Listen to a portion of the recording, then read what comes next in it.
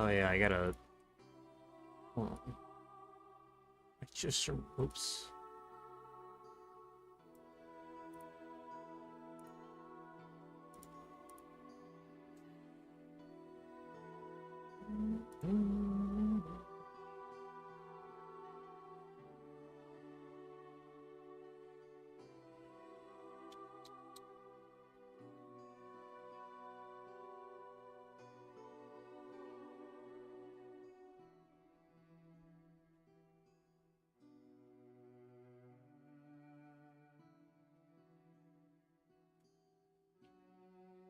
Overlay.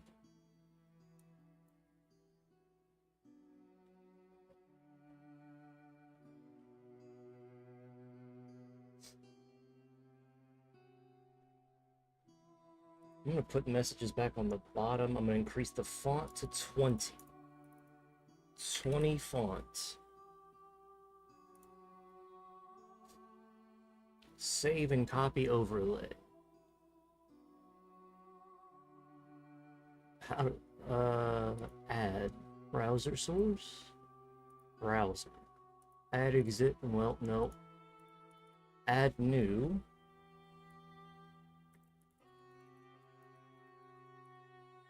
Chat overlay.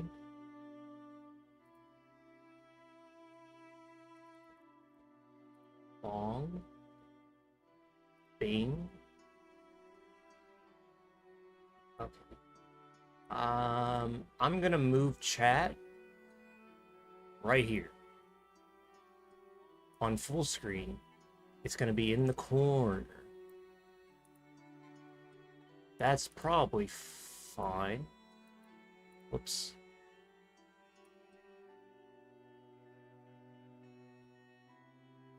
Can't really read it against my incredible hardwood floors that aren't really hardwood.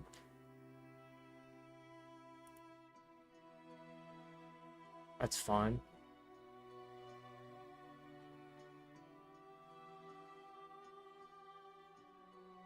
Don't mind the fact that all my sheets are off right now.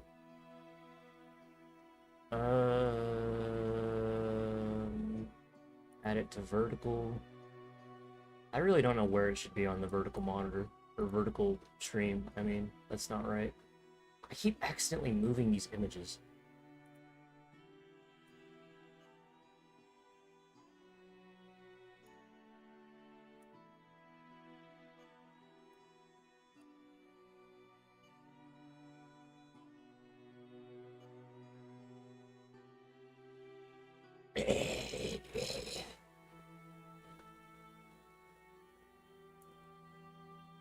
I'll just put it, well, if I do that,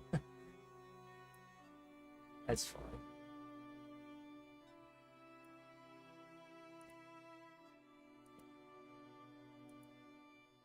Get this shit off my...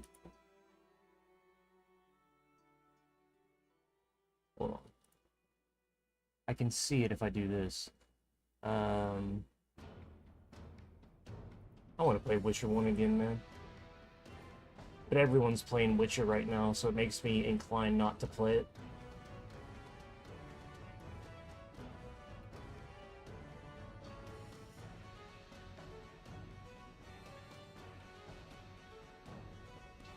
Text for ants, there we go.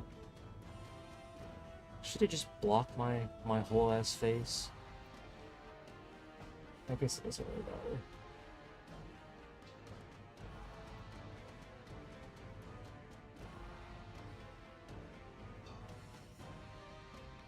You might be able to read that. You know what? Fuck it. That's fine.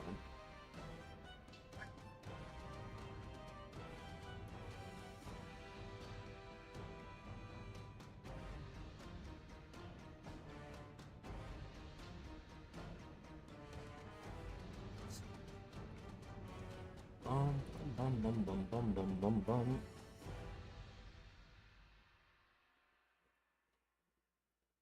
My favorite Witcher 1 soundtrack is when you get to the beach and you wash up on the beach or whatever. That's the best one.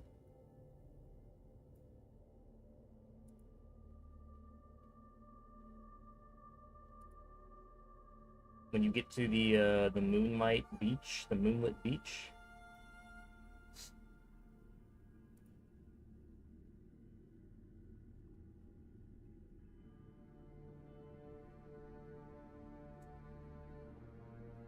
it this one?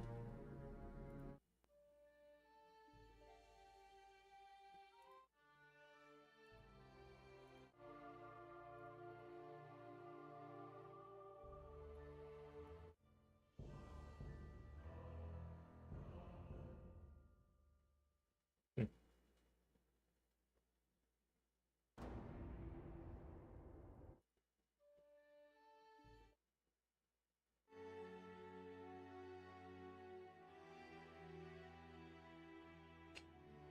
I think we're good to go. No, actually, I guess I still need to add chat to, I lowered myself a little bit. I'll probably lower myself slightly more. Maybe 7, probably be fine. I was a little bit loud. The game was a little bit low, I noticed.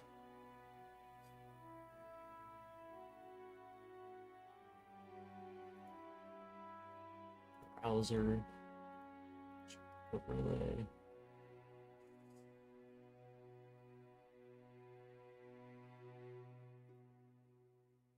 That's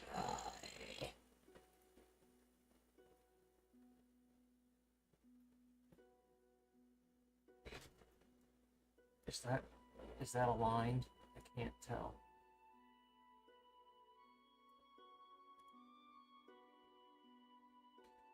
There's hair on my screen. I can see it in the darkness.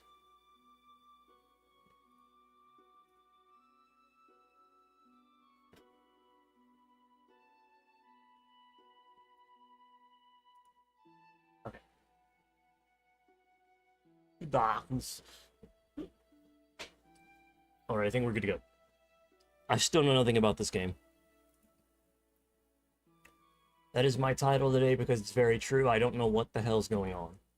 Absolutely do not understand a damn thing. But I'm contemplating my next playthrough already, which is the sign of a pretty good RPG. So let's continue.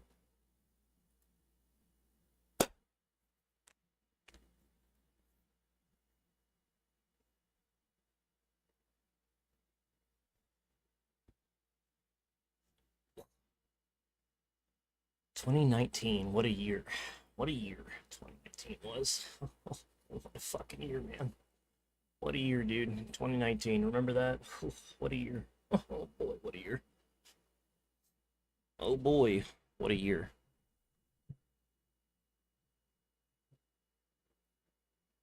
Oh boy, what a year.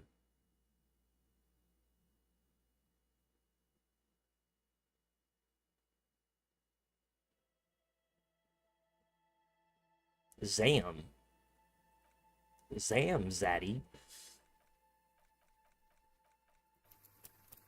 Load? Wait, no. Actually, hold on. That was the wrong save, I think. I saved it at a better spot. Yeah.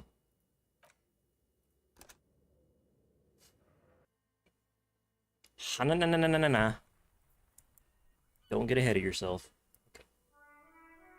This ugly ass fucking beanie that I have. Ready to take on the world. The map that I'm not supposed to be able to access.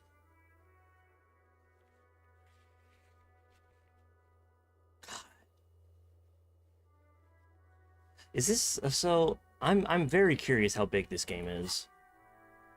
Very curious. This seems pretty large. There's no way it can have multiple areas like this. Surely, there's so much dialogue already.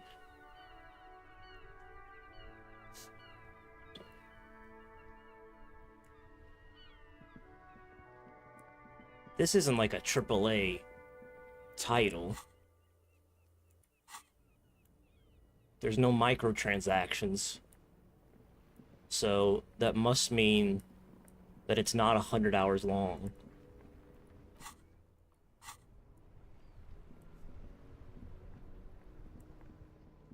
I'm more curious about the actual if there's more than one map. I also wonder if there's any New Game Plus benefits. Since there's so many checks in this game, I'd be interested to see. Okay. What was I doing? I vaguely remember. I think it's about time to go to sleep. But I didn't want to do that. I tried to do the tree, and the tree still didn't work because I have 1 health. I have 1 endurance or whatever, so the tree thing still didn't work for me. But there's some people to talk to down here, I think.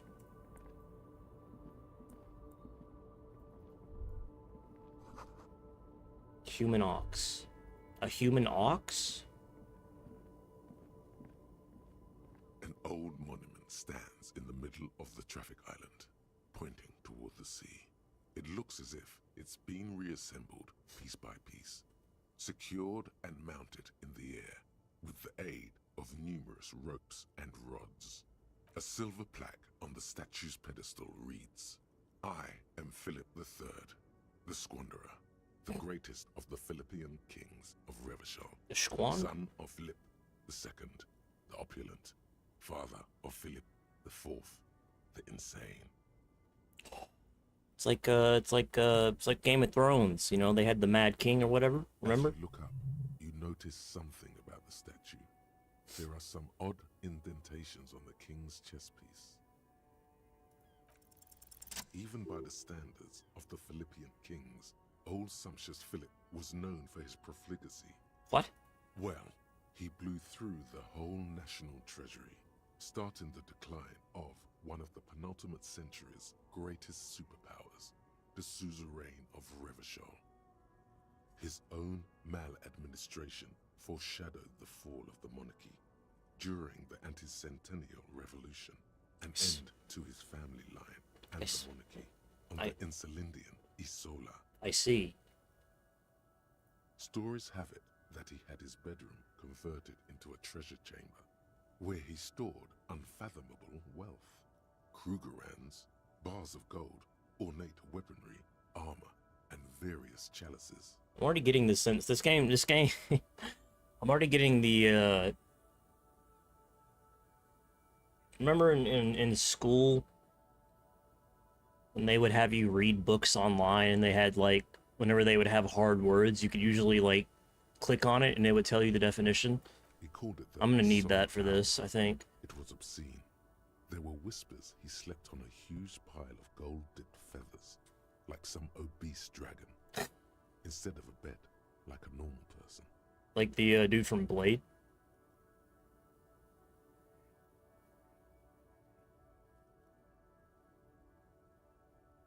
Hustler style.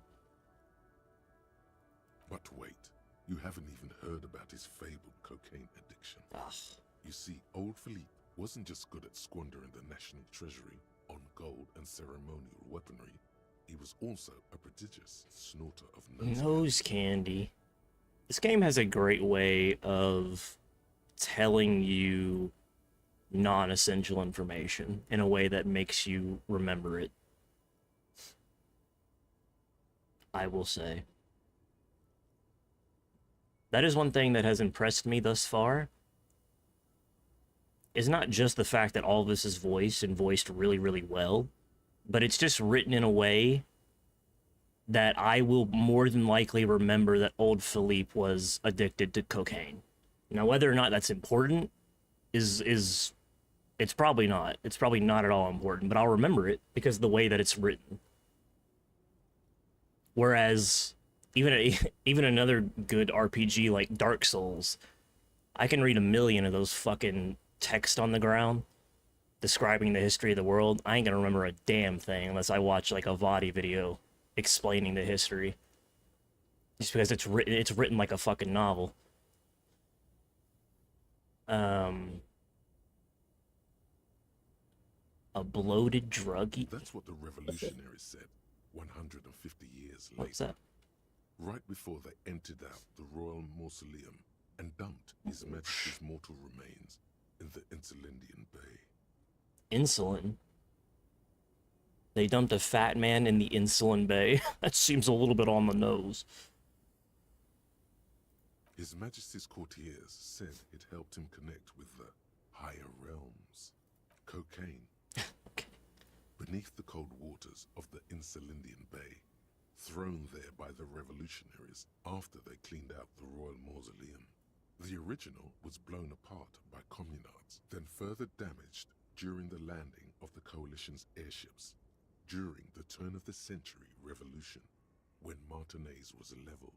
Most historians think the coalition's hasty landing may have ultimately saved the statue.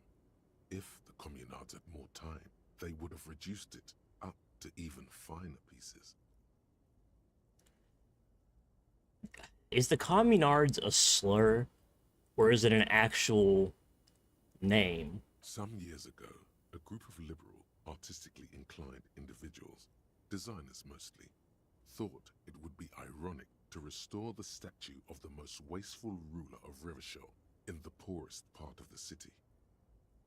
The statue is supposed to capture the moment it was blown apart, like an instant frozen in time, a rare butterfly trapped in amber, floating on a sea of shit.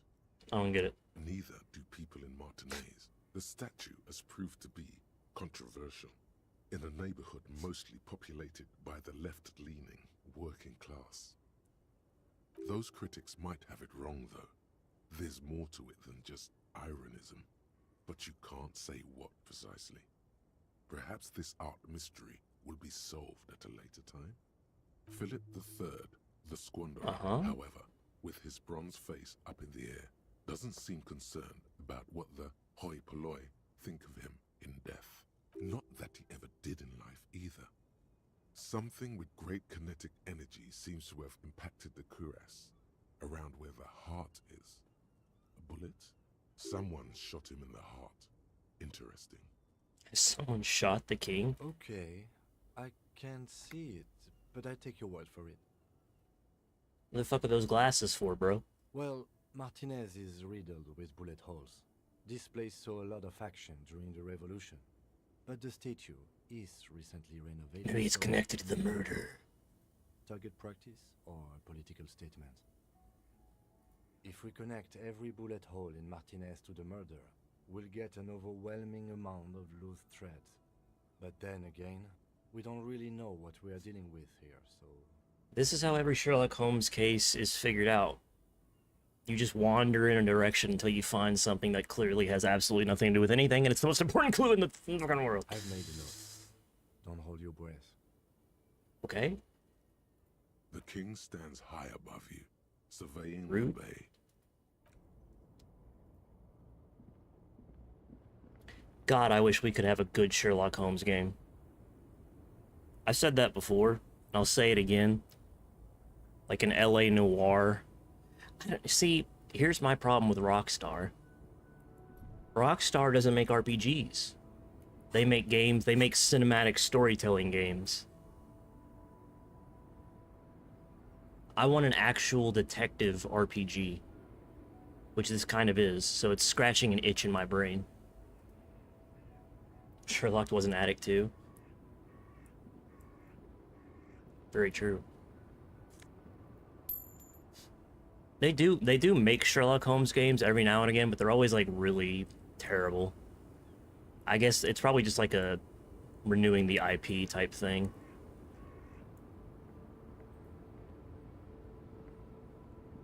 The small, wrinkled woman does not greet you. She nods along to something on her radio. A photograph is clutched in her hands, and there is a warm smile on her face. What's up, him, by the way? You get a little bit of that in Batman, too, but of course, because it's Batman, it's less focused on the detective stuff and more, just beating people up and supervillains. The photo, an ambrotype from the turn of the century, as golden as her smile. Snap your fingers. Wait. She's just a distracted old woman. Better to leave her alone. Why? Why? I just told you why. I don't believe you. I think we found our criminal. The woman still has her No response. Hit her with the flashlight. Hit her big toe with the crowbar. That's not right. I am the law.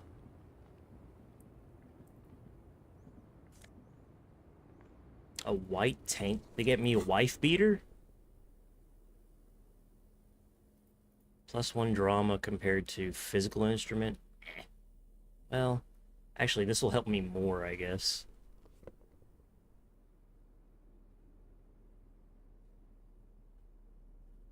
Disco ass blazer. Sure.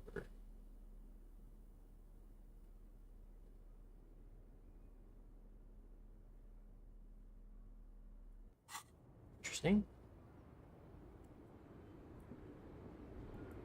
A lot of disco stuff. Don't know what that's about yet. Is this just a statue again? An old Yeah. monument.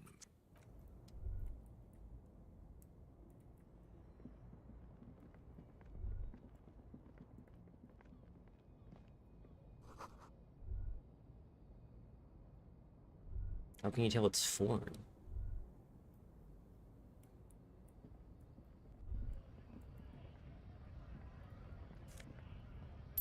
Thanks for the money, suckers.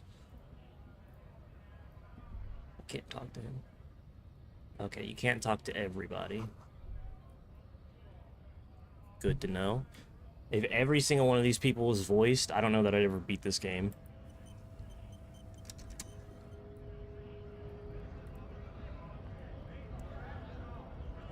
That's a big man. Bastards! We have a right to work! I am the law. People get that you are the law. You really don't have to keep saying it. Hold up and stay frosty, everyone. Cops are here. The broad-shouldered alpha male. You here to fuck with us? Beat the honest worker down. Shouldn't you be on my side if you're a scab? We're here to fight for a cause. Stripes usually have problems with people who have causes. Ha! Couldn't handle us. Cause gives the workers strength, gives them power. We have a right to work! Besides, we're not that different. It helps if people see us talking, cops and strikebreakers together. Shows authorities are on our side. Builds confidence. Rights of people, rights of workers, to have gainful employment, to make a salary, and feed their families. His manner of speaking is wooden, the tone of voice bland and uninspired, almost as if compiling replies from a set of learned phrases. Might be time. Don't let the fat bastards tread on you. Don't tread on me. Cops tend to side with the higher-ups, but you're essentially still workers. I don't trust cops, but I can see you understand the right to work! Right to work!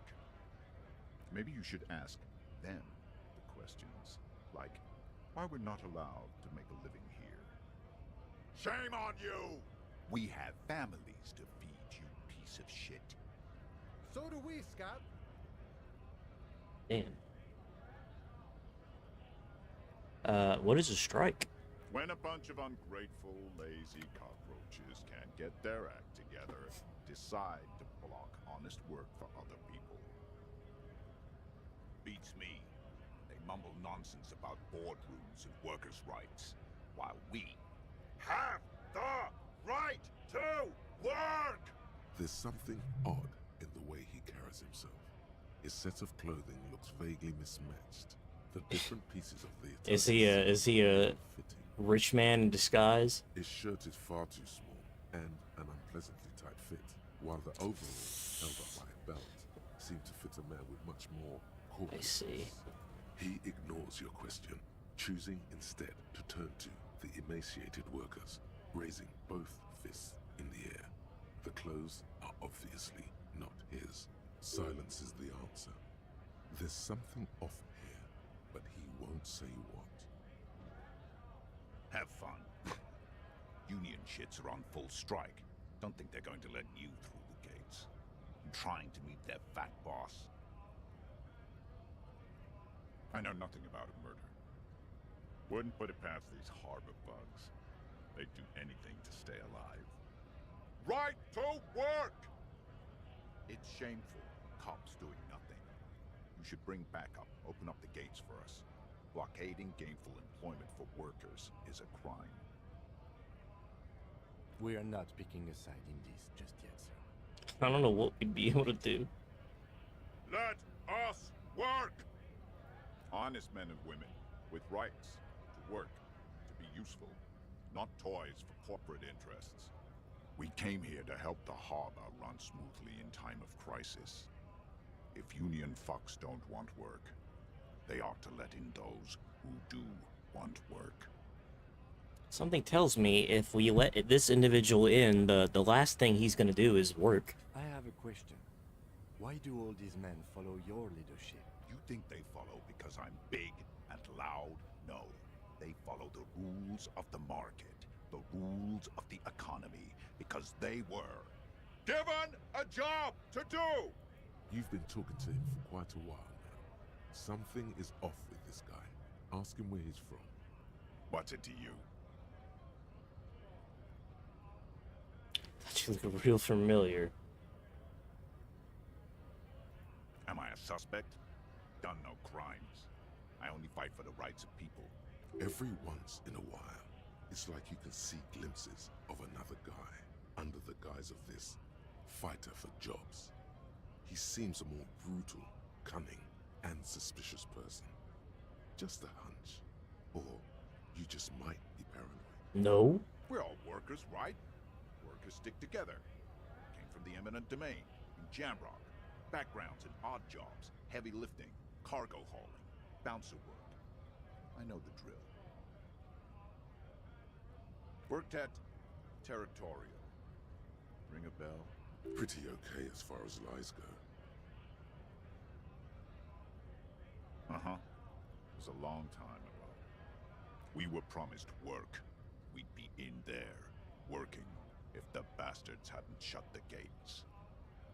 Main gate's locked. Would take heavy ordnance to bust it open. Could try to get in through the secretary's office. Door's locked. The guards blocking the way to the access panel. And I don't mean the scrawny mess punk either. I mean head measurer. Or whatever he is. Huge Seminese guy standing up there on the overhead passage. Won't let anyone by. The access panel is right behind him. Bad. Standing on a narrow bridge, he's got a strategically advantageous position. And he's trained. I don't know how the Union has a trained killer up there. But that one's no joke. And my men are tired and hungry. They're workers, not fighters. Like civilized folk, you mean? These native fucks don't understand civilized. Odd out-of-place colonial reference there, Mr. Scab Leader. It would be better for the neighborhood if you went home, at least for now, if you can't get in anyway. No! They will give up eventually. Or get drunk. Leave the button unguarded. Then, we charge. Lightly bruised. What's it to you? Big mess, caused by Union greed. Every once in a while, We're all workers, right? Worked at... pretty okay as far as lies go. We're done here. I have a strike to break.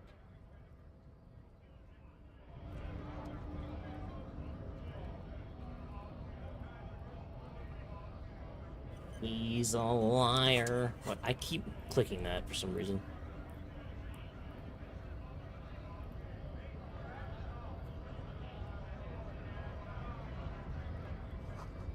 Great. Money, I see it.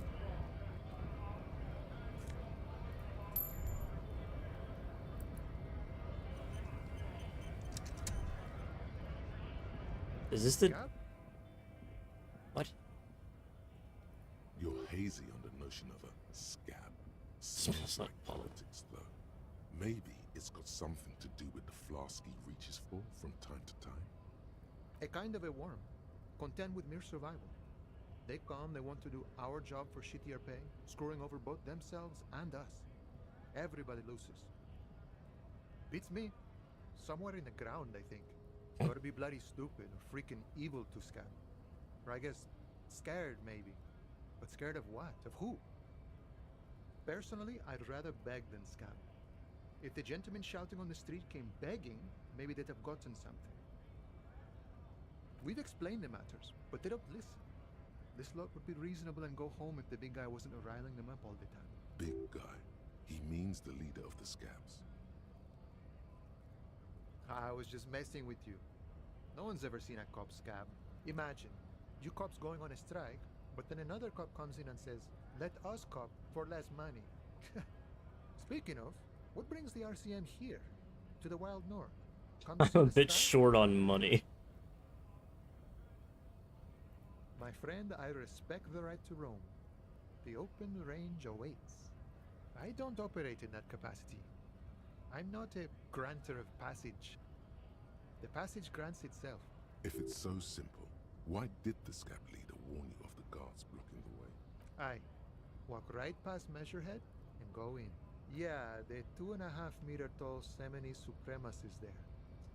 Walk right past him, then press the button to unlock the door, then go past him again, and you enter the arbor through the office. Está. Don't worry, I'm sure it's not completely impossible. For example, you could best Measurehead in a physical confrontation. I have 1 HP. Or you could convert to a Semini supremacist worldview. Or, maybe it actually Has everyone, has anyone tried to convert him to in his worldview? Jean-Luc himself would say the philosophy has proven overly heroic for the scabs to convert to. Not enough intuition. Not yet, no. He's incredibly strong. Sure. Murder, huh?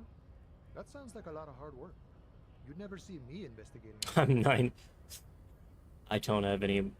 That's okay. I have no idea what I'm doing either. I don't even know what day it is. Don't tell me. It's a better day that way. True. Sure thing, my friend. Pretend like every day's Friday. Actually, you know what? Pretend like every day's Sunday and just don't go to work. And if anybody says something, just feign ignorance.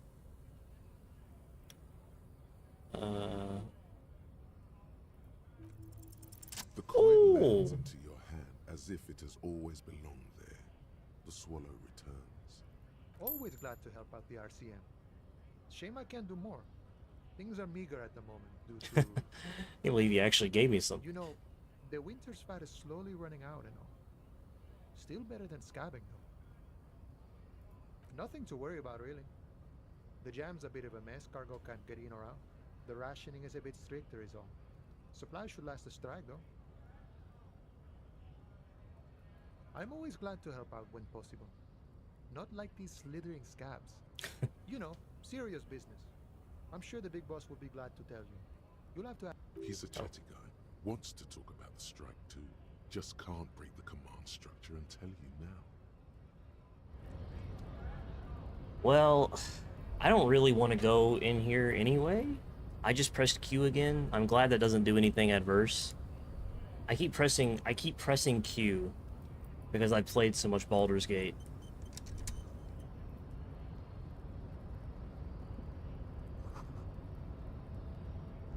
Press button behind guard. Locked by electronic means. No lock picking or door kicking? Why not?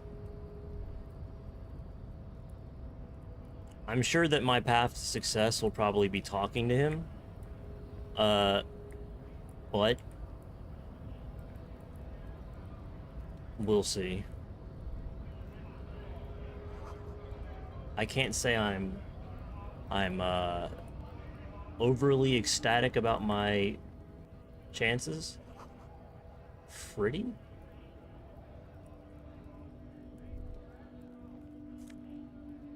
Magnesium.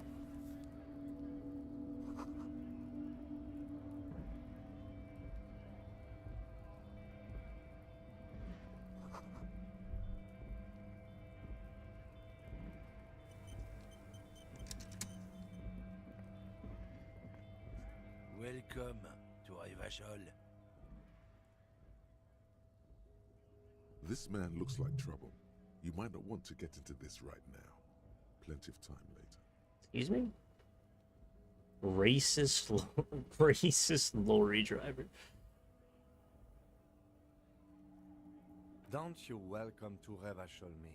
My grandfather came Oh, I here from a 3,000-year-old see. racist isolationist culture, while your ancestors came to this island a mere 300 years ago. Every school of thought and government has failed in the city, but I love it nonetheless. It belongs to me as much as it belongs to you. Tell him, Kim. It's men like you who keep Revachol divided, making it that much harder for everyone to climb out of this post-war limbo. What he means is, fixation on the Revacholian nation makes it harder for Revachol to actually attain self-determination. You're undermining our best shot at real self-determination. Oh, come on, man. I just said welcome to Rivachol. It's a lorry driver thing. I know exactly what you meant. You think my kind doesn't belong here, that I should damn. watch myself and behave. But you see, I'm an officer of the RCM. It's actually my job to make sure you behave. I would advise you to Hear that, remember motherfucker? Huh? You hear that? Blink twice. Turn in a circle. Silence. The air between them becomes tense. I wish I had my gun. Your partner needs backup. Now's your moment to shine. I've got your back. You two make a cute couple. You know that. The lieutenant exhales and resumes his regular calmness. Whatever you say, officers. He smells of heavy motor oils and his breath of high tar content cigarettes, probably Astra Whites. It's about biological determinism, natural law, the sorting of the races. Not the most popular topic nowadays, with a coalition in charge, you know. You might want to change the topic. That is, bury your head under the sand like common sheep. Not sheep, ostriches. True. Actually, neither ostriches or sheep bury their heads in the sand. Oh, double It's success. just a saying. Whatever, go back to your college class, Bino. They're just race. I'm not the only one. Look, I've read books. The science of racial theory has all been proved, even if some people don't want to accept it. People who See. studied these things say that you and me are superior by design. So, naturally, we Occidentals should be in charge. Obviously, you can see the merits in that. Race is a simplistic means of social classification based on easily observed attributes, hunches, and I can suits. tell you're a prime example of superior design. The lieutenant tries to remain impassive, but the slight arch of his eyebrow tells you that he's liking it. As arbitrary as any judgment, that doesn't make it less of a fact. We'll have to use facts. Huh? Once you accept it, you'll gain the clarity of understanding. He is comfortable reciting these thoughts. He's spent quite a lot of time meditating on the subject. So, lately we Occidentals have experienced an unfortunate going. downturn when members of the superior race cease to believe in their innate superiority. They stop competing for resources. The problem? The damn kips are showing a real good game lately. Same with the mosquitoes. And the other introduced species too. They're on the precipice of cultural victory. Cultural victory? What is this then? It's what the kips of Boogie Street are going for, right under our noses. And the others too, on the radio. Heard any chansons lately? Heard any motetos or leader? No. Dominating culture is how they plan to win. They say so themselves. It's true. Also, you need to realize I think I can get dangers down with of racism. races. Who knows what might happen if people don't stay in their birthplace? You might end up with a new subrace, with unknown characteristics, leading to extra competition. That's why you've got to control the offspring. Don't push your luck, Runt. Can I fight him? I'm gonna lose though if I do. It's clear you like the hard stuff, Brota. What? Evening falls. The time has come to take the vow. The vows are blood and flesh. Bleh. Lower intestine. The term is metabolic and circulatory system. Fascism, bro. What? Many things, but it's mostly about trusting your gut. Who does your gut tell you is the source of Revachel's problems? It's always the liberals. Yes, them. Women. What? Women. Men of Wur. You don't like them. They're insane. Their idiocy needs to be scrubbed off this world with rubbing alcohol. Woo men need to go back to the fucking kitchen. That's what fascism boils down to. I'm a The rest is feminist. also important, but the main thing is that woo men need to know their place. Feminists? No, it can't be. Not you. No one believes this. Did you know you can forget thoughts? Go to your thought cabinet and forget all about feminism.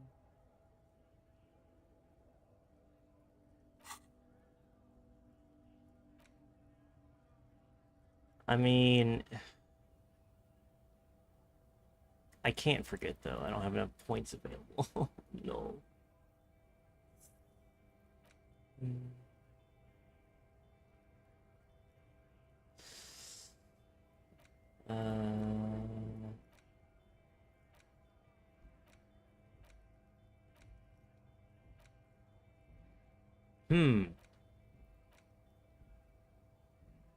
Ever seen that before? I guess I can forget feminism. Stomach truth. I mean, I don't You're having a stomach specifically truth. need empathy, I guess. Because you've said the hard things that others won't say. The The good- good things. What did I even click on that triggered this line of thought? I went, the last one I got was like communism, and now I'm going straight into fascism. Wildly different turns. Traditionalism. Okay.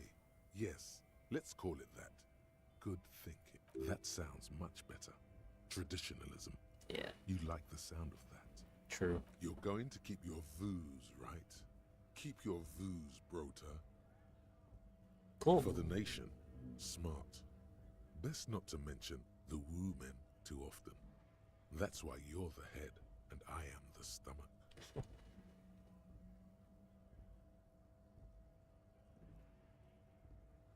Of course you are, Bruta. Of course. All right. Ruta. Fascism, man. Nice.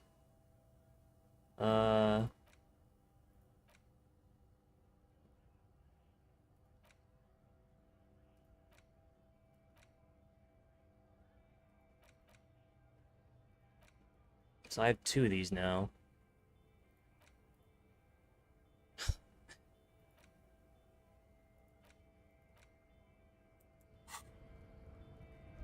Okay. Cool. What's that? I missed that.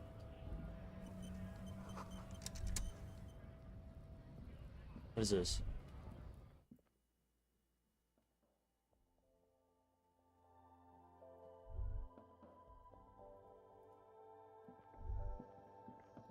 What? Yellow roses. Flower shop? The tear machine stands in the corner. A sign says, 1 bottle equals 10 cents.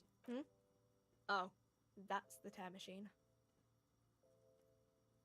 It's a machine for tear. You know, you find tear outside, like bottles or whatever, and put it in the machine, then it gives you money. You need a bag, I guess. We used to have some, but we gave them all out, so Feel free to use it if you find a bag, though. I'm sure there are some out there, somewhere. Mazovian Socioeconomics. Nice. 0.000% of Not communism percent. has been built. Evil, child-murdering billionaires still rule the world. -1. With a shit-eating grin. All he has Oh, managed to 4 do XP is make though. himself sad. He is starting to suspect Krasmezov fucked him over personally with his socio-economic theory. It has, however, made him into a very smart boy with something like a university degree in truth. Instead of building communism, he now builds a precise model of this grotesque, duplicitous world.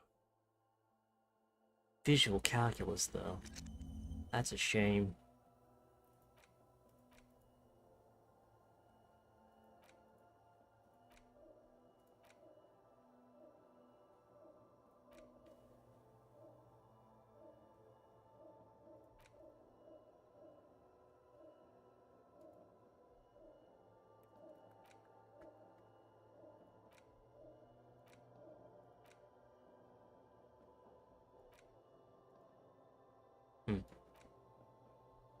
Would it not be better? I guess at this point in the game, it seems like it would be better just to unlock a new thought rather than forget if they both cost skill points.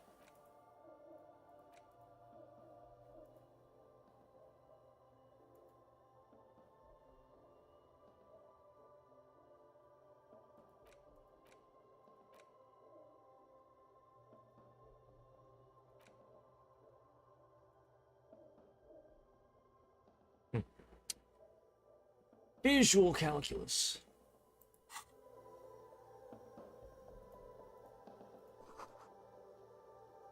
A melancholy pop song. Is that what I need for karaoke? A small cabinet on the wall is filled with various medicine bottles, nasal sprays, and blister packs. They all bear the Saint Baptiste Pharmaceutics logo. Their logo is the bloodless rose, pure white, untouched by harm. Just ask me if you need anything from Saint Baptiste. We don't stock prescription meds, but we do have Nosafed, Duramine, Magnesium, and Hypnogamma. Yeah, there's like an ampule somewhere. Saint Baptiste, you know, the pharmaceuticals company. Saint Baptiste Pharmaceuticals, the one that sells meds out of Saint Baptiste. That one. There. She is right. Saint Baptiste, the company, derives its name from Saint Baptiste, the city. Itself so named because that's what it is. A rare case where that really is the full etymological history. As far as almost anyone knows, at least. I don't know. Let's see. Nosafed is a nasal spray. Duramine is a really good painkiller. Magnesium is a dietary supplement. Hypnogamma is... I don't really know what Hypnogamma is. I guess it makes you feel less shit. It's recommended to use after lots of partying, studying, or exercising. No, sorry. I'm not like a doctor or anything. Nosafed heals +1 health. I see. Duramine heals Thank you, +3 tutorial health. agent. Magnesium heals +1 morale. Hypnogamma heals +3 morale. But I never need more than +1 because I only have 1 health and 1 morale.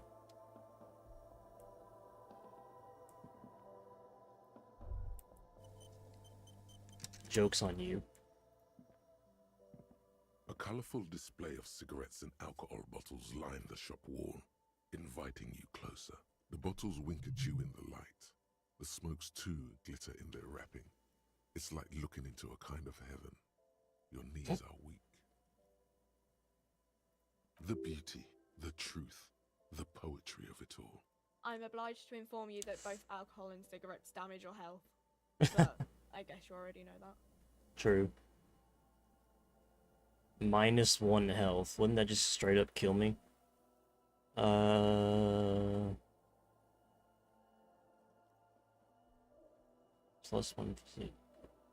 No, Frit only sells legal drugs, like the law says. The pale age vodka is special, I guess. It's stored in pale for a couple of years, which makes it super expensive and super strong. You know. Okay. I mean, I already said it'd hurt you. I don't know what else they do. Substances give powerful bonuses to your main stats at the cost of damage to your health or morale. Cigarettes raise your intellect while damaging your health. Alcohol raises physique while damaging your morale. I Use see. medication, like Nosafed and magnesium, to counteract the negative effects of substances. Note: consuming substances can have unforeseen consequences for you. I see.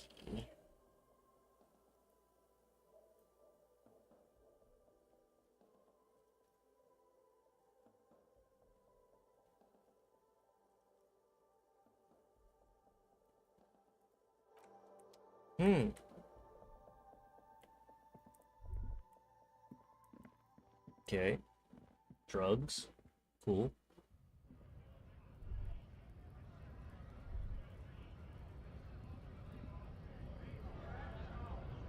Let me in. A lorry stuck in the traffic jam.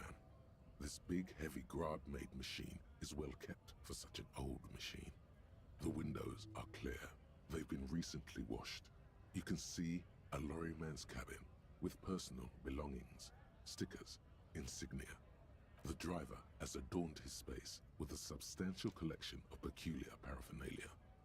Proclamations about honor, strength, and purity are glued to This is the various racist panels. dudes? A large metal pendant hangs from the rear view mirror. The pendant features a sun crowned with wavy rays. It is a seal of Royalist era Revachol. The back end of the cabin has a small perch to sleep, large ashtrays. There are several suns and wheels sewn into the curtains. A book with ragged edges catches your notice. The front cover features a large, muscular man. The title reads, Man from Eamdal in the Lost City of the Pygmies. Racist nationalist paraphernalia. Paraphernalia. Usual in this part of town.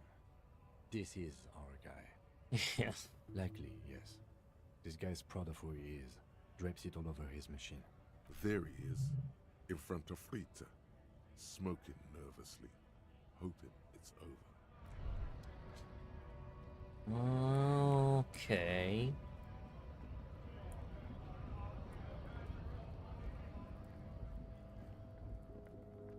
I would like to examine the body at some point in the game.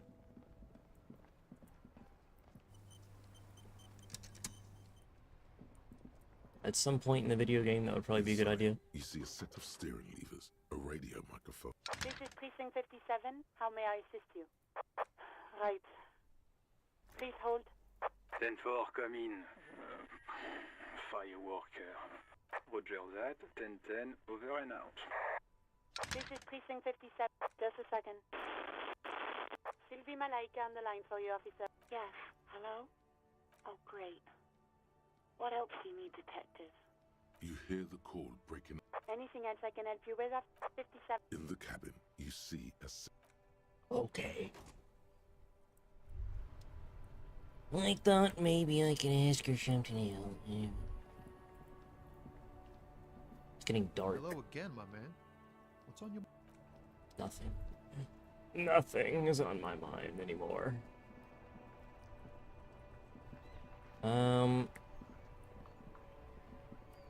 Well, Kim, I don't know. Humanitarian aid.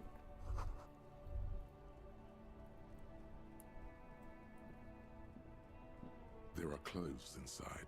Cheap second-hand clothes, smelling of strangers' body odors. Don't be shy. These are premium class clothes. Good quality fabrics. Oh. Best retro design. Save the economy with your style, officer. Save the economy? That sounds off. Haven't you heard, officer? We've got to be economically conscious. Recycle your cash, keep it in circulation. Don't buy new things. Buy eco. Look around, officer. You see all these premium goods just sitting there, not getting bought? We've got to keep the flow of goods moving. Is this really the economy we want to leave to our children? I don't have children. Cultural issues. I don't know. That's the spirit. We've all got to do our part. Your part is to open the box and buy some clothes. You find your hands deep in tattered and faded garments made from weird polyester blends that make your body itch and sweat in all the wrong places. The box smells like cat piss or like an old person with no money. Economical, but also trendy. Look first hand, buy second hand. Keep the economy moving. Something cold grazes your hand. Synthetic and sleek, a windbreaker. Surf, it says, but also wind, summer, 100% waterproof, and sport. All in different typefaces. Good choice, officer. Mega sporty. And it's only $4.50 for you, sir.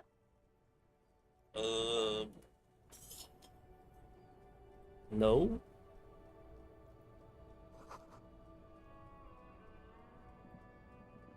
You see a Samaran street vendor surrounded by a motley assemblage of goods.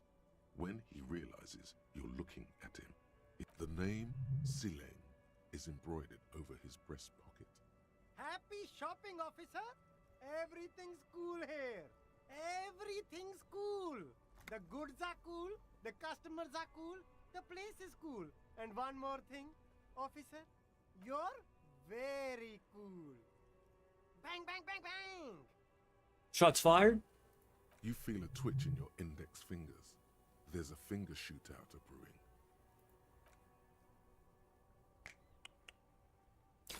Ew. Don't shoot, officer! Have we got an arrest here or just a shakedown? A shakedown. Good one, officer! Give me your money. Now, what can I do for you? Then fire away, officer. Finger pistols 9mm.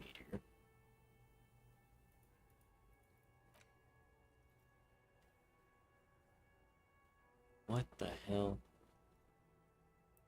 Okay. Persuade him to give you some money. Only the coolest goods in Revachol. I've got sneakers, speakers, extremely comfy pants too. Try them on right here. No shame, only freedom. I'm an entrepreneur, officer. I've got sources, buyers, suppliers, distributors, manufacturers, wholesalers, all extremely cool and above board. Good joke, officer. Here we don't have permits, just economic freedom.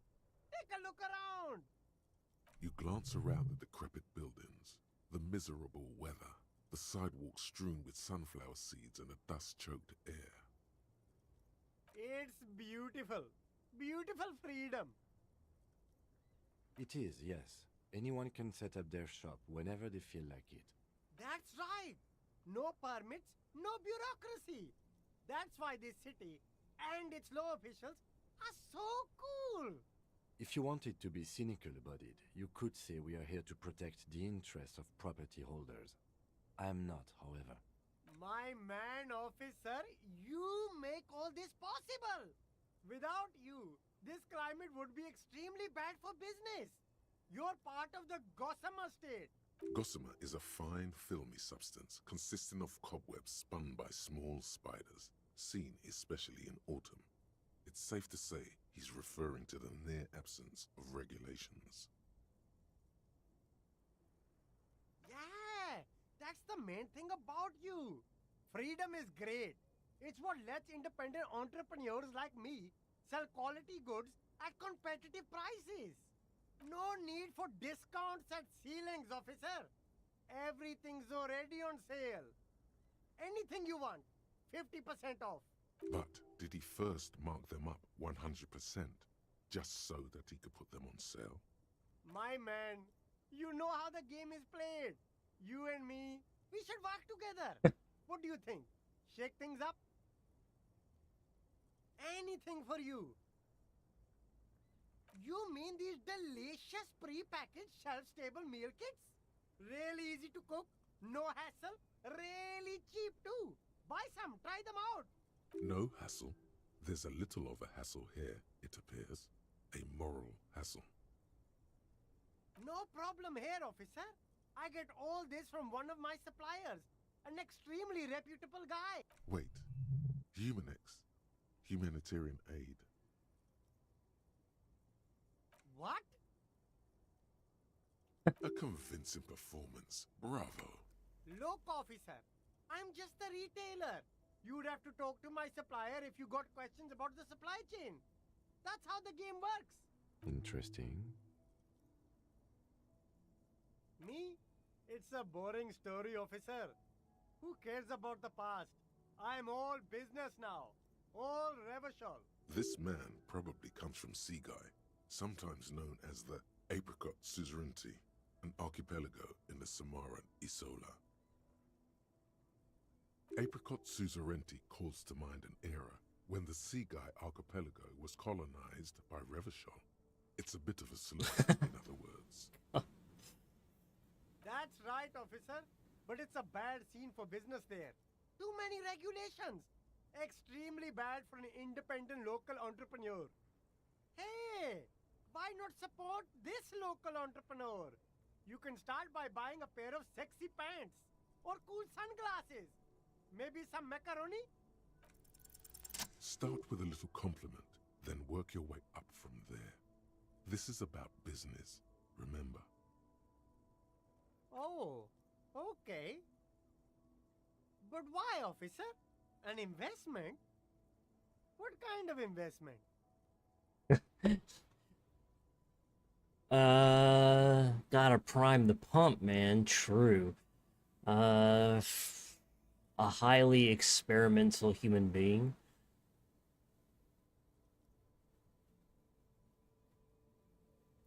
Fair point. You can't have a successful business without a loyal customer base. How much is your loyalty worth? We'll go low. What? Only a fiver? You can't even buy a pack of Royal Extras with that. Let's make this one stick, my man. But officer, I don't have that kind of money. There's got to be a more modest investment. 10 real is a bargain for that kind of investment. You got it, my man. Thanks.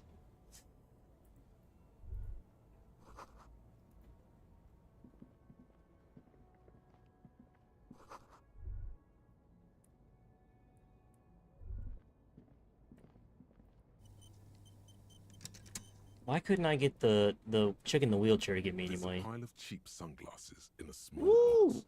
A variety of shapes and colors. You like sunglasses, officer? I've got the latest styles right here. Abort.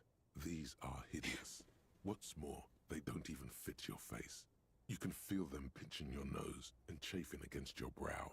Damn, officer! You look like a mega secret spy. Very secret. They're practically made for you. I'll let you have them for 2 real and 50 cents. It's going to be very difficult for anyone to take you seriously with these things on your face.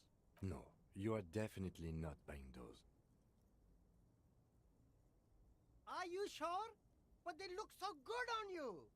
You should think this Shades through, of officer. self-destruction. These are all boring. Boring third-rate ho-hum sunglasses made of cheap Syrahese plastic. The kind of plastic that melts in the sun. It wouldn't be good to put on your face. Those UV stickers are almost certainly just there for the show. If anything, these lenses probably direct more UV light into your pupils. These are all first-rate sunglasses. Premium design, super material, Conceptualization. very cool, UV resistant.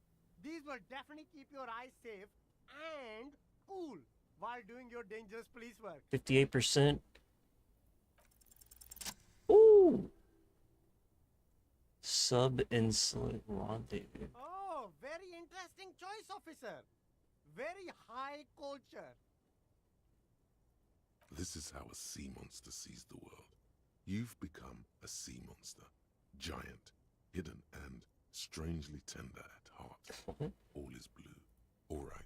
But these actually make your vision worse. It's like literally being underwater. Wow, officer. You look so cool. And they can be yours for a mere 3 real. My regular customers have passed them all up because they've got no taste. But you found them. The lieutenant tilts his head and steps back, eyes narrowed in a thorough examination. You look like a musician. Like a blind musician. But you could do worse. Take them if you want.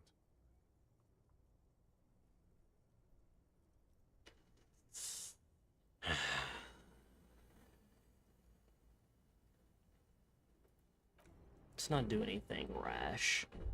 I don't know what I can spend money on in this game. You see 2 lowly Sneakers. speakers, thralls, slaves basically. Oh, speakers. perched atop No, them no, like no, conquerors sneakers. I was right the surveying first land. time. A pair of found, durable wear sneakers, ultra serious. I can see you've a taste for luxury, officer. Can't keep your eyes off those sneakers? A pair of found ultras. The design is impossibly sleek and simple. A futuristic silhouette with a sleek monochrome colorway, a jet black upper, and a silver-lined midsole. Those sneakers, mister. Those sneakers are the latest found sneakers. Super air, super fine, super clean. 50. Only 50 real. Only? That's madness. Found ultra. Wear the future. You remember the slogan. for I the need those sneakers. Reaction speed and hand-eye These once coordination. respectable speakers have been conquered, reduced to a mere prop by the indomitable found ultras. Atop them, a small heat emboss on the veneer reads, "Solidarity aid from the People's Republic of Samara." The speakers themselves don't seem to display any magical qualities. No, no, don't look at the speakers, officer. Look at the sneakers. The sneakers are the stars here. Then look at them again. These are the premium lifestyle sneakers, officer. The best on the market. No way, officer. These aren't for sale. They're bad speakers. Low-fi socialist junk. Well, if you want them, but see, they are the pedestal for my sneakers. If I let go of the speakers, where will the sneakers go? I can't leave premium lifestyle sneakers on the ground. If, on the other hand, you wanted to buy the sneakers too, I could maybe throw in the speakers for little extra. 50 cents? Damn, so you have to buy the sneakers first.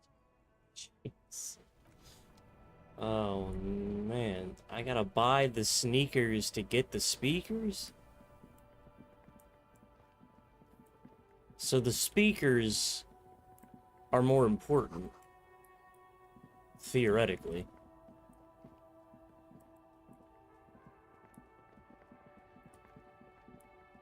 They must do something special?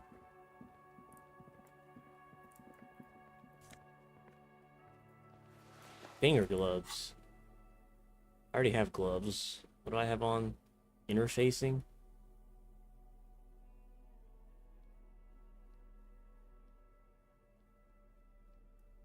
Sure. I don't know what interfacing means. I can just right click. Interesting.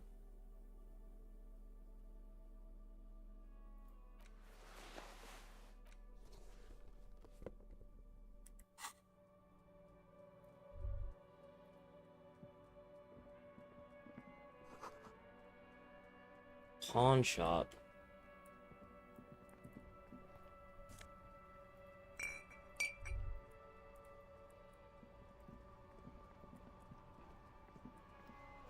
Already talked to them. That's his truck.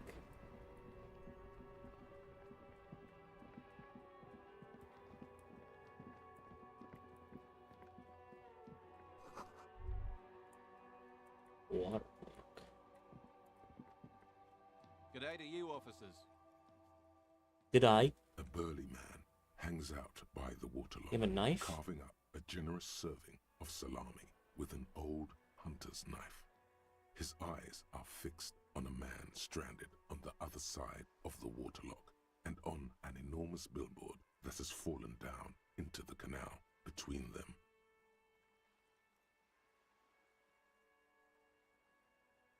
My friend Barry the Butcher is stuck on the other side of the waterlock. I'm keeping him company and eating his salami. Barry the Butcher?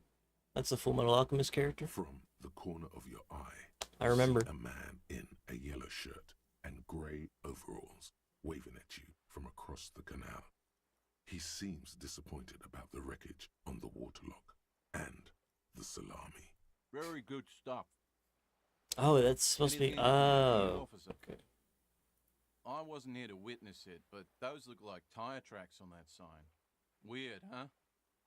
Then again, plenty of daredevil drivers in Revachol. Too bad it also takes a year and a day to repair anything around here. Especially a waterlock. The rest of the coast is closed off till then. Well, there's the fishing village, an abandoned fish market, a bizarro church. Not much use to the congregation, though. There always seems to be something wrong with it. Yeah, not really much else.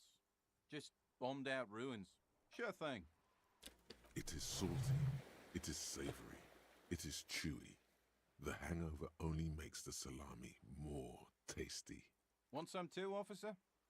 Why not? Nice.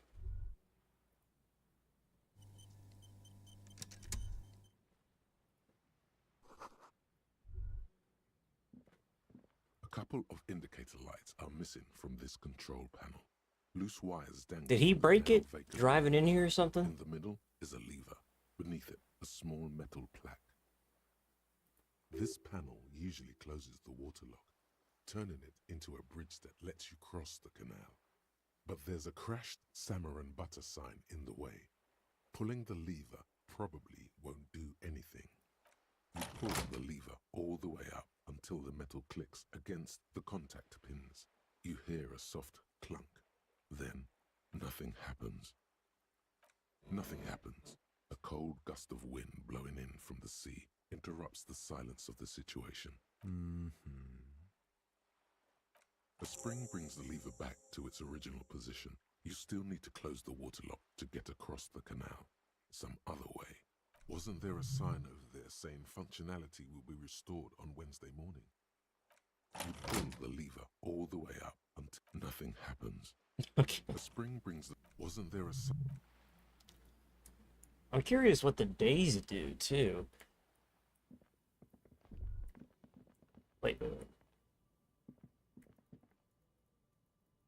Can I click it?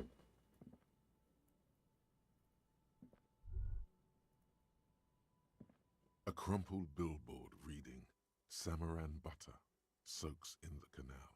Two ugly lines mar the bright countenance of the blonde boy depicted. The sign billboard has fallen on the waterlock, keeping it open, and thus out of order. Whatever it is, the boy on the billboard seems very happy about it. Like a Twinkie? Goat milk butter.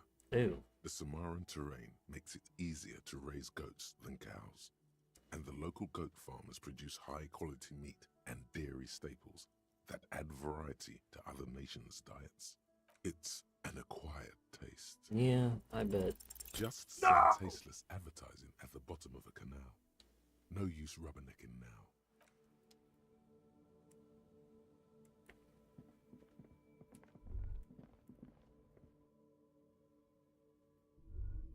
Wait, what did that say? Need to do something behind his back?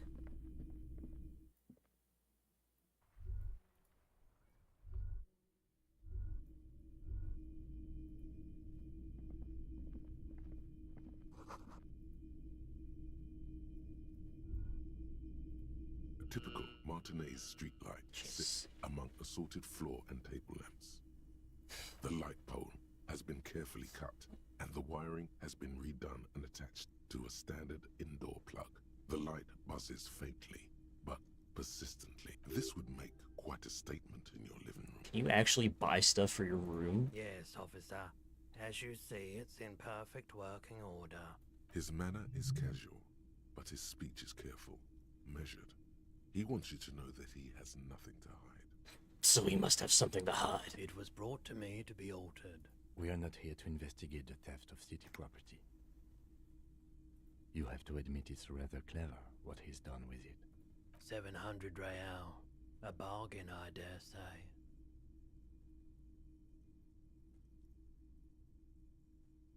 There's also the matter of rewiring, but the most important transformation is the light's placement among ordinary indoor fixtures, which has adjusted its morphological field.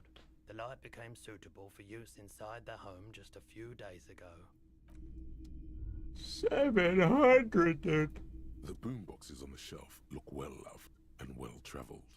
Chipped, dented, they stare at you with the unblinking eyes of their tape reels. One especially catches your eye. Deep gold and amber plastic with a big old handle on top. A classic boombox that says Stereo 8 approved. Just make sure it works before you buy it. Is the Harman Welsh W2, made in Vespa, designed in Seoul, plays all reel-to-reel formats, 2mm, 8mm, 12mm. It's even got a little radio in there. It'll set you back 12 real. If police work means playing tapes, sure, you can use it for that. Or any other time. I don't think I have a tape. Absolutely. I've tested each one myself with recordings of speech, found sounds and music from a variety of genres. Even though I don't really like music. That's odd. Why doesn't he like music? The stuff I record myself, silverware shaking in drawers as motor cars race by, nocturnal animals climbing on the roof, airship rotors, that kind of thing. Maybe you should ditch music as well. Get into these more experimental sounds he's describing. No, I think I'm good. I've listened to,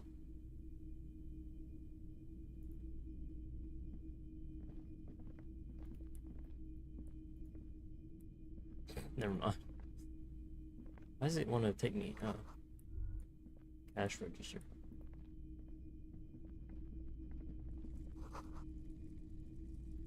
DEI.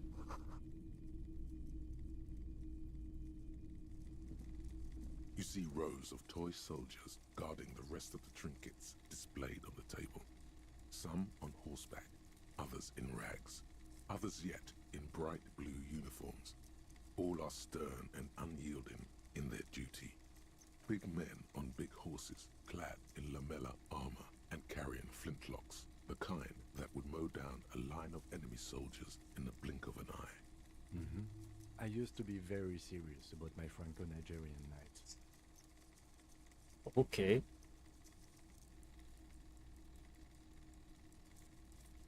They're not all blue. These figurines also wear gold coats and caps, complemented by orange trousers. They are variously posed, wielding swords and rifles with bayonets. This is what the loyalists looked like, yes, at first. Then they wised up and got camouflage. Which ones? Ah, those. Yes, they are. I find the paint job a bit gaudy. What is this noise? Children like the bright colours indiscriminately. This set of soldiers isn't meant to look impressive. A few have rifles, but most of them carry pistols. Some even shovels and tall sticks.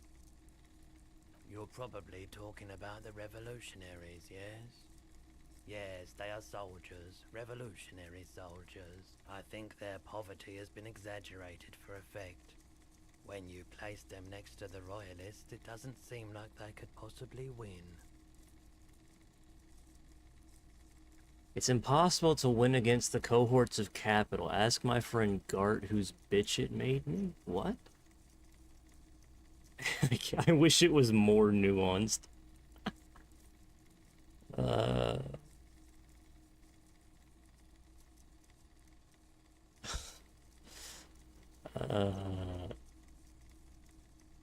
Okay.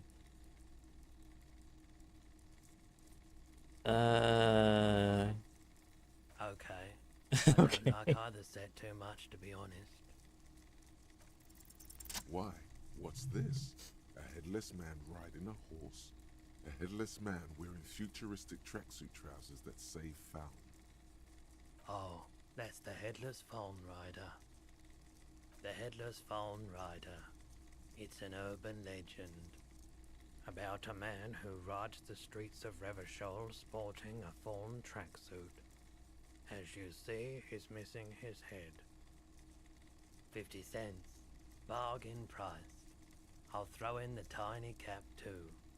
I think he's looking for it, or something. 50 cents. Part of the story has many. Well, that's a steal. He lost his cap when he lost his head. Perhaps he's looking for the head. Did I mention that this figurine is supposed to be lucky? Always carry it with you.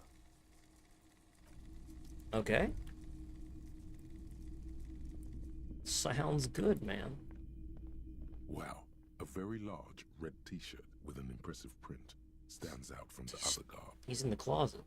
Oh yeah, the print depicts a muscled man striding toward you, a giant sword in each hand, encircled by burning embers. Behind him is a cluster of cabins engulfed in flames. Beneath him are the words, Hjelmdal burning. Smells like worn cotton and a little old sweat there. Worn cotton with a side of flea market or trash bin. Sniffing is okay, but please don't try anything on. Can't have you leaving your photon emissions in the fabric of things you're not going to buy. The guardian of the masculine I order. doubt the real man from Hjelmdal was as poor a role model as the one in the popular literature. But yes, the books are very sexist, in a not entirely unenjoyable way. Hell yeah, man. I don't usually carry printed tees, but this one was just pure exemplar. I wouldn't go so far as to say that I'm a fan, but I do think the Hjelmdalaman saga is an integral part of our shared reality. I mean, even if the man from Hjelmdal didn't exist before the adventure novels, the stories have made it so that he has. It's simple, really. Okay. You sound skeptical.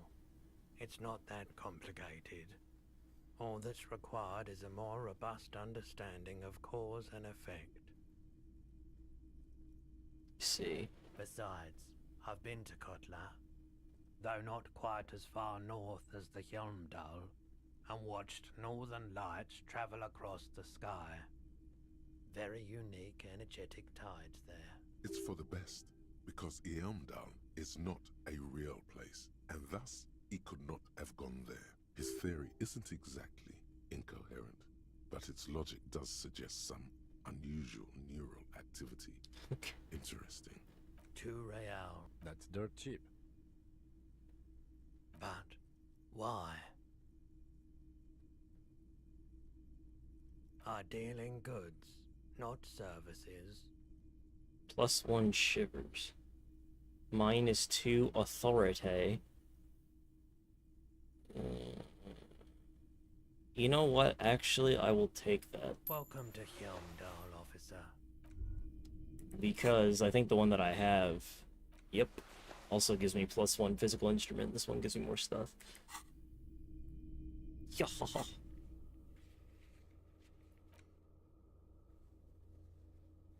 So there's time stuff as well. That's interesting. We still haven't even talked to him yet. If you don't mind, please put the flashlight away.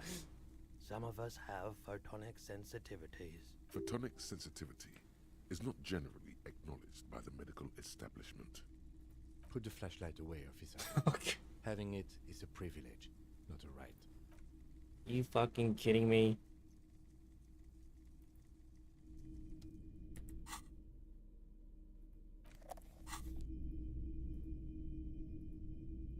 It's not often that I see officers from the RCM in my pawn shop.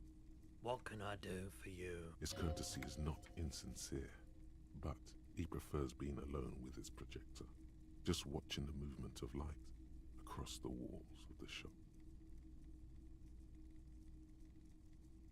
I haven't had any problems myself, though some of my customers have complained about inconsistent law enforcement. Who are your customers usually? All kinds of people come through here. Locals, travelers, people looking for a deal, People looking for a keepsake. People who are terminally bored. As you can see, I have a wide selection of goods for everyone to choose from. It keeps me entertained. He's well composed, but underneath it you sense psychedelic processes bubbling. Some kind of drug, maybe. Okay. What? He definitely is high. Whatever it is, you've probably done it, and many other things besides. But you can't cut through the jumble of sensations to get to the answer. Looking at his wares, talking to him, that might give you more clues. Someone else came here earlier today asking the same question. I promptly sold her the gun you pawned a couple days back. This is a pawn shop, and it did feel as if you've met before. Oh God, the lieutenant shifts from one foot to another. Alert. You were adamant about getting rid of it, officer. Said you were undeserving of a service weapon of the Revachol Citizens Militia. And I don't like keeping guns around the shop for long. Off the charts photon emissions. The unhealthy kind. She didn't seem like a policeman, although she kept referring to herself as a pig, which was odd. I found her interest in the gun a bit obsessive, but I was just happy to get rid of it. Right, so Whoops. let me get this right. You sold your sidearm, issued by the Citizens Militia, and now a civilian is running around the streets of Martinez with it? She may be one. Maybe she's a vigilante.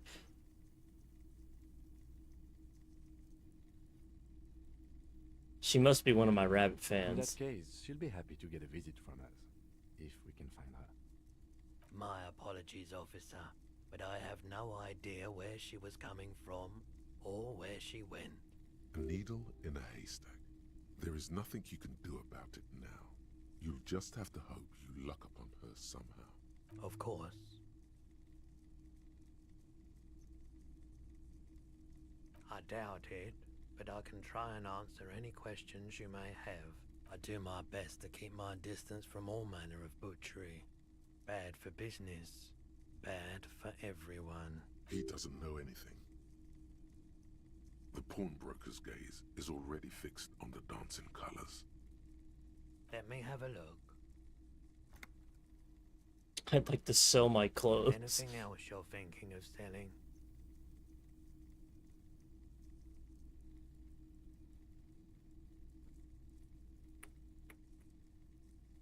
I don't want to sell anything, though. Another time, perhaps.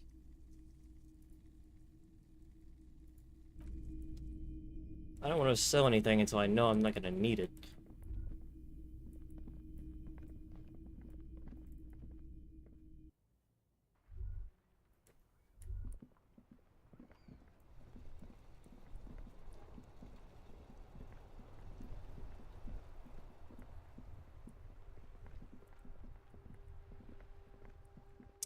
I got the key for this, didn't I?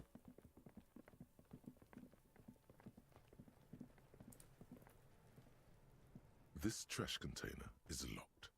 The sliding lid, with a well-oiled crack, the lock pops open. It should now be possible to simply raise the lid. Don't. Maybe you shouldn't. What? Just a feeling. A warning from some part of you. The smell of rotten food rises to greet you. You see soggy cartons, dirty rags, and organic waste. We're just in time. This hasn't been emptied for over a week. You see milk and egg rest with one broken egg in it. Some pasta wrapper. Picking up the soggy packages somehow feels familiar. Inland Empire. You've done this before. The movements are recorded in your elbows, the methodology in your fingers. You're used to this. No, searching for evidence in the trash. A box falls into pieces in your hands. Batiste Soleil cereal. There are plastic pasta packages below, and turbo noodles. Nothing of note, however. Among the threadbare kitchen towels, something catches your eye. As the legs of the slime-covered jeans begin to unspool from the garbage, a rank corpse smell fills the air. The victim's clothes? Cadaverine odor is faint. If these belong to the deceased, they were removed when he was still in the early stages of decay. Drop them in here, officer. Bag 'em. Marked blue jeans. Pockets empty or emptied. He wore them with a belt, too. A white belt. The loops appear stretched, but the belt is missing. That's it. Do you see anything else in there? I have another bag here. Something slimy catches your eye. A drab, long-sleeved shirt, olive-colored, appears from the food waste, dripping with pus. This is a military-type overgarment. No label or serial number. This is the kind of rib-knit shirt that's worn over light armor to conceal it in an urban scenario. Anything more? The rest of the rags are just kitchen variety waste. A yellow old mug that catches your eye. But other than that... All right. We should go to Gart again and ask if he knows who put the clothes in the trash. It could be as simple as someone from the hostel cleaning the yard. Or that one. I'd advise against confronting that force. Not really. All we know is the victim's clothes are in the trash. The lid was locked and his establishment had the key. It's just a small loose thread. The fuck's he on about, kids?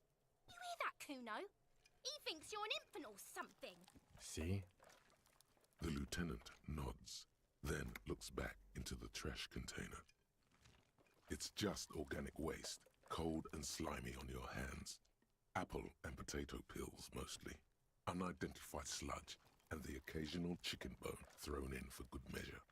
But hey, what's this? A blue piece of plastic sticks out from the apple peels. It's shiny. Looks like the corner of something. Something larger. A clipboard. A blue plastic clipboard with moist papers hanging from it. They look badly damaged, but you can still make out forms and notes, written in a man's handwriting. Officer, is that your paperwork? It is. Look, the plastic has the RCM street grid on it. You've even got an autopsy form in there. If you don't mind me asking, how did this get in the trash?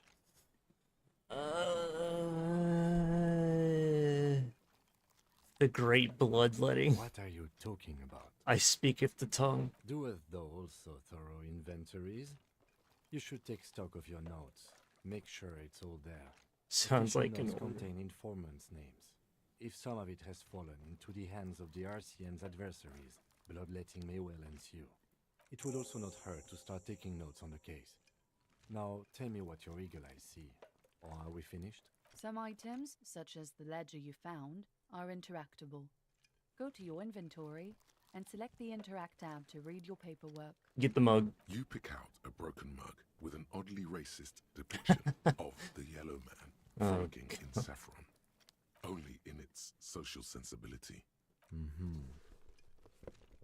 The container sounds a muffled gong. Gong. That's one thing off the list. I think we got it all. I really don't want to talk to the kids again. That went so incredibly terribly for me. Feel like I can interact with the yellow man mug. It's just a racist mug. What's there to read here? Not much. Oh boy, here we go. What are you going to say about a broken, tossed-away mug that you dug out of the garbage? This is your. By denouncing it, I can earn political capital. Fraud and embezzlement.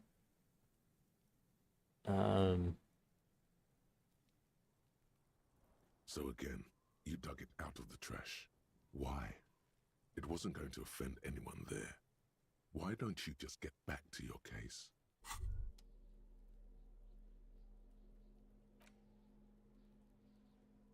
It's the ledger you found in the trash. A pitiful cabbage of white and yellow papers hanging from plastic board, barely held together by a metal clip.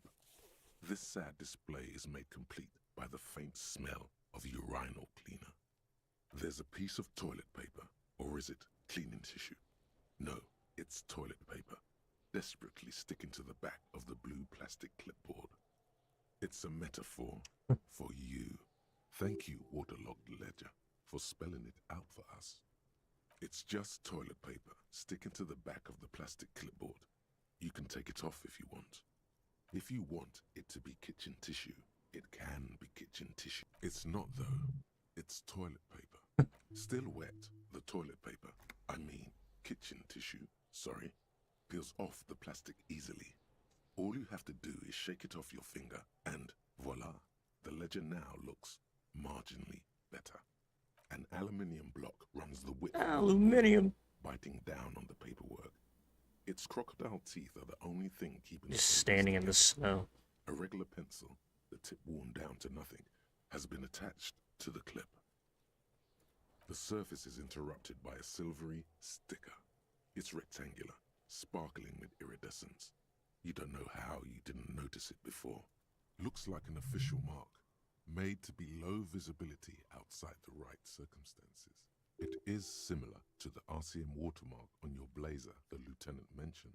Didn't he say something about the headlights of his motor carriage? That you can read these there? What? Yes, halogen watermark used for adding information to RCM property. It depends. Aside from an anti-counterfeiting stamp, mine has my station number and address. The information varies by date of issue. Maybe yours will have how many cases you've solved. Any capable light with the right wavelength will do. Yes, RCM vehicles have headlights tuned especially to reveal halogen watermarks. This means you can read the watermarks if you just turn the lights on. Okay. Okay. While a bunch of sodden papers sag from the clipboard in your hand, it's a sorry sight. I like how the dialogue always continues. They're not exactly white. They're yellowed in patches by sunlight and alcohol, and covered in dense blue handwriting. Ink escapes into watercolor patterns, reaching its tendrils across entire pages. The paper itself is checkered, with faint red lines, forming short paragraphs. Once in a while, there's a red stamp that exclaims, "Case files, commit to paper." The case files themselves are plenty. You count more than 100 sodden, crumpled up, earmarked pages falling apart in your hands. They appear to be sufficiently organized and extremely dense, if mostly illegible. Work, strife, poverty, the Jamrock Quarter. These are handwritten logs of investigations dating back to January 51, this year. The exact number is hard to estimate, due to missing pages and an odd naming convention. But there are at least 20, maybe 30 cases, undertaken, not completed, mind you. It's the middle of March. You have attempted 2 cases a week on average. What do you mean? Is that all? Huh? 2 complex cases to undertake is a lot, yes. You really have to push yourself. I would not suggest it, lest you start making mistakes. 2? That's a lot. I didn't mean to say you are making mistakes, by the way. That was presumptuous of me. It's okay. We all make mistakes. Like a fan of girls, the checkered papers dry in your hand. The handwriting is extremely dense. The notebook is annual. It says 51 on what remains of its cover. A molten strap of cardboard. Everything prior to this must have belonged to a previous volume. In short, there was more. Yes, it appears you employ a, shall we say, robust yet literary system. Each investigation has its case number written on the margins. Yet, still more tellingly, most are accompanied by a name, a title, one might say even. One that draws inspiration from Snoop fiction and Vespertine cop show staples. Yes, all caps. One is called The Next World Mural. Another, The Square Bullet Hole Murders. Another yet, The Unsolvable Case. Others appear more light-hearted. The guy's on a couch in an unexpected location, And the murder at the Ukar Parlor, even the rare article-free collapsing tenement. Murder features prominently throughout. It's going to take an effort to piece these case files together, but it can be done. Once you're done inspecting them up close. You mean the alphanumeric? Officer, precinct, time of arrival at the scene? Oh, you mean the titular? Yes, well, so do I. In our defense, almost everyone in the RCM does. It's a holdover from the early days of the RCM, right after the revolution, when the organization had little idea how to do things. It persists in an unofficial capacity. Officers use these titles to refer to their work among themselves. Again, in your defense, I seem to have named one the man with the hole in his head. That was a real person. His death was real. Still, I named it that, to amuse myself. I pray his loved ones never find out. Rail spiked through the head. He died. It was a workplace accident. There is, for precisely one more. 15 pages near the end remain untouched by the damage. The checkered grid forms a structure of passages, breaking the case into subtasks to accomplish. Once all the tasks are accomplished, the case is complete. Sadly, the ledger only comes with an old, worn-down lead pencil. It's unfitting of this monumental event. The ledger only comes with an old, worn-down lead pencil. It will do, barely. The lieutenant looks at his blue notebook. Two fat, shiny pens. You're not gonna give me the pen to write on my trash? He is not really saying anything, just standing there, looking at them. Know that I give this to you with resentment. The tasks you've completed flow out of the blue oblong pen in a brash freehand uncannily similar to the rest of the letters. The wording comes easily.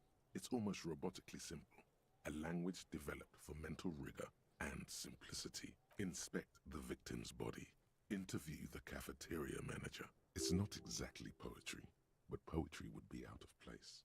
A satisfying slash sounds across the paper. You're done, it seems to say. And you, and you. Things to be done and things already done.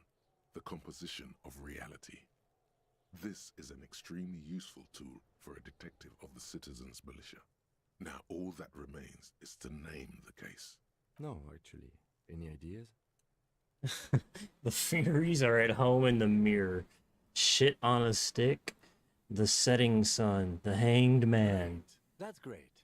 That's actually what I was thinking too. The Hanged Man. Good, strong name. We have a very good name for the case now. Nice. I'm going to start calling it the Hanged Man. Level up. It's good we sorted this out. It's good. I'm glad. You know what? Me and Kim seem to be on the same wavelength, and I appreciate that. You don't I thought he was gonna be a real stick in the mud. So much as distance yourself from the smelly papers. They're a little further from your nose now. I like Kim quite a bit.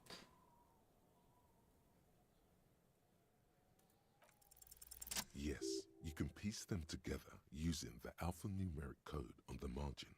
It always begins with HDB41, then date of initialization and time of arrival on the scene, followed by the title.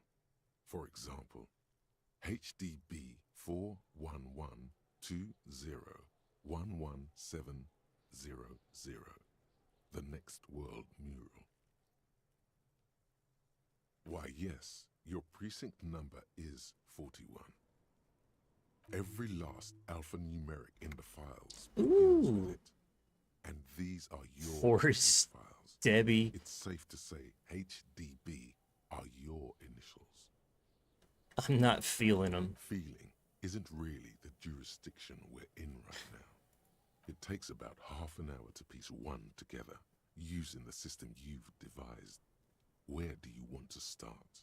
Man, half an hour? Not much has changed in the meanwhile. A bunch of sodden papers still sags from the clipboard.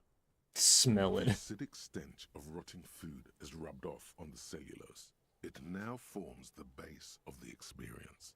This base surrounded by a faint air of spoiled meat, the stuff of death itself, and then sprinkled liberally with the citrus zest of toilet cleaner.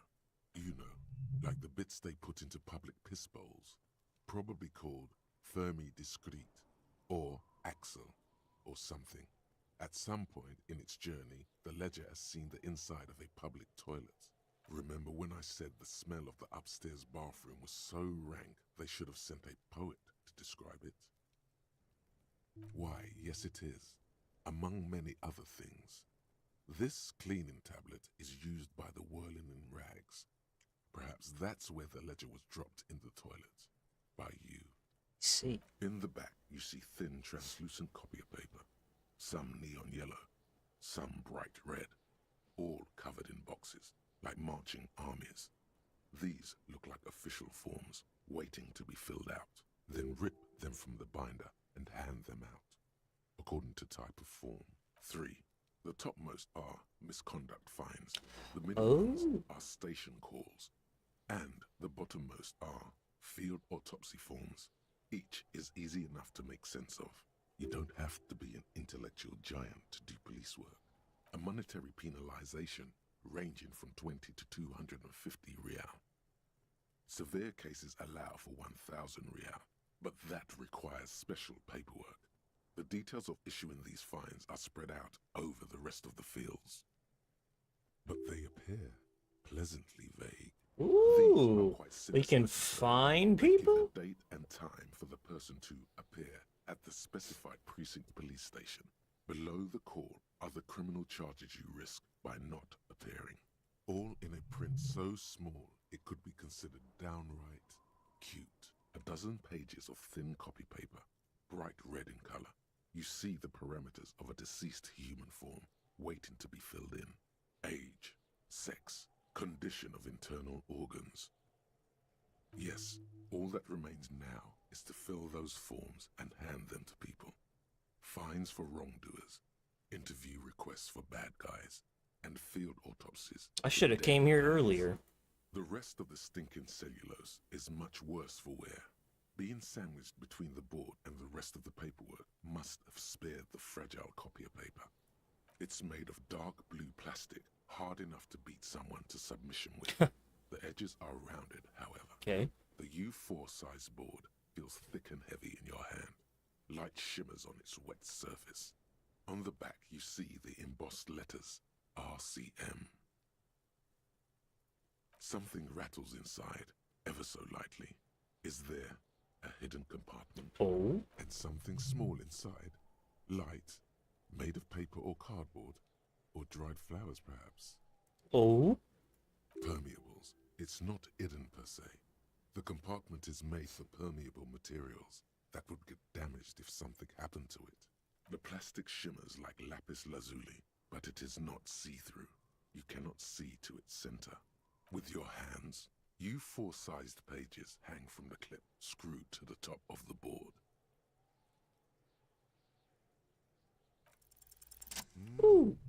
The two sides of the board appear slightly misaligned, like a drawer that's come off its slides. If you bend the plastic on your knee slowly, the slides snap back into place. It should be possible to just, without resistance or sound, the two panels move against each other. The compartment is now open. 2 ticket stubs and a handmade postcard. Jesus. 2 octopuses are smiling, reaching their tentacles toward each other in the colored pencil drawings. The tickets permit access to the zoo in Revachol East. The aquarium costs extra. These let you go there, too. Thin wax paper has been glued to a piece of cardboard. Sounds like leaves rustling when you pick it up. You see violet flowers, floral patterns, patches of glue.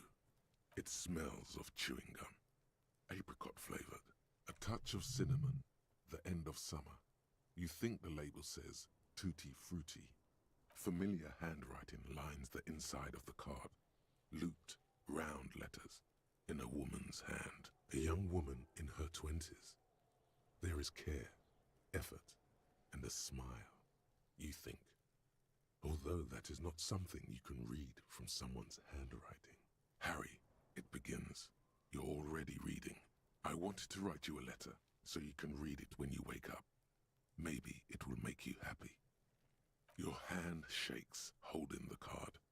Every morning when I step out and you're asleep behind me, it says, I find a little piece of sadness in me. I carry it in my chest, down Voyager Road. Every step I take, it grows. By the time I reach the fuel station, it has filled me entirely. I step onto the light rail and look back. Sparks fall from the bow collector. I know it will be like this until late afternoon, when I get off the 42 and walk back to you. You. Every step I take will get lighter. It almost makes me run. Sometimes I do. I can't believe I met you. I can't believe the happiness I feel with you. You have a vast, vast soul, and I will always, always, always come back to it. Kisses, kisses, kisses. You feel the air sucked out of your lungs and the blood sucked out of your head. Everything around you gets dark. Small white dots appear. Sparks fall like snow from the bow collector. A streetcar distancing. You feel the ledger slip from your hand.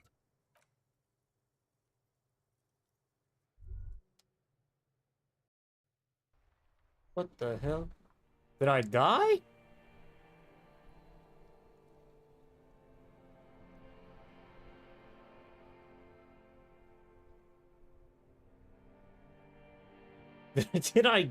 Did I die? What just happened? What? There is nothing. Again. Huh? Nothing sad, brother. No treachery, just blackout. Well, almost nothing. There is the ground below you, that's still there. And the small light that's on, fluttering, somewhere in the basal ganglia. That's me. Blue eyes, that's me. Who was what? He speaks of the sickening longing, the unwell emotion. Even in the darkness, he's grasping for it. Still trying to hold on to the great sorrows slipping in the water. Slimy. Here in the paleo-mammalian cortex, we call it the shadow. Because it's always there. Tell him. Tell him. Ah, yes. In the olfactory system, they call it the apricot chewing gum scented one. It's unhealthy of them to linger on it so. But as they say, what do you do? It didn't smell nice. It smelled like betrayal. Bloated corpse of the past resurfacing. Beautiful. Believe me, stupid ape, its lack of beauty was not the problem. There is no Voyager Road. There are no roads, no houses, no lights in the windows. It's all on pause. Yeah, man. What was that about? You think they would let you? Until you disintegrate into biomolecules? No. Someone is breathing on your face now, inspecting your pupils, stupid idiot. Yes, they're pouring something on you. It's in you. Kim! Save me! It's delicious.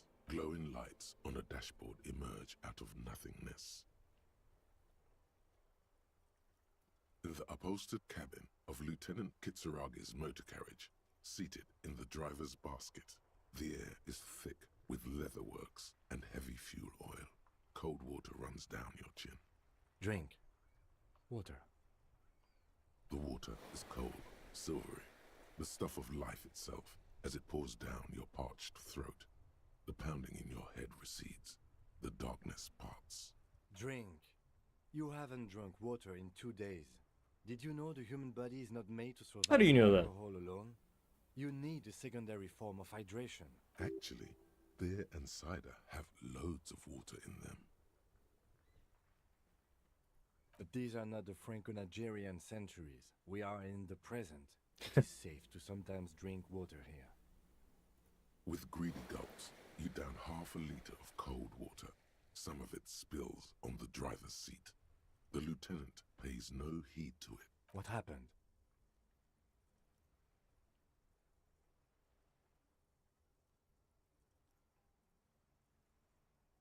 You were reading your paperwork. Then you passed out. I carried you to my kinema to take you to a hospital. Then you came to. 10 minutes, maybe. Right. You dropped these. Are you okay to proceed? Good. The Ledger of Failure and Hatred is a special item that can be used both as an interactable and a tool equipped in your held slot for skill bonuses. Find it under the Tools tab in your inventory. The Ledger of Failure and Hatred. What the fuck? What is happening? This is only day one. I don't know what's going on.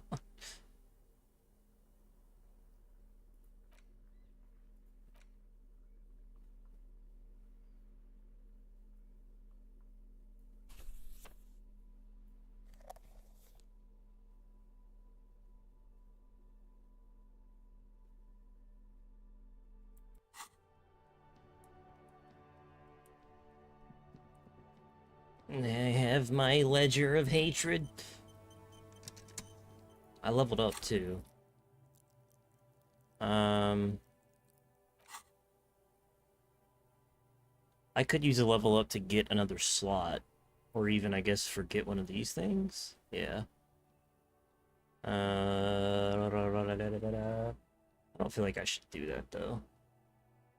I have so much stuff now.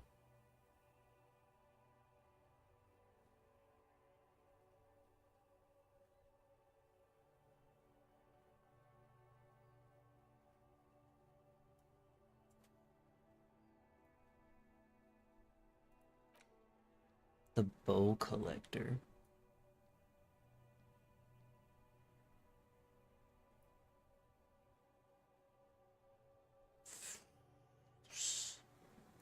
So much.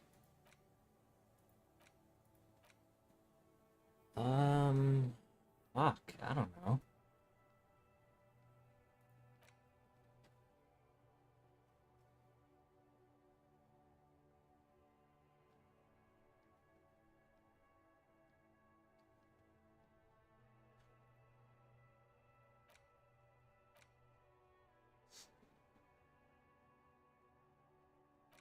Are the bonuses that these give really worth it over just getting skill points at this point? I'm not sure. I mean, I guess if I knew what they were, I could maybe warn it, but I don't.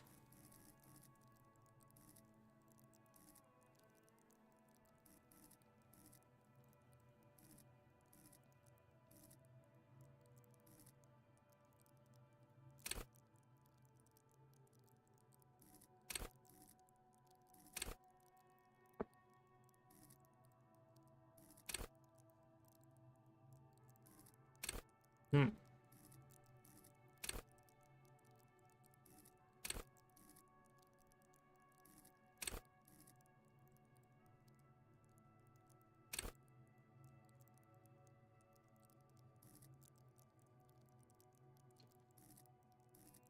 Um...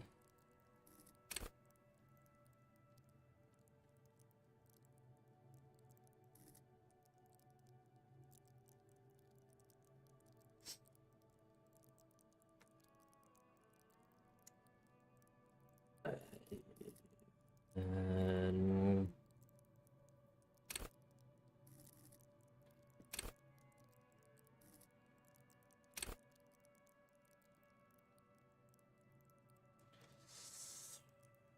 This is all 6. This is all pretty good. I pass most of these. This, I would like to get up, and I would like to put one... Empathy seems to be pretty important.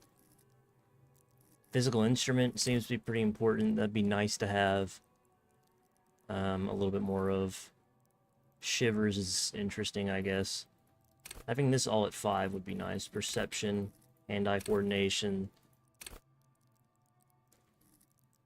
reaction speed. I mean, all important stuff. Oh, but this is so low now that it makes me want to get it up to 4. That's only because of the stuff that I'm wearing still. We don't want that. I don't want that to be too low. I think it's almost nighttime, right? Where the hell is he gonna sleep? Yes? You seem to be following me. Excuse me? Detective, if I may be frank, you seem to be in a deranged state. You have trouble remembering things. You've misplaced your badge.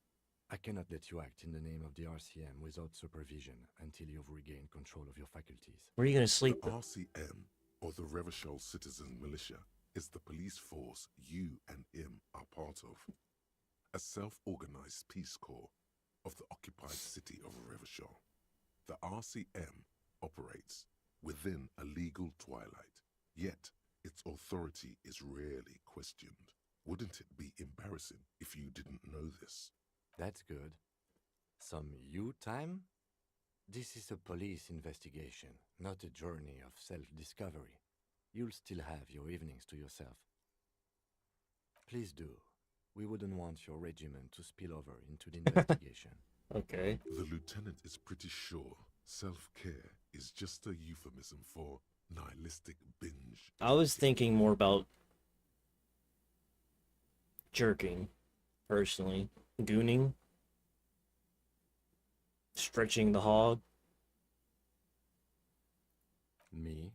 I don't see how my life is pertinent to the investigation. Binocular. That's a fair point. All right, for the good of the investigation, what do you want to know? That's correct. You feel a slight urge to put the lieutenant down for this, but you can't quite muster enough testosterone. Are they? They are mostly just cumbersome. That's because I'm half Seolite, or quarter. My father's father was from Seoul, so was my grandmother, but from my mother's side. It's not an interesting topic. It's a part of the world, officer. A geopolitical entity and a geographic division. I told you it wouldn't be interesting. Seoul is a protectionist, isolationist, pan-Isolari state west of the Insulindian Isola. Actually, it's quite interesting. You're barking up the wrong tree. I don't speak a word of Seolite.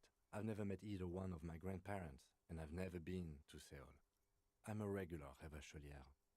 A point of pride to him. No. Okay.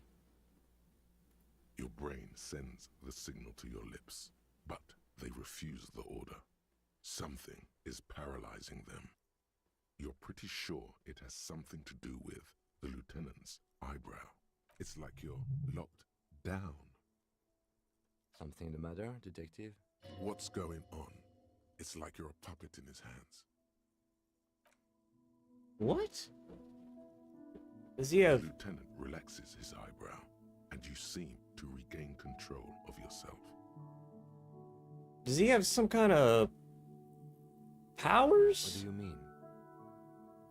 I have no idea what you're talking about. The lieutenant's conceptualization skills must be rather rudimentary.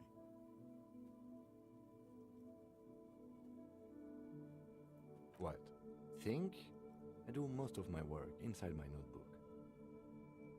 The lieutenant produces his small blue notebook and idly thumbs through a few pages. We all have our different mediums. His is written. Good. Let's change the subject.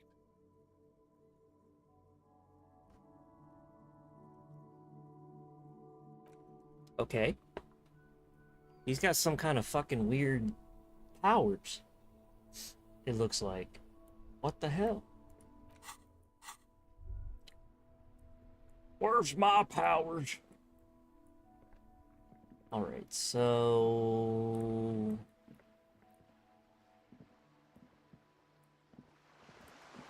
never talked to this dude. I don't think. We ever... We went over here.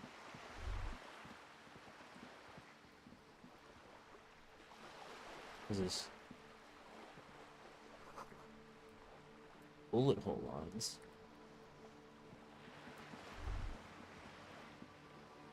Sheila.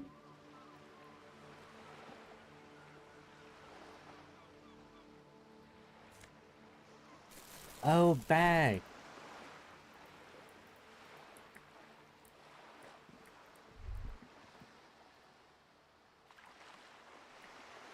Okay, that's where you get the bag. Interesting. Money?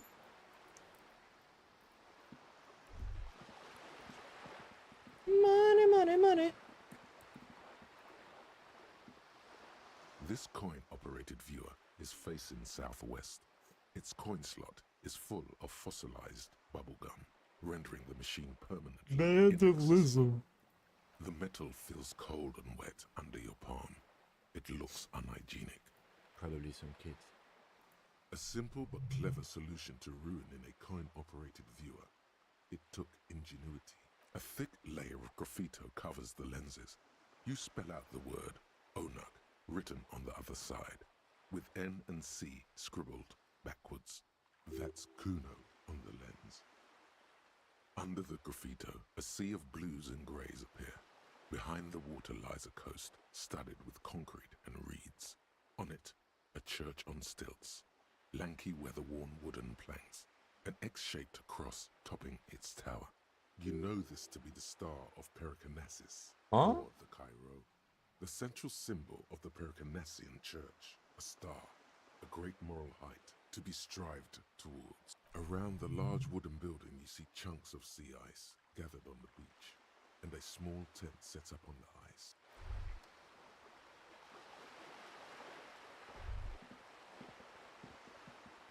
This coin-operated viewer is facing south. The instruction manual says to insert 25 centimes and pull the handle while looking inside. Then use the focus knob to zoom in if necessary. Why place a tourist attraction in the middle of such poverty?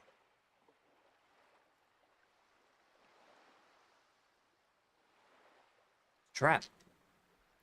There was a revitalization project in 49. A design studio tried restoring Martinez to its pre-war glory. It didn't stick. They got as far as the street lamps and the statue on that intersection. Then something went sour. I suspect that something was Everard Clare, the union leader. He muscled them out. It's how it usually goes around here. We should have done something about the union 10 years ago. That ship has sailed, officer. Your money disappears into the coin slot. A clunk, the ring of metal. The curtains on the display open. You lean in to catch the view. It's blurry, different blues and greens. In the middle of the shimmer stands a drab grey shape, like a ghost. The lenses shift. The ghost sharpens into an islet in the bay. In the ruins, a man-made structure is visible, a half-sunken sea fort, its concrete almost reconquered by nature. It looks as if it was abandoned quite some time ago. Nothing but a rotten tooth remains of the anti-aircraft tower. A lonely birch tree grows out of it. Really? I don't have the eyesight to make it out. Fucking glasses. Lose heart.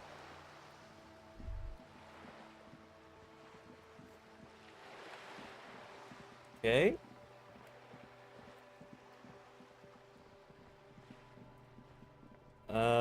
Let me get the... I want the headlight thing. Inside, you see a set of steering levers, a radio microphone. All right. Ready? I turn, you press start. It's next to the preheater. The dashboard lights up with orange glow. The rounds per minute gauge jumps, and the engine of the Caprice Canadian comes to life, like a leopard waking from its sleep, yawning and roaring at the same time. The lights unfold with a little click, casting electrical light onto the ground before the vehicle. There you go. I'll turn them off from the remote once you're done. We just need to stand in front of the machine now.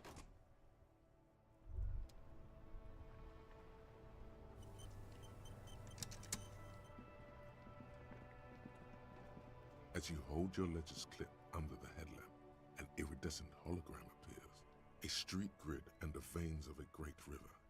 A familiar sensation washes over you. There she is. Revachol West. Around the borders of the watermark are dozens, no, hundreds of micro-perforations. The rectangular watermark is overlaid with the logo of the RCM, and yet the major arteries of Revachol are all recognizable. They shimmer in the Kanema's headlights. You catch a faint glimmer from a broken beer bottle in the distance. Sounds. Two men engaged in a drunken argument, followed by the closing of some distant window. Ah, Martinez at night. Let me see. Right here. Oh yes. Coal City. Le Royaume. The burnt-out quarter. There are many of them, and they are divided into 3 separate rows. The first row has 18 dots. Not bad for what? You don't even know what it means yet. The next is the longest. It runs all the way around the border, and then some. You count 216 perforations. Considering that nice, large number, a wave of pride washes over you. Though you can't say why, precisely. The last row has 3 perforations. That's it. Those are perforations. They represent your record as an officer of the RCM. They are your statistics, as it were. I should have guessed you'd keep a record. Officers often do. Let's take a look. Alpha male officers who are proud of their numbers often do. It's meant. The first row represents your years of service. 18 years. Okay, not bad at all. What did you do before you volunteered?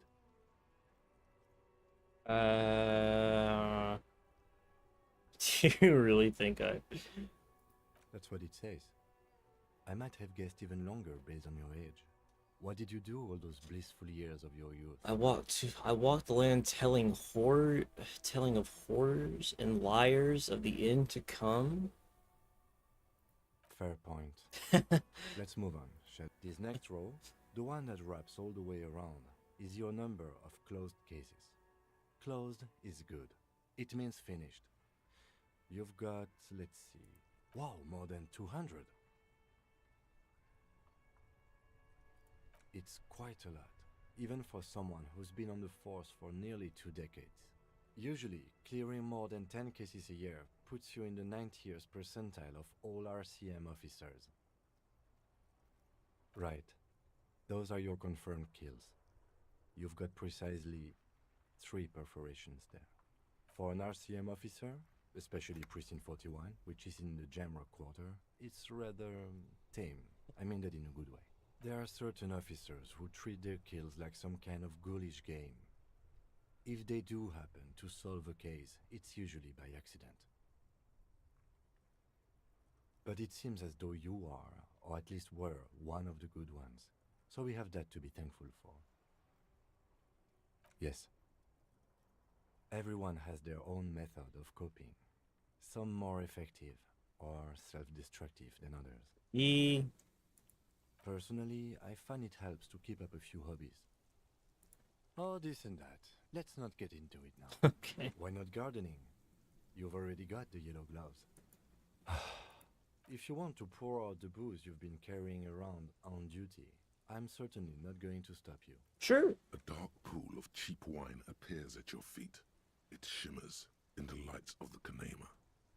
I'm sorry for killing you, the gloaming, but it came first to you. I'll make it okay with the power of rock and roll. Very noble of you. Are we done here? The lieutenant nods. Right. I'll go turn off the lights. You can now see your statistics on your journal page, to the right of the task description. What is this?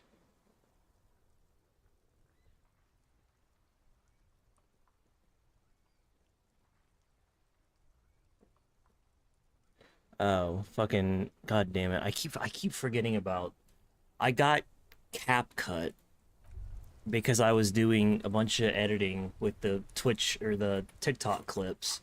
I haven't used it in 2 months. I'm still paying for it. As you turn, a bright light catches your eye, making you squint.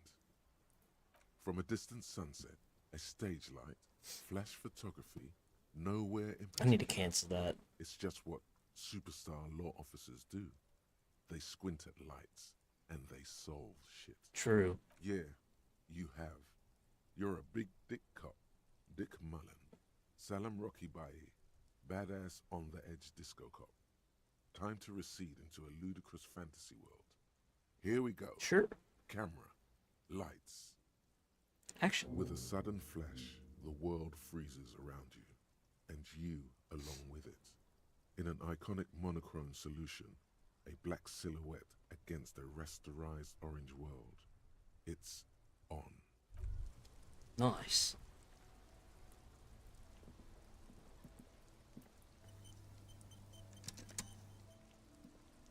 It's raining again. It was clear just an hour. It doesn't matter that it's clear.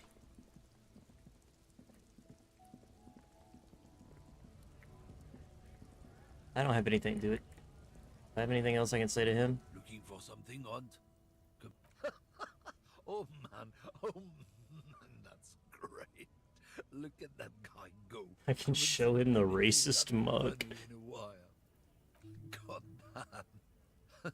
Thanks for that, but no, it's not mine. He doesn't live in Martinez. Oh, not much anymore. I'm here to pick up some cargo, but the dock workers are on strike, so it's a sit and wait on your ass situation. The strike? Oh, they've been at it for a while. A month, 2 months maybe. But this here is just the last week or so. Apples? Apples is exactly the kind of thing you'd say if you had something to hide. Look, as detective, I come from a long line of lorrymen. We got ancient rights and privileges. Ancient rights. Oh, I'm here to pick up a load of fucking apples, man. Just regular Koiko picked apples. Koiko may be another derogative. For a person from Grad, Yep, it's one of their main exports. They grow him down South Yekokata. A beautiful place. Got great scenic vistas. In fact, Yekokata is a desolate wasteland whose name literally translates to Zone of Ecological Catastrophe. It features no scenic vistas and supports virtually no plant or animal life. Yeah? Says who? Then, I guess they grow apples somewhere else. You can never really tell with those koikos. They're everywhere, except their own homes. He means the people living in Grad. Yeah, you know, Gradniks. So it's an ethnic slur. Degenerates from Grad. Hey, if the name and description fit by the very grace of nature, who am I to say otherwise? Did you miss the part where I said they aren't here yet? Besides, even if I did have some, I wouldn't go putting my nose in them, huh? Relax. You've got all you can get here. He probably doesn't even know what he's hauling, even if it is something unsavory. So he'd remain unaccountable. But he is hauling something unsavory. Oh, yeah, they're a big deal. My great-grandfather was a carter, had a royal license and everything. We've tried to hold on to our privileges. Someone with a cart. What did you think it was? That's how deep into history our thing reaches. Not at all. We're part of a guild and everything, huh? It's very ancient, very prestigious.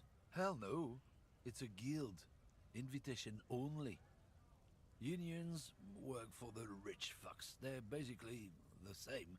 Been trying to fuck us out of our heritage in the name of profit, but you can't replace experience. Trusting street thugs with their goods is going to fuck him right up the ass. Mark my words. Generations of practice and no laughing matter. I see.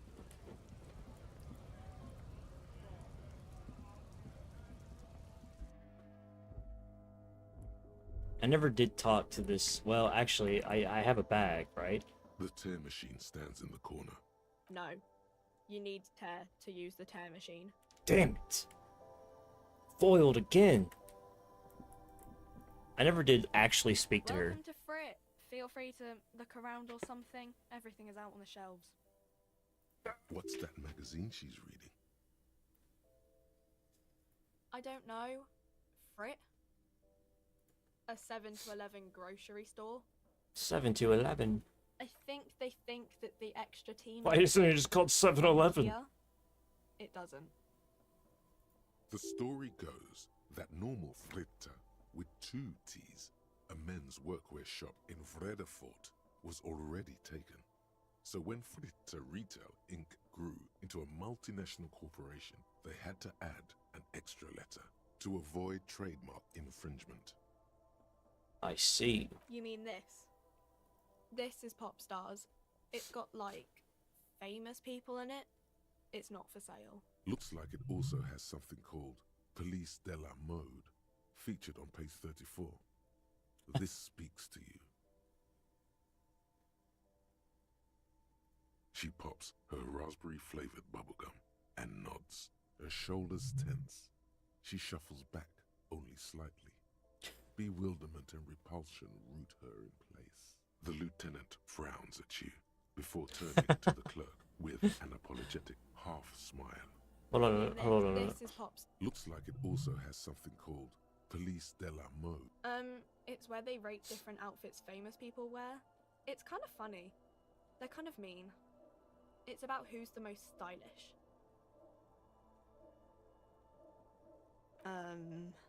No, I don't think so. We are not the fashion police. We're the real police. Okay. I'm not really supposed to be chatting to anyone, but... A warehouse? I don't know. Maybe. I don't really care what Frit does. She looks up from under her brow. Fine. Frit doesn't have a warehouse. Just a little back room here. Okay? I don't really know anything. I mean, I know it's there, but I haven't seen it, so... Not really. No. I didn't know him at all. I don't know, really... long? I don't know. No need to worry. It's just standard procedure for us to ask around. If you hear anything, let us know, okay? Okay. Sense guilt. Uh-huh. Reality? You mean, what reality? Economic reality, or...? She is like a student unexpectedly called upon by a teacher. Can she answer the classroom question? I don't really know anything.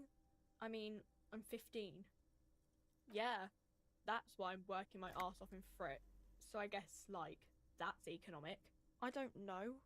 What about it? We're in Frit? As mankind, or as a nation, or... What will her essay prompt be?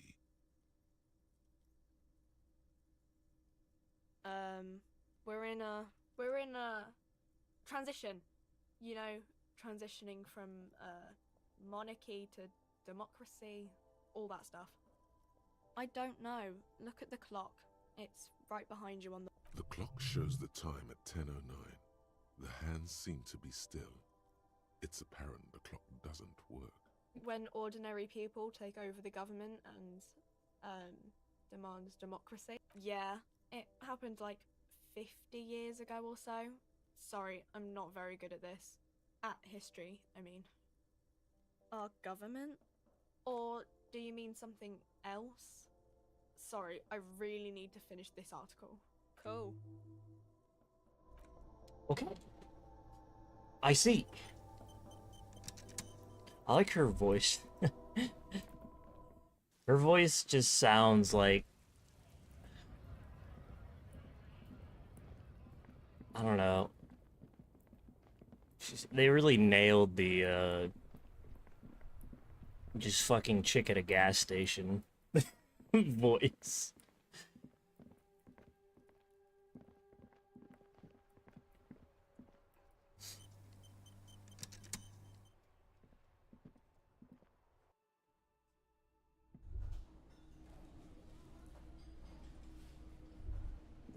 What's going on in here?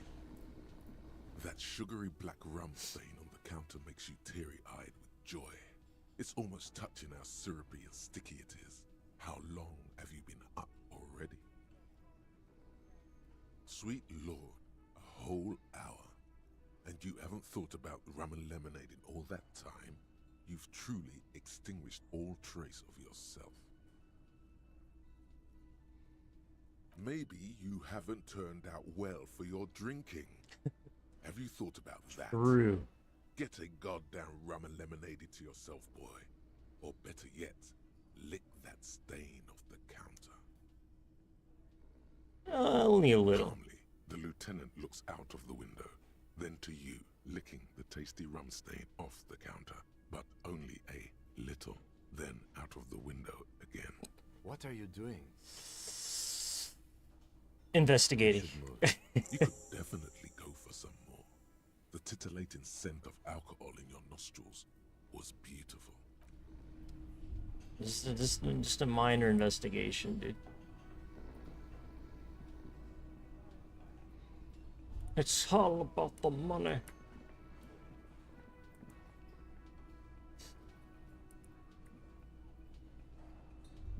Yes?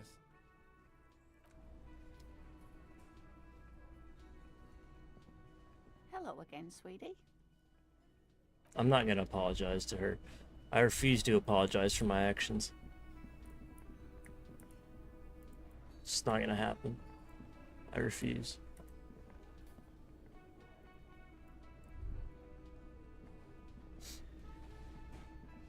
Can I help you? You know what?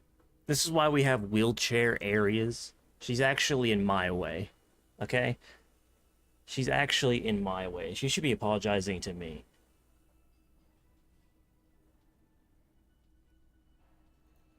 Thanks. I hope you found what you were looking for. How strange. I certainly didn't put them there. Who else has keys to this trash, buddy? Sylvie had the keys before I got here, and I can vouch for her. I can vouch for all my staff. None of us would tamper with the crime scene. I think fugue states are more your forte, officer. Okay, buddy. Okay, keep talking, buddy. The trash collection service? You're gonna get a fat fucking fine here in a See second. why they would put anything in the trash, though. Ah, the elusive CS Municipal. I doubt we'll be able to track down who was sent here last and when. This will have to be one of those little threads that solves itself down the road. Thank you anyway. Yes. Another thing. Great. Yes. I don't want to pay him. I don't want to pay him either. I want to not pay him for as long as humanly possible and just see what happens. Can I talk to this chick upstairs now?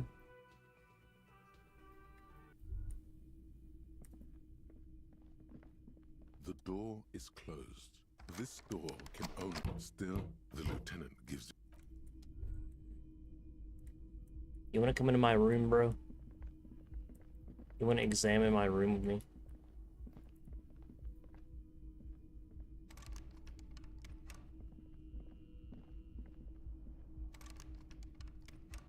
Oh, I can't even go. So what happens when it gets too late? Because it feels like it's getting to that point where it's going to be too late. Do I just pass the fuck out or something? If I don't go to sleep? I wonder? Or do I have to give him money in order to sleep? Or do I not need to sleep at all? Does it not even matter? But if it didn't matter, I'm sure I have to sleep. I don't want to talk to this kid again, god damn it. I really fucking don't. It's about the last thing that I want to do is speak to this freak of nature. I guess I'm talking to the kid again. Fuck does Kuno care? Kuno, I keep throwing up. I can't invest. You found Kuno's secret door to Kuno's secret shack. It was closed for 5,000 years, How the fuck did you get in? I phase shifted. Shit. Get the fuck out of here. You can't do that. He can't do that, Kuno. He's trying to fuck at you again. Pigs can't displace. Can't do that teleport shit. How did you like it in there, pig old boy? Kuno's got a lot of cool shit there, right?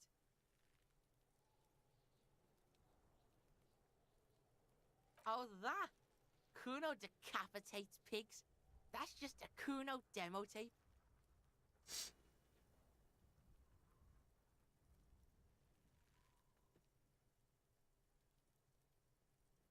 Yeah, Kuno plays on snuff radio, fucks pigs, live, fucks their heads off.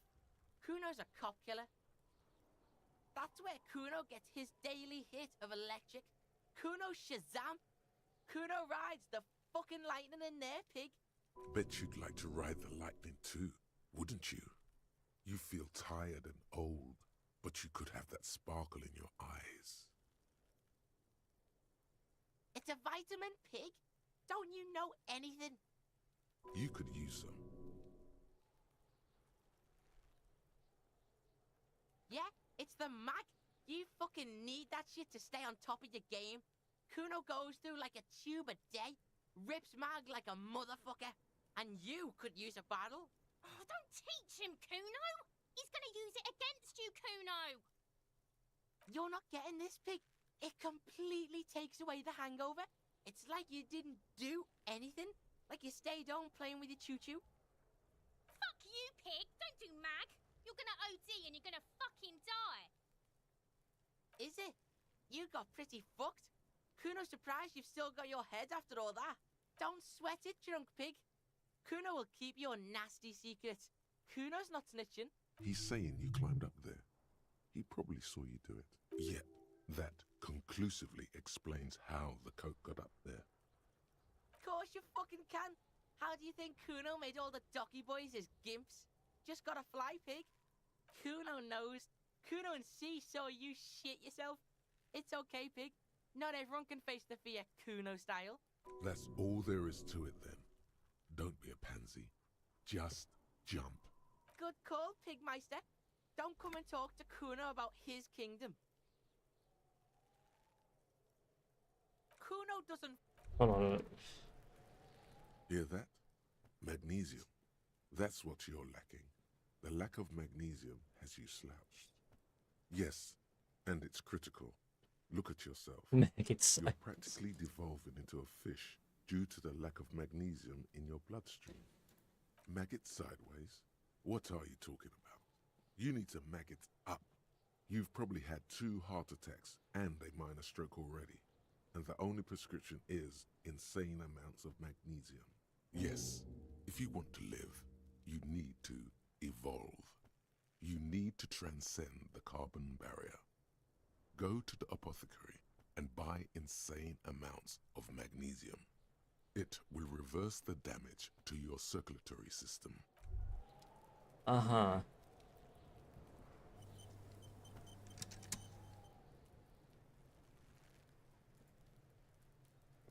We should think about calling it a day, maybe. The nights are still miserably cold this time of year. You should take care of that, then. Let's talk to him anyway. An officer of the RCM shouldn't be sleeping in the street. We'll figure something out. Let me talk to Kuno one more time. I hate this kid. Fuck does Kuno care? Yeah, like a fucking volcano. Yeah. Why am I telling you? Yeah. What? Kuno's got some advice for you. What are you? Like 80, right?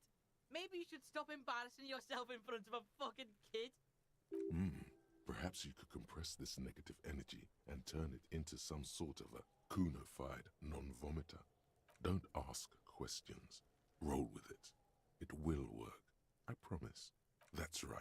Turn your weaknesses into conceptual strengths. Try it again now. Yeah? The kingdom of Kuno? The fuck do you want with it? Dunno. Kiptas gardener used to work there? Kipt is a pejorative term used to describe people of South Seminese or Areopagite descent.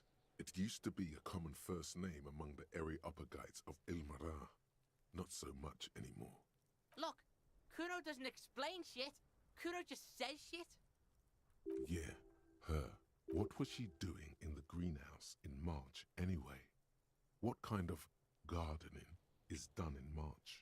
Fish is sometimes used to fertilize the soil a few weeks before planting something. Maybe she was preparing the garden beds. Yes, it seems suspicious. You don't like things being like that. Suspicious. Look at that fucking shit. You're trying to get Kuno killed.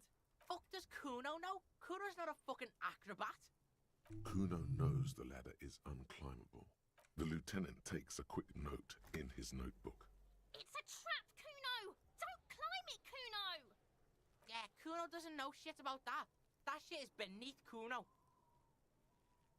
Listen, listen. Kuno doesn't care about this small-time shit. Just listen. Kuno saw what you did there, dumpster diving. Sad shit. Kuno could hook you up with some sweet rags. Shit like Kuno's wearing. Your size, good price. 500 real. You'd have to be blind not to notice the giant white letters F-A-L-N running down his trouser leg. Look, Kuno ain't seen shit lying around, except for that up there. Now you want performance gear or not, Grandpa? The lieutenant remains silent, but his expression couldn't say, "I told you so," any louder. Pig, these are found modulars. Liquid fit, performance crotch, urban survival shit. Made in Mirova by scientists. Pants scientists. Believe it, you need this shit. These could drastically improve your chances of survival in the urban wilderness. Coach Physical Instrument endorses these pants. They are tartan ready. They will also make you into an idiot. Alright, Pico, shit's rolling. Don't do business with the pig, Kuno! He's gonna steal all your money, Kuno! As you can see, Kuno and C don't trust you. Can't do business without trust. There's more to his distrust than being a pig. He feels threatened by something obscure in you. What that is, however, remains a puzzle for now. The fuck? A mug in the trash? Is this about the fucking clothes again? This is adequate depiction. Yeah, Kuno sees where this is going. Kuno's got that fast brain. You saying you pigs are after the mug fucker, cause he's the clothes fucker? I can't hear you, Kuno! Speak louder, Kuno! Shit, that's tense. Someone's going to the beat-down basement, huh? Mug guy gonna get tied to the radiator. Kuno doesn't know who put that shit in there. And if he did, he wouldn't squeal. But if you find out, maybe you can... Tell the Kuno who it was. He's curious. He likes putting two and two together here. Stop turning into a pig, Kuno! They're trying to get you hooked on the snitching! Get away from my Kuno. Yeah, get your bacon shit away. Kuno doesn't like to be seen with the popo. Get your shit done and out of Kuno's face. Yeah, whatever. Kuno doesn't give a shit. Kuno doesn't fucking care.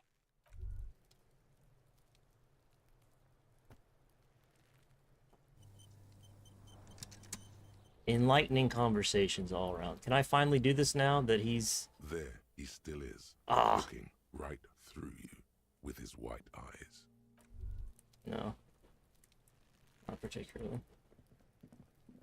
Okay, I guess we can go to sleep now. So I do have to pay him back to get access to the room again. But I don't want to pay him back. I refuse. Oh, I have to equip this to... Okay.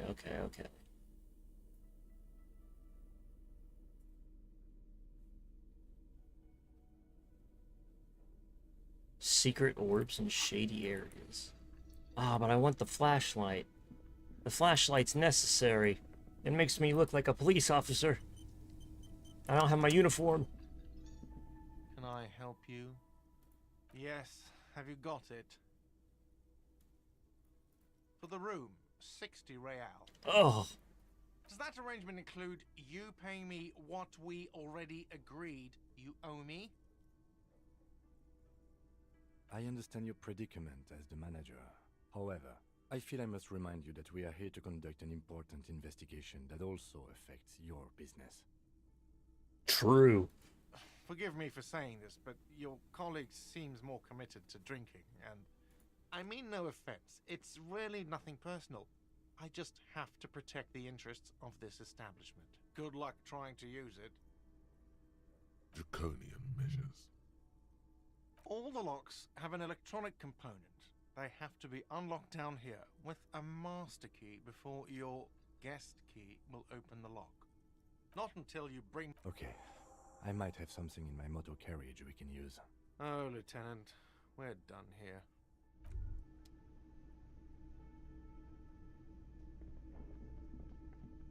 You're asking for too much, Buster. Is he talking about the crowbar? Because I already have the crowbar. Wait. Oh, I thought the carriage was gone. I was like, somebody stole our car. Oh shit. Inside, you see a set of steering levers, a radio. I have something here we could sell. Transport enclosure. Regular people just call it the cage. The cage at the back of the motor carriage looks rather uncomfortable. 4 shiny hubcaps are stacked. Are we gonna sleep in his car? I confiscated this for a little while back. We can take them to the pawn shop down by the Martinez Canal. There are spinner hubcaps, frivolous things you put on your wheels. When the wheels come to a stop, the caps keep on spinning. There's no real use for them, it's just for vanity. A couple of weeks ago, I stopped a young man for going slower than the speed of traffic. Turns out he was some coalition official's son and high. I took them and arrested him for driving under the influence. That they are. I was going to take them into evidence, but they weren't necessary for conviction. He never asked for them back. Did you want? No, that would be silly. I don't know why I kept them. It doesn't matter. I couldn't put them on this MC anyway. I mean... with spinners. That would... He flashes a smile, barely visible in the dark. As I said, they're useless anyway. I should have remembered I have these earlier. Yes, the Bird's Nest Roy, near the canal. We've been there. If I'm not mistaken, it should be open late. Items that can be pawned at Bird's Nest Roy's appear in your inventory under the Items tab. You can pawn these items when talking to Roy. I don't want to take his spinners. Oh, boy. I mean, I have stuff in my inventory, right? I just didn't want to sell anything. But I can. I guess. I mean, he said they're just for vanity, though. The lieutenant nods as you take the spinners.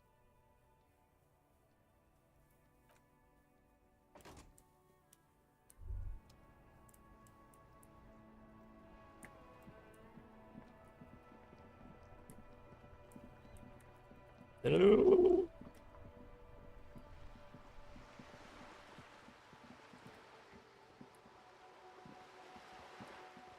Oh, wrong way.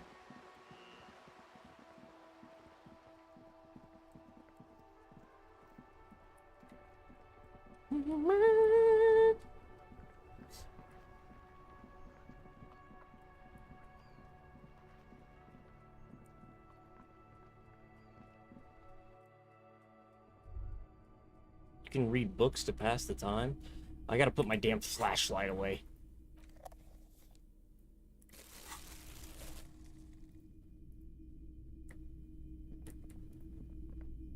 Greetings on this fine night. What brings you here? The pawn shop is always open.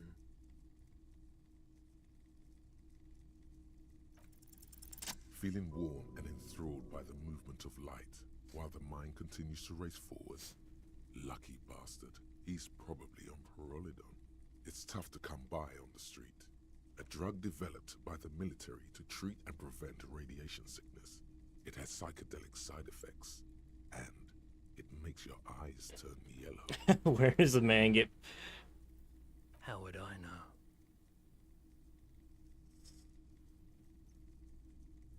I've had to take it. You know, since the People's Pile cleanup, I was with the Emergency Relief Brigade. A bad idea. Some poor leftist built a particle decay generator in hopes of bringing affordable electricity to underserved communities. It malfunctioned. Radioactive waste everywhere.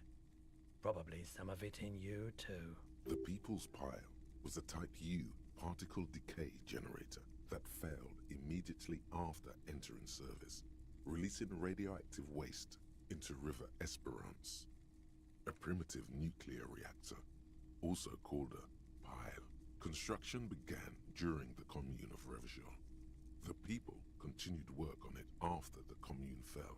They wanted a cheap source of energy for Revachol West. Needless to say, things didn't work out. An emergency valve defect resulted in steam pressure blowing the turbine, taking the fuel containment vessel up in the explosion. Both the faulty design and lack of finances contributed to the catastrophe. We were an all-volunteer force, self-organized, tried to help the fire brigades contain the spill. On the patch, gamma radiation lines crossed with a red drop of blood. I lived by the river since I was a small boy. The Esperance didn't have the art to let it all go to shit without trying to do something to help out. There wasn't much the volunteer force could do, however. We wasted years in the river mud, years getting sick. There's a reason why everyone's tried to forget any of it ever happened, and why no one has tried to repair or replace the pile. So much disappointment, and early deaths. Cancer mostly. And we knew all that was coming even as we were cleaning up as best we could. No one's. Everyone's. So much bitterness. A bunch of poor people built themselves a primitive nuclear reactor, hoping for the best. What do you think is going to happen? The cleanup happened 15 years ago. I was young then. Later, my second aunt died. Left me this shack and all the assorted junk in it. So I came to Martinez. People told me don't go there. It's a shithole. I said, people, we just had a nuclear pile meltdown. I'm gonna get as far away from Forberg as I can.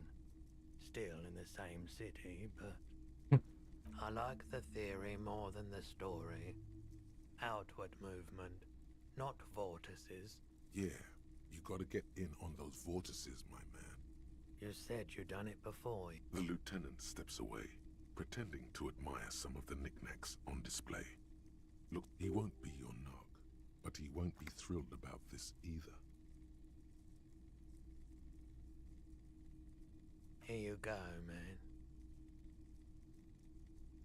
Of course.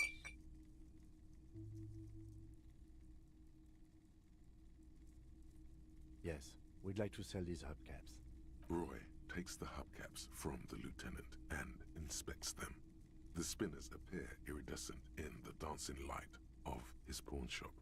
Yes, these are very, very good. Did you defraud some foreign prince for them? Jump-a-mesque banger? No matter. I'll give you 200 real. No one was defrauded or jumped, I assure you. Of course. I meant no offense. 200 real for you, officer. Delightful doing business with you. Do come again. Thank you. Here's the 60 real you need for your bill. Do not waste it. The rest is for him, to compensate for the pain of being separated from his radiant spinners. Anything else you're thinking of selling? Another time. I don't know what I still don't know what I can sell, and I don't want to sell until I know what I can sell. Okay. Got another point to level up, though. Empathy, physical instrument is probably a good idea.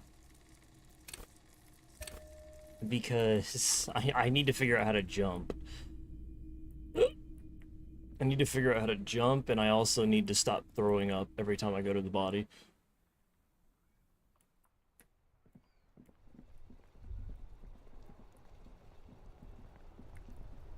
Like, so I can pick this up? Also, what's that?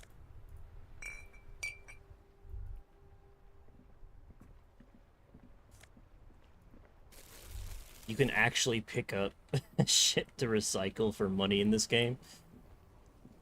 Incredible. Community service.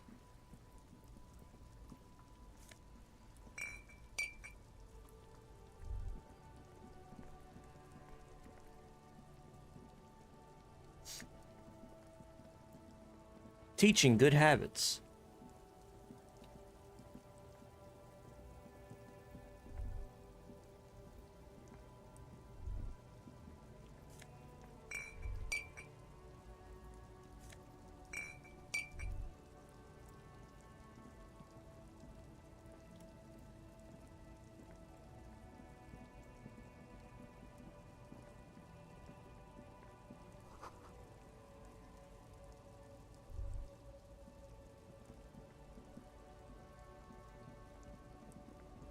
I want to explore some ruins someday. You know, without the threat of, like, death. Ideally. A Stars Ryko, one of the finest Zhimsk-made motor carriages What? ever. An oldie, but a goldie.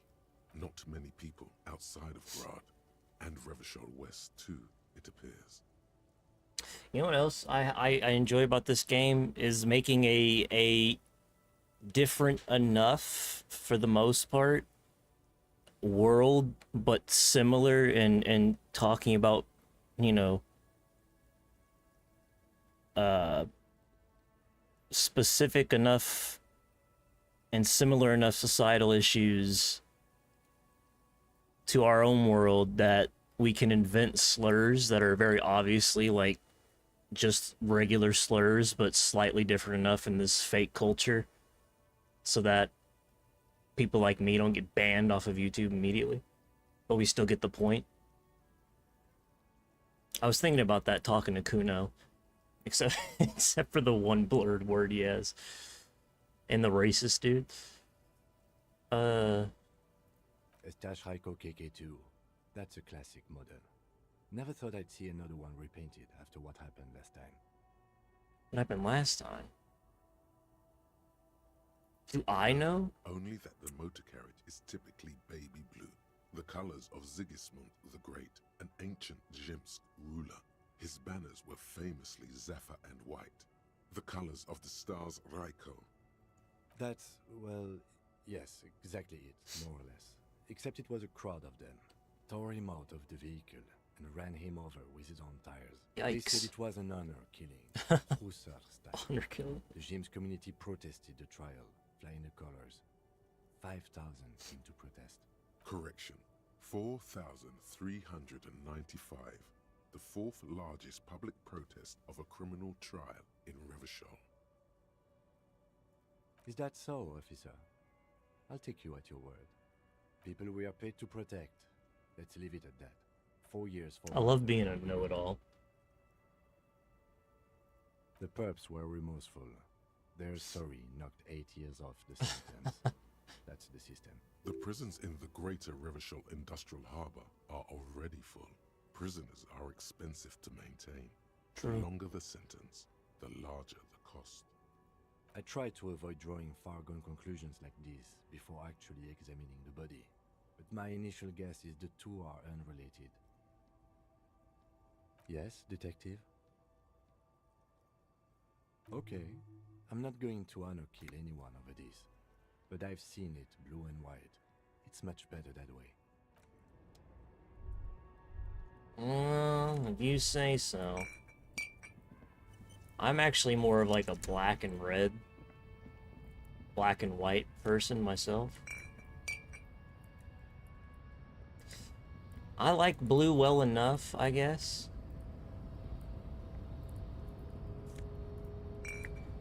Is he still gonna be here in the middle of the fucking night? Can we use this opportunity to open the door? I wonder.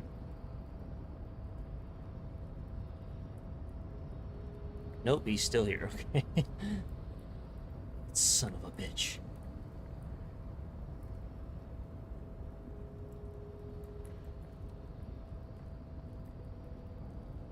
That sick motherfucker's still here. Go down. Go down the stairs. I'm just gonna click. It's easier. Is he sleeping in here? Can we break in?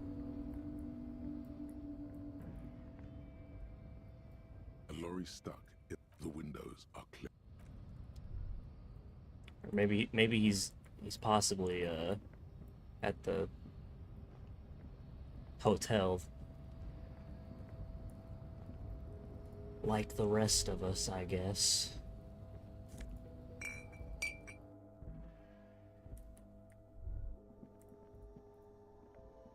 So how does this work? The tear machine stands in the corner. Ooh, A sign 10 says, "One cents. bottle equals That's not 10 that cents." much. Your bottles clunk into the machine. Not even a...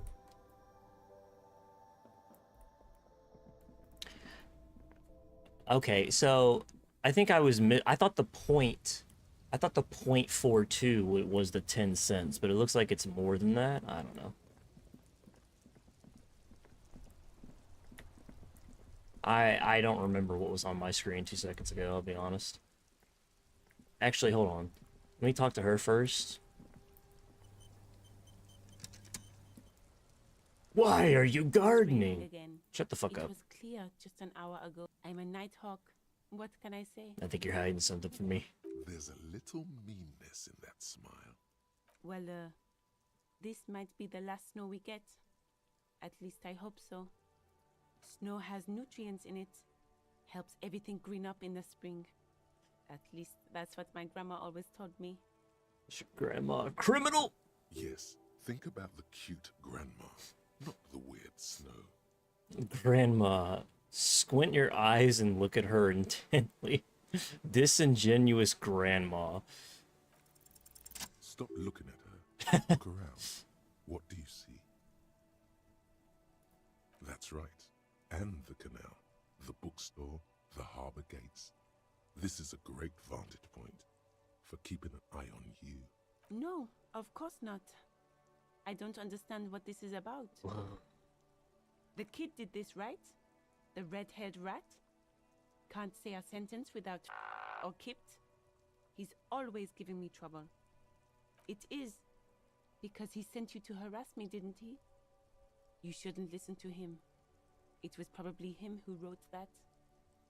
You've been resting here for quite a while, haven't you? Yes, I'm tired. Then why don't you go home? I understand. The RCM isn't welcome here, and the locals want to keep an eye on us. There's silence, the smallest of smiles. That's okay, miss. Do what you have to do. I think we're done here. Let's go. So, she's keeping an eye on us, huh? That speaks to me. She's actually a criminal. The dented yellow mailbox. I don't want to fuck the mailbox. Literally or metaphorically.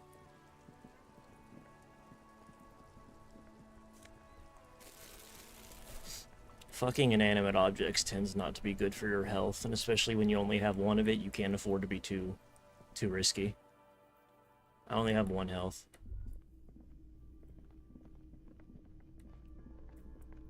Possibly a mistake.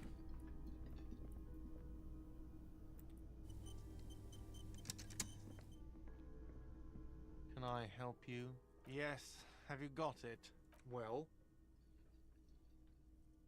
I hope you choke on it.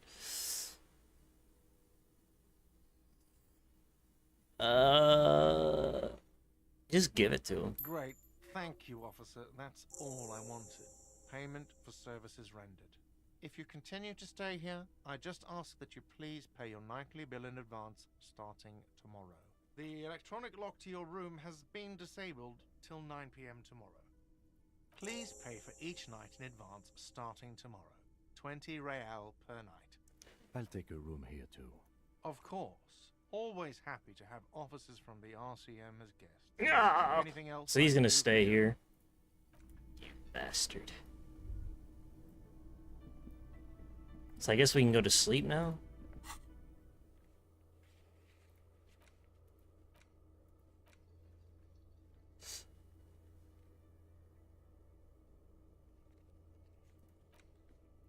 So that's a quest for tomorrow.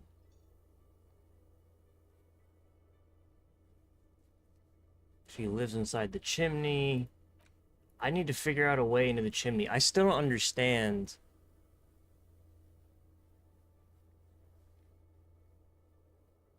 Fascist 4, Communist 7, Boring Cop, Sorry Cop, Apocalypse, Superstar Cop. Interesting. Still need to... Oh, equip and complete the volumetric shit compressor thought. Interesting. Track down your badge. Keep searching for the caller. Find a way into the secret passage. Reality lowdown. Track down your gun. Close water clock on Wednesday. Find booze and drink it.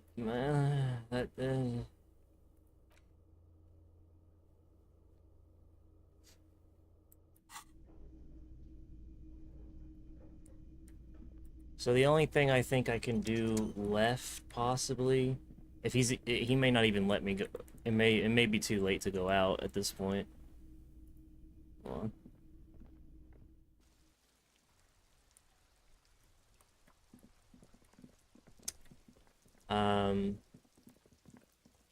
I need to find a way into this damn area. I must have completely missed it or something.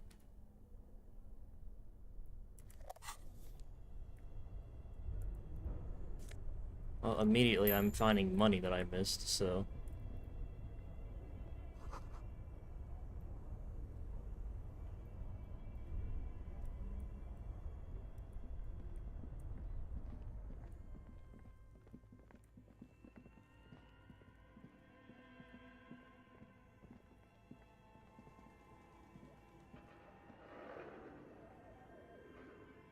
A thick layer of coal dust covers the furnace, coloring it pitch black. You're right. The room always has to be the skeptic. How on earth do I get up here?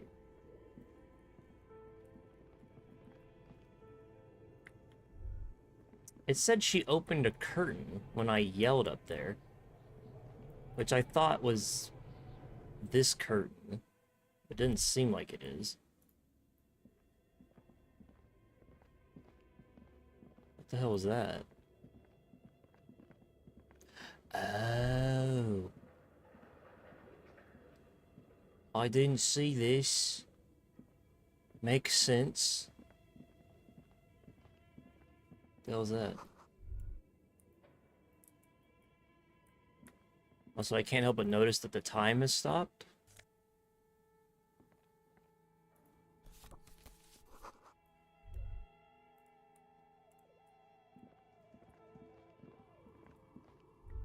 Oh, I just completely missed this chick. Okay.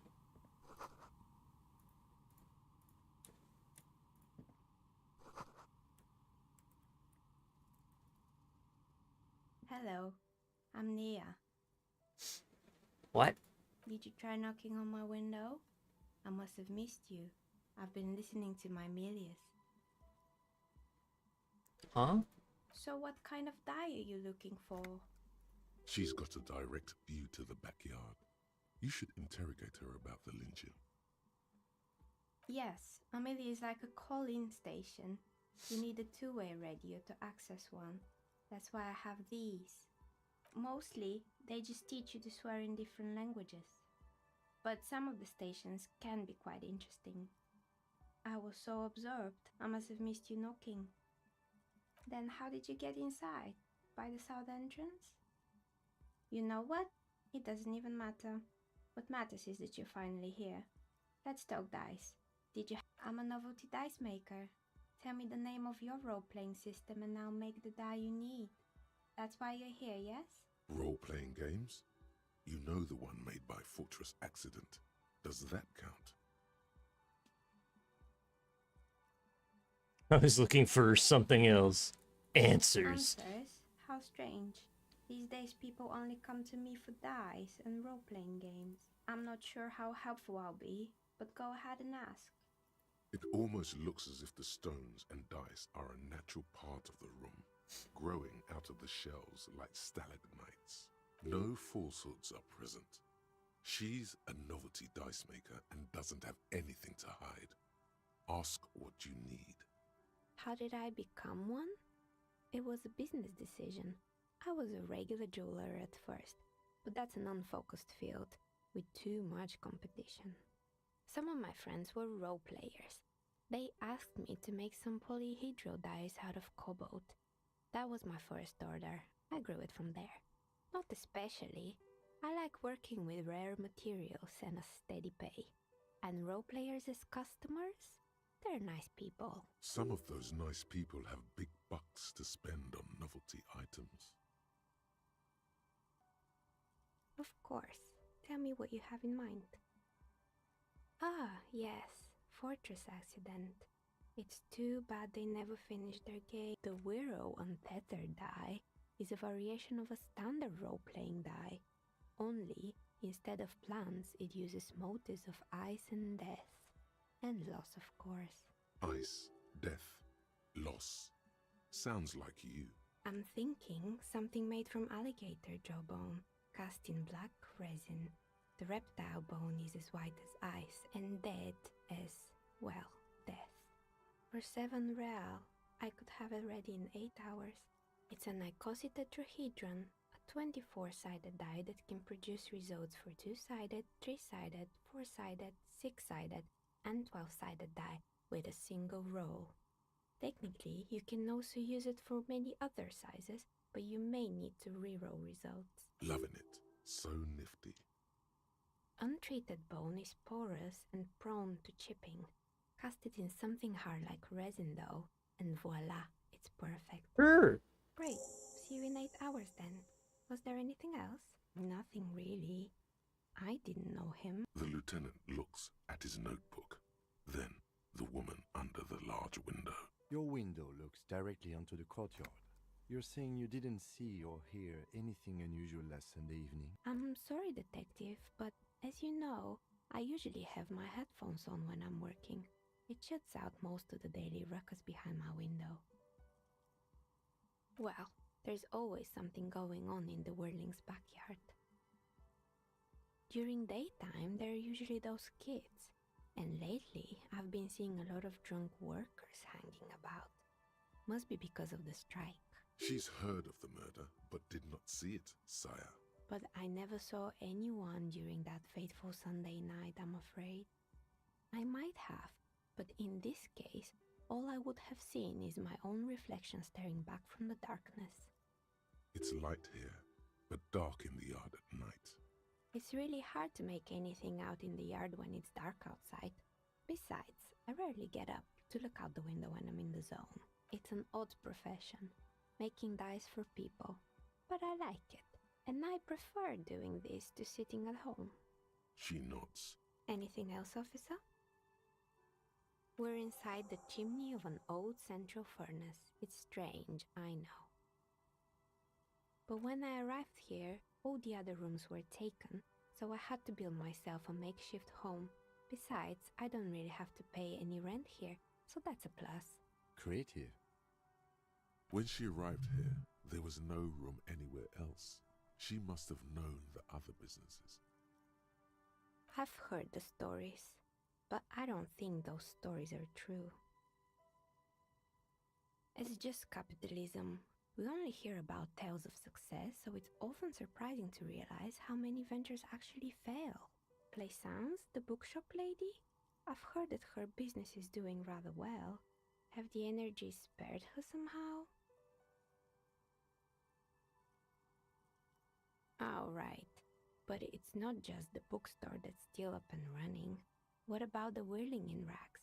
Some people say it's part of the building complex. Customers have been paying for bills. And then there's me. I've been here for 14 years, selling novelty dice to role-playing enthusiasts. Not exactly a million-real business idea, yet somehow I've survived despite the talk of malicious energies. Strange, isn't it? Maybe it's just because she's so talented that she's been able to woo the curse.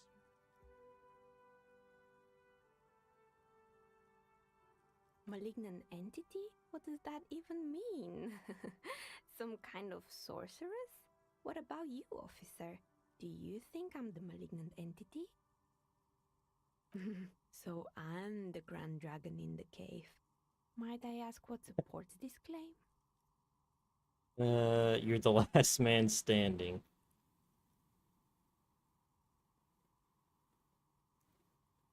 Ethereal? Thank you, but I think it's just the lighting. If you ever find a way to explain all those inconsistencies in the curse, then let me know. That's all she has to say on the subject. She has been thorough and truthful, as far as we can see. Plaisance needs to hear about this. Perhaps if you combine your psychic energies, you will make sense of the situation.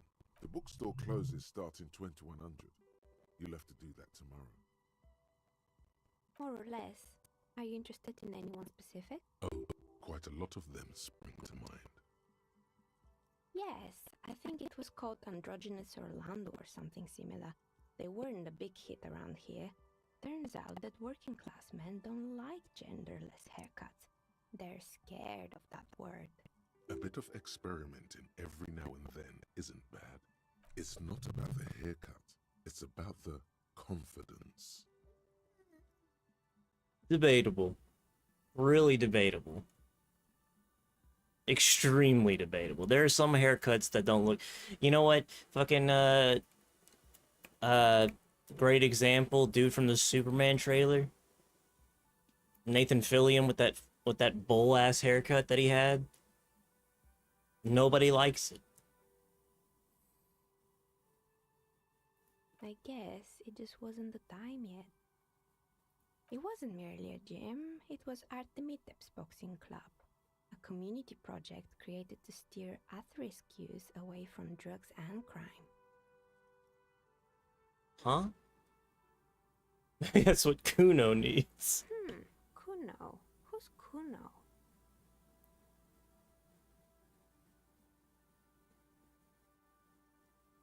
Oh, you mean the kid with the sailor's mouth? Yes, I've heard him yelling profanities in the backyard. I think it would take more than a gym to help that kid. A kind man from Zemsk. But he had some trouble with the law when he was younger, and that's why he wanted to start the gym as his way of giving back. This voice actress reminds me of the doll from Bloodborne. Or the chick from... It didn't. If anything, it made the youth situation in Martinez even worse. At some point, someone started a rumor that the punching bag downstairs was full of amphetamines. It's not really full of that. No one would store their drugs like that. Eventually, the coalition took away the funding and the club went bankrupt. This was a few years ago. It's gotten much more peaceful around the plaza ever since. Oh, this one's a mess. There used to be a company that promised to repair windows 24 hours a day. What could go wrong with this one, right? Turns out, the business was actually set up as a front for an illicit group that was producing snuff milieux. Who would have guessed? What's the snuff milieu? And they never cleaned up the debris either. Now it's just littering the hallway and I have no idea how to get rid of it on my own. It's a sub-Rosa radio station that broadcasts real murders with real victims. Some people pay good money to get off on it. Nothing changes in her tone as she says that. As if it's just another piece of information to lay out for the world. Don't worry, the ICP has a separate division that deals exclusively with unlicensed services. This isn't our problem. Good luck with that. It's not easy catching those perpetrators. You mean Mr. Fabron, the taxidermist? No, he mostly just did drugs. Anything else? There used to be a fashion atelier here, but I have forgotten the head designer's name. They were doing well for a couple of years, until the insect rights activists came.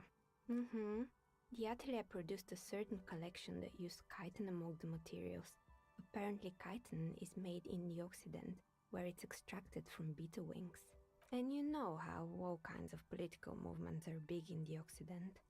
The activists shut down the biggest chitin supplier, which of course caused the price to skyrocket. And, naturally, all the most fashionable tastemakers refused to be seen in chitin from then on. The atelier went bankrupt before they could finish the collection. I'm glad somebody took care of the little guys, those insects. Actually, insects do have brains, but yes, I understand what you're saying.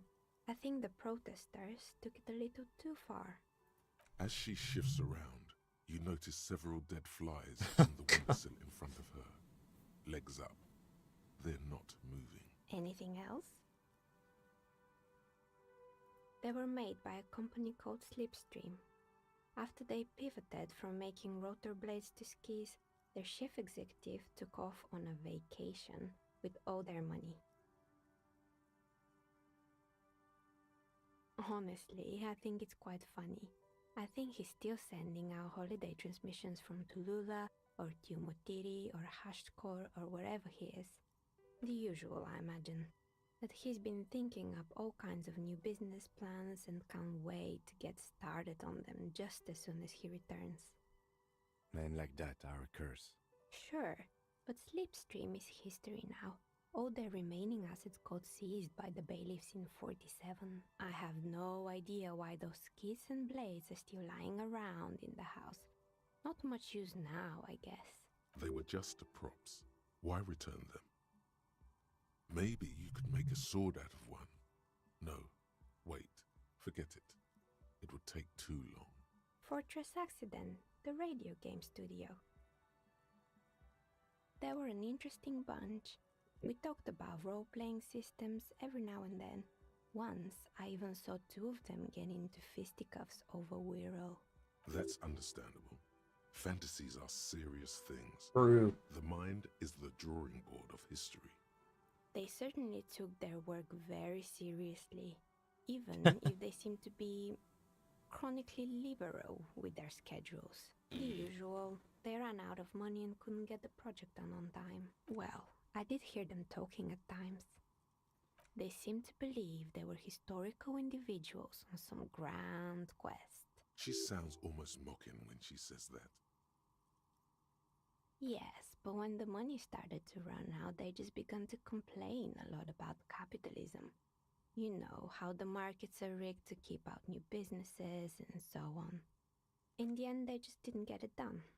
They didn't have enough willpower to produce something truly historic, and to show up to work on time.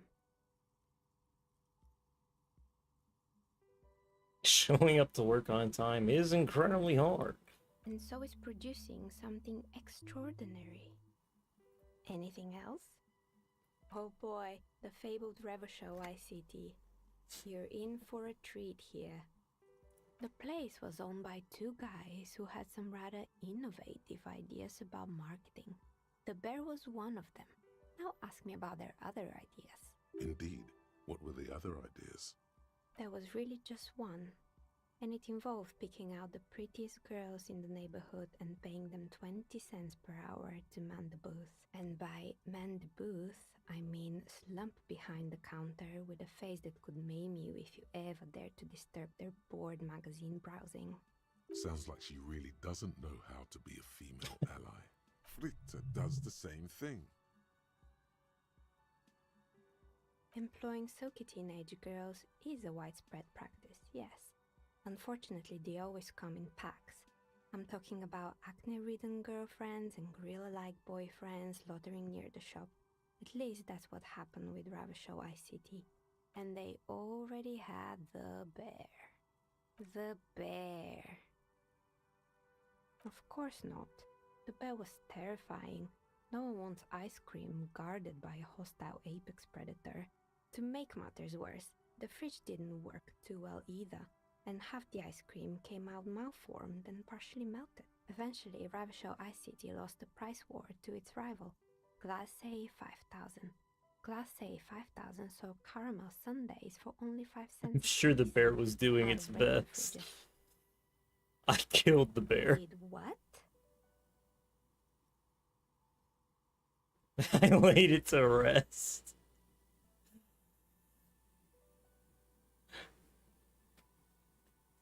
I laid the bear to rest. I murdered it. Really? You broke it? What a shame. It was the taxidermist who made it said it was his vision beast. He said he met his vision beast while high on desiccants. He called it Megatherion. Sounds cool. Why is everyone doing drugs in this place? Even the taxidermist? Megatherion, a mega wild beast. It's an imaginary beast that guides you through life by telling you to do more drugs, mostly. I don't have a comment. Understandable. You shouldn't do them. You're a police officer after all. Anyway, now you know the story of the fallen ice cream empire. Anything else? Another... Oh, right.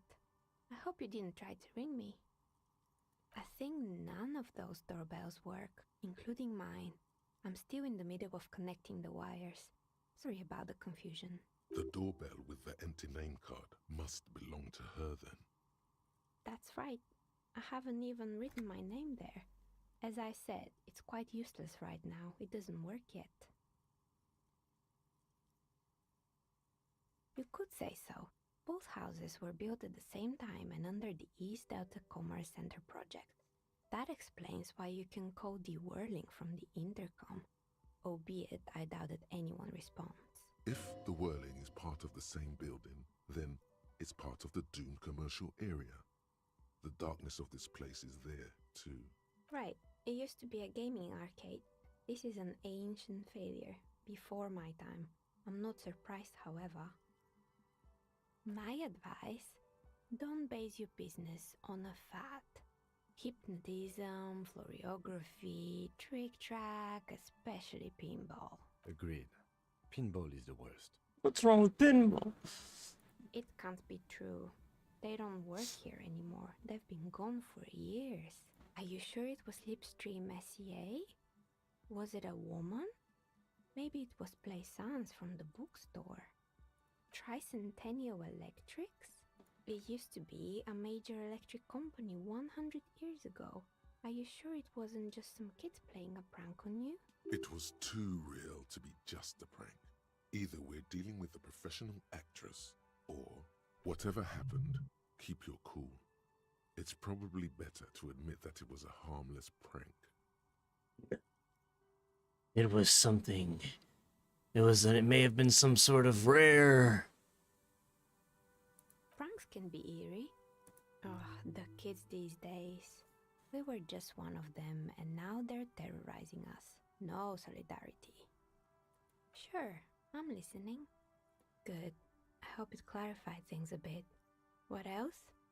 Shivers.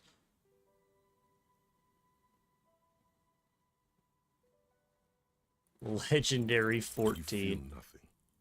Start taking off your clothes. Excuse me, what are you doing? Officer. Oh no, not the zipper. A tool to get the zipper open.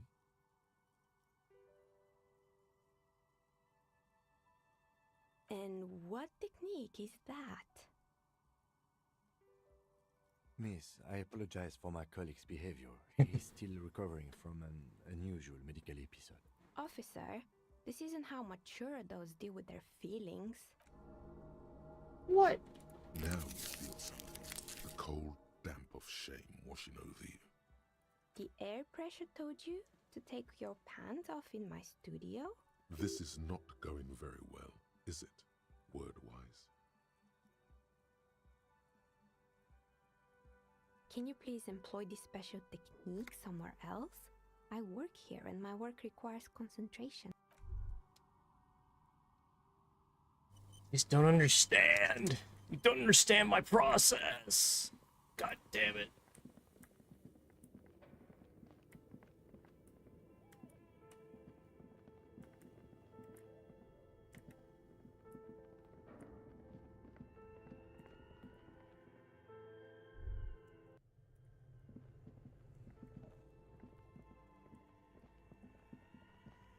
I killed the bear.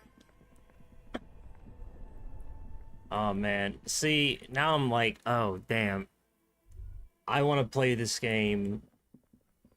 I want to play this game completely maxed out on shivers and nothing else. Shivers, drugs, and nothing, no intellect whatsoever.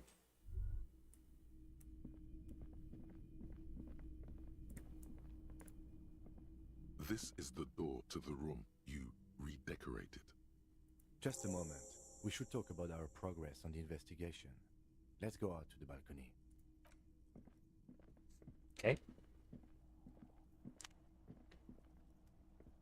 The air outside is brisk. The lieutenant is silent for a moment. He listens to the traffic hum. Then... Now then, we should talk about the investigation. He I smokes! also feel you're a bit Stop! It's gonna hazy kill you! on the RCM. I didn't know you All here, smoked. Our rights, our jurisdiction, basically. I have a cigarette every night when I go over my notes. It's something of a ritual. Oh man, he looks so devastatingly cool with that cigarette. I think I might want to pick up I smoking. apologize, but I only brought one with me. I have exactly one cigarette every night while going over my notes. You mean this? This isn't cool. It's an unnecessary trial of will and unhealthy. Yet, were he to quit, he would lose the cool factor. This man relishes his cool quite a bit below it all. Yes, it's been a long and eventful day. Well, Music you playing? were so hungover that you couldn't keep it down when we approached the hanged man. So we didn't even inspect the body. But we performed a thorough search of the premises of the crime scene. That's great. It's not my job to evaluate your methodology, officer. I'm just going through the facts. We weren't able to find the union leader, Everard Clare, much less interview him. So that's on the to-do list for tomorrow. We didn't talk to the Wild Pines rep. We really must do that tomorrow. Who? Above all, though, today was exhausting. What's with all the running? You run a lot. Is that a standard Precinct 41 practice?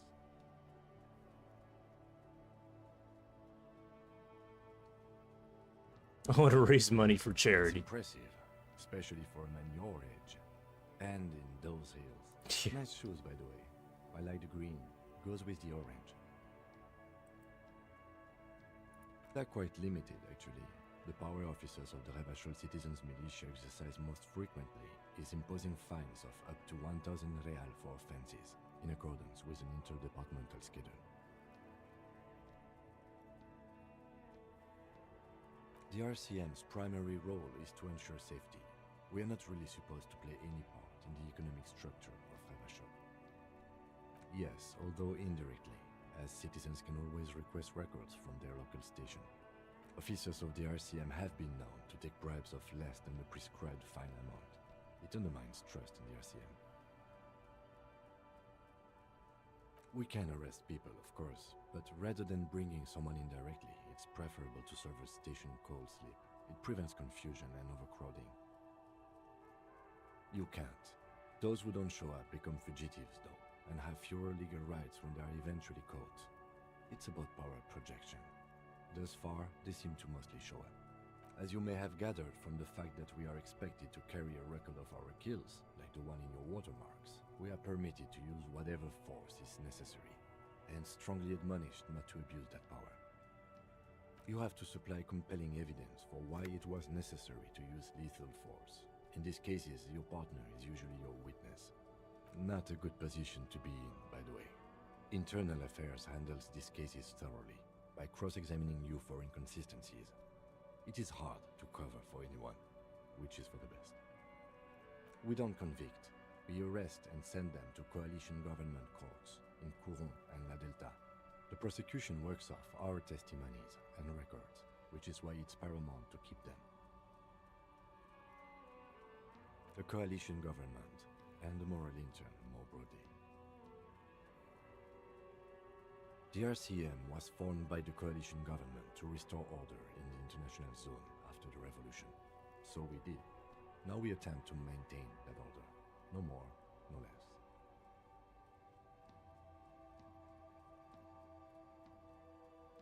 Or perhaps it is better to say we were allowed to form. It's a point of contention whether the citizens of Revachol or the coalition government founded the RCM. Silence. A great comment to such a conundrum. The Moralist International are the world's largest political organization. You know who they are. They have been running this place after the revolution failed.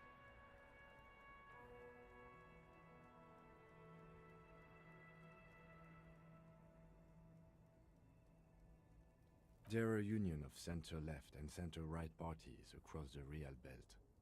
Our coalition government is just one of its many projects. They also run the ICP, EPIS, most intergovernmental organizations in the world. What do they believe in? They are Dolorians. They believe they continue the humanist project set forth by Her Innocence Dolores Day 4 centuries ago. Others say they are just technocrats. Those others say they continue the humanist project set forth by Dolores Day. Interesting question.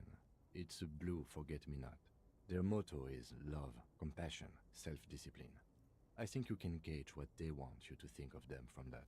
Something kind and usual, something almost self-explanatory, something like the dark blue, serious color of the early night sky above. A historic figure? The author of the modern age? You will have to look elsewhere for opinions. The subject of humanism is too abstract for me. The moral intern are a fact. I try not to have opinions on facts until they change. And it doesn't look like that's about to happen. Do you? Things are bad out there.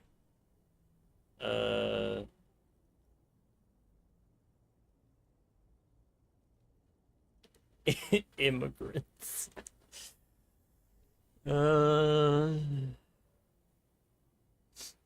Fucking immigrants. You know what? This. Oh God. I don't know if I.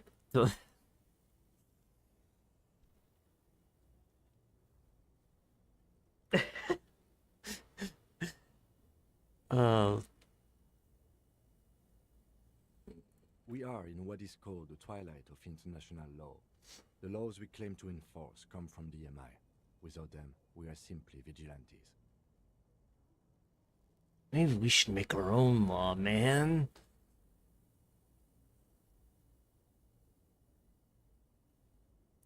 Spoken like a revolutionary, not a cop. But hypothetical aside, in Martinez we already are vigilantes.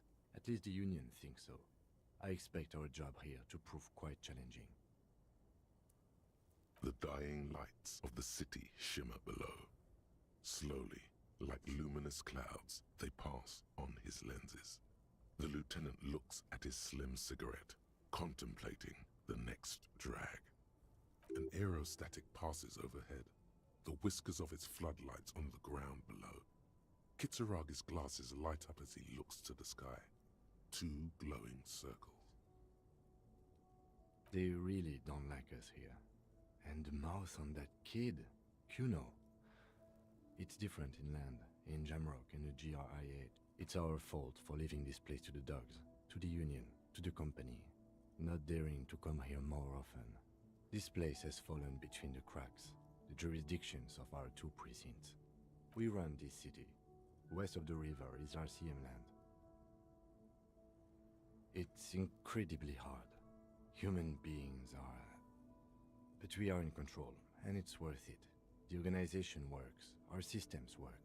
If they didn't, the city would disintegrate. Me too, but I wouldn't count on any drastic changes in our lifetimes. He is very tired, but the dark circles under his eyes make him look younger, not older. Yeah, it's getting very cold now. Let's go.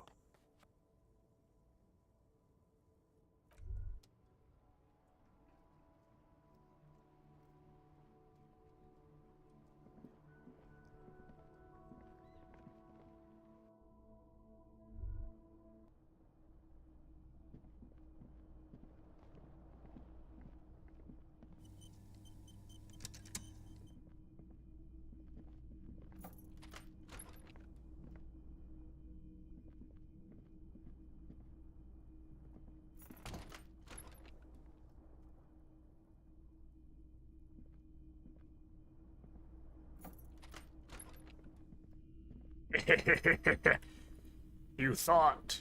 The door is closed. Still, nothing. Still.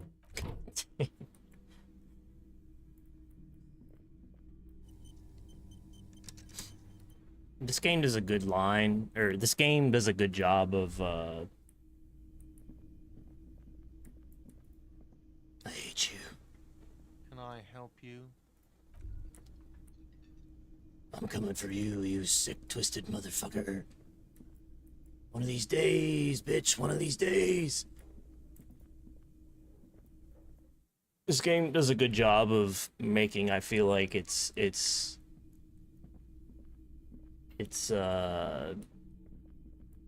central philosophy, its core guiding principles clear, but also still allowing the player to sort of go their own way and making it all believable, which is very hard to do writing wise.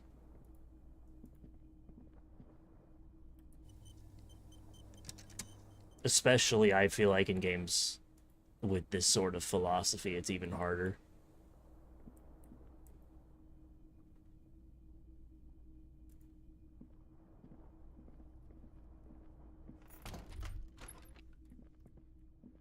I never did find. Does this door go? Does this go to his room? Interesting. The bed is cold and not particularly inviting, but it's yours. The sheets look awful. The option to go to sleep becomes available every night after 9 p.m. That's 9 p.m. So it's midnight. Okay. Is there a point?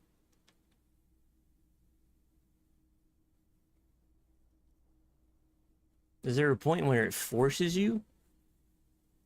I wonder. I don't want to find out because I feel like that'll fuck me.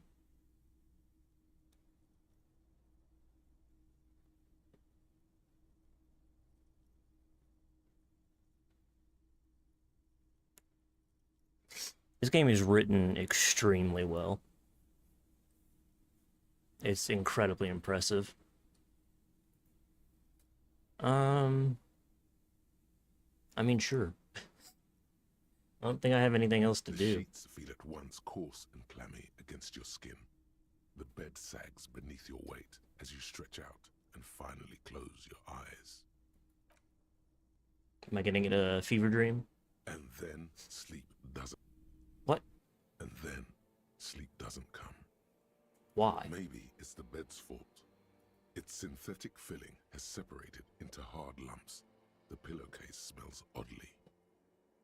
Smells of alcohol and sweat and grease. Not good smells, any of them. It barely covers your toes, stretching over your soft belly.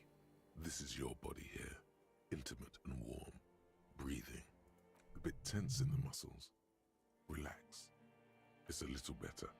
Colors, scenes, and half-formed phrases still litter your mind. Part of you is still trying to solve the case, isn't it? Something to do with, what was it that the lieutenant said? Union? And it's gone again. Your thoughts lost between the slowing brain waves. Your breathing steadies. A great silence washes over you until your eyelids twitch in your sleep and images start forming.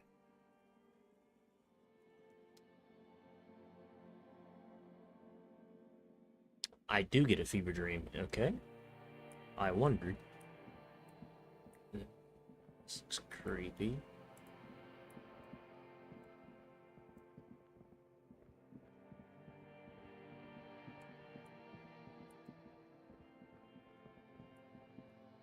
It's me!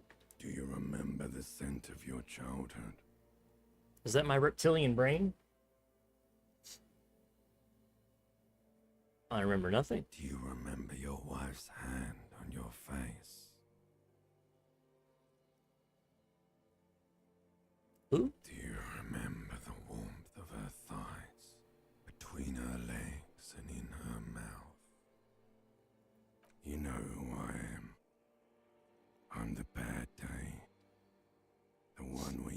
ask her.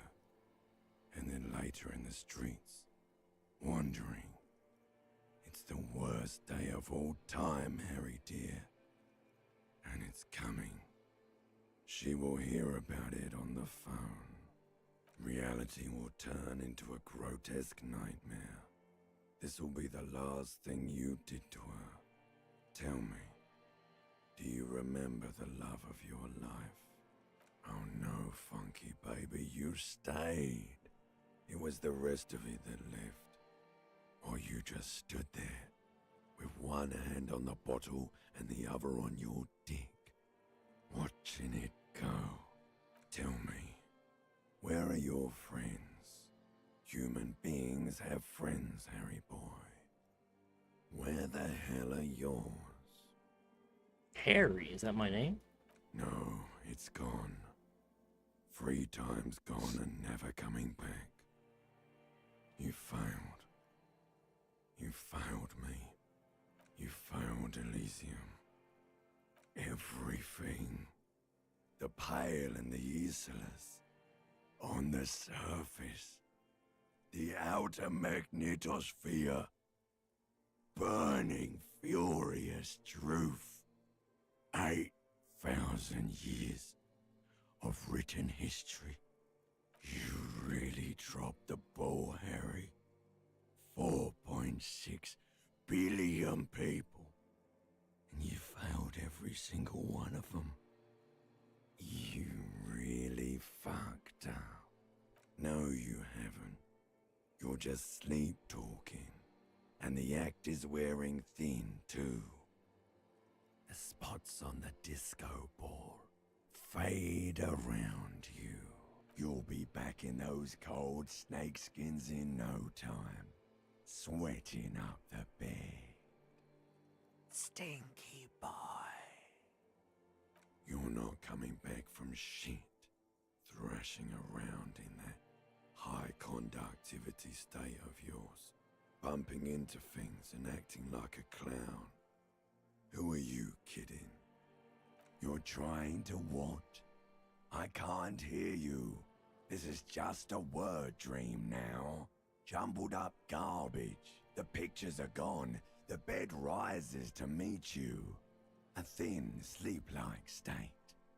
More glass than velvet, grinding in your head. So something is wrong. Sleep shouldn't be this bad, this dry, this unnourishing. There's something wrong with your thoughts. Some kind of new type of hangover.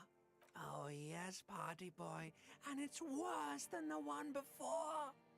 Just think of the shit you saw. Here it comes too, so soon already. A silent alarm goes off in your head like clockwork, barely let you sleep at all. Time to get those clothes on, Harry. Time to go to work in the shit factory.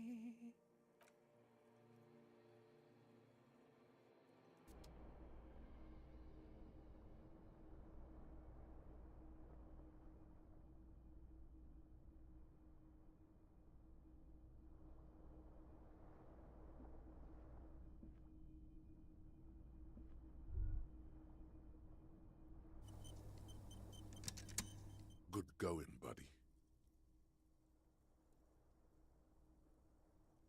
Yes. Wait till you see the one with the chick in it. It's gonna be a good one. Oh, God. You feel even worse this morning than you did last night. You don't know? You don't know? Some broad that messed you up. It'll come to you. It always does. You mean, why are you so tired? Too tired and down to even think? It is worrying, isn't it? You can't be a detective like this. Detectives need to be able to think. It's just that your heart has finally pumped all the speed out of your system, Buster. Time to get some more. You're too weak to say no now. Waking up is the worst part. Maybe somewhere down the line you could decline. Speed is a potent central nervous system stimulant. It kept you propped up all day yesterday, despite your debilitating hangover. How else did you think you even got up from this floor? It's power, man. It's professionalism. It makes you feel like you're young again and ready to detect, ready to go to war against the world. Of course, Martinez is speed central. You just gotta poke around, follow your nose. You and Speed will be happy again. You will make her come home. This time, it will be different.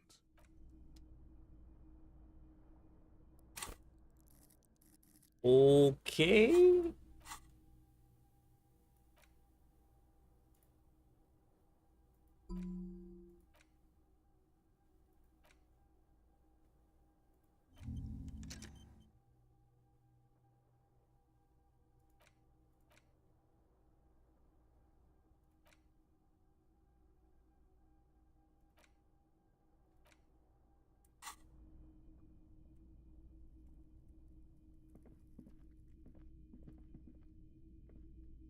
A mirror hangs on the bathroom wall. In it, your face, adorned with the expression.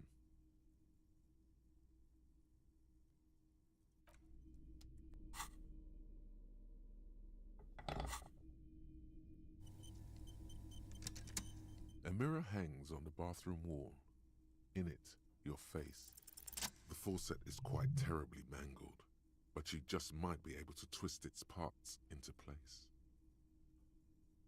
You handle the chain cutters deftly, applying just enough pressure. The faucet regains a recognizable shape. The steam stops. Told you that you needed those chain cutters. Everything is connected. Everything has a purpose. The mirror begins to clear slowly without you having to wipe it.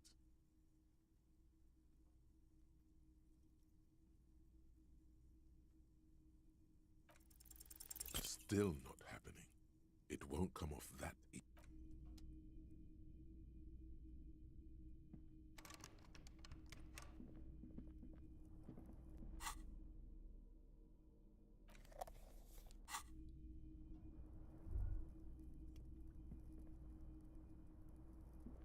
The fan stands still. The lights are on.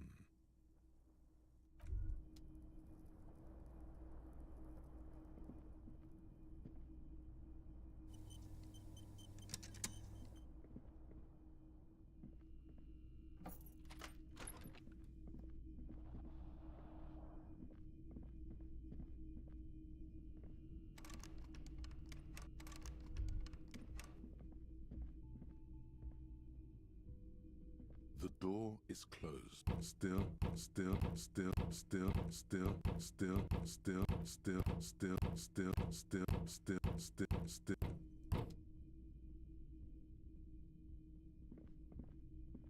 Hey, you'll have to open that door, lady. Oh my god, there's so many people. The wheelchair lady has moved.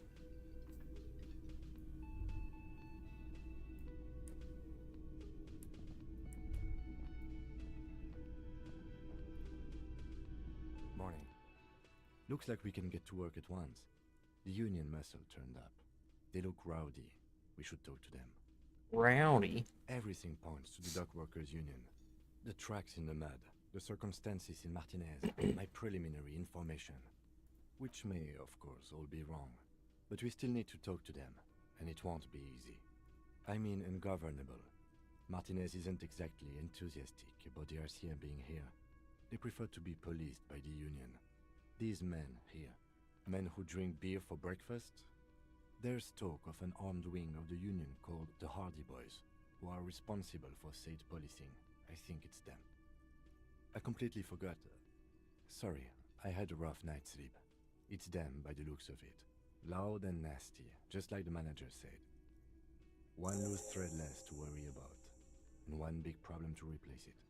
That would just escalate tensions. No captain would sign off on it. Solving one murder isn't worth a conflict between the RCM and the Debarders Union. In fact, even the death of 2 detectives might not warrant an all-out war. So let's keep a cool head, okay? One more thing before we do. We don't have to talk to them immediately. We can walk right past them, continue with our business. Yeah, streetwise. Zoom right past. Do it on your own terms. But aren't you curious to know what they have to say about the murder? They're in no hurry to leave. They think they own the place. Anyway, I leave that choice to you. Whatever you decide is fine by me. Was it you? I'm still suspecting that you're the perpetrator. Just a moment. One of these days I'll prove it. She's agitated, judging from the way she keeps pulling at the frayed edge of her blanket. And there's no public phones nearby? The closest phone booth is down the coast. Sorry for the inconvenience, ma'am.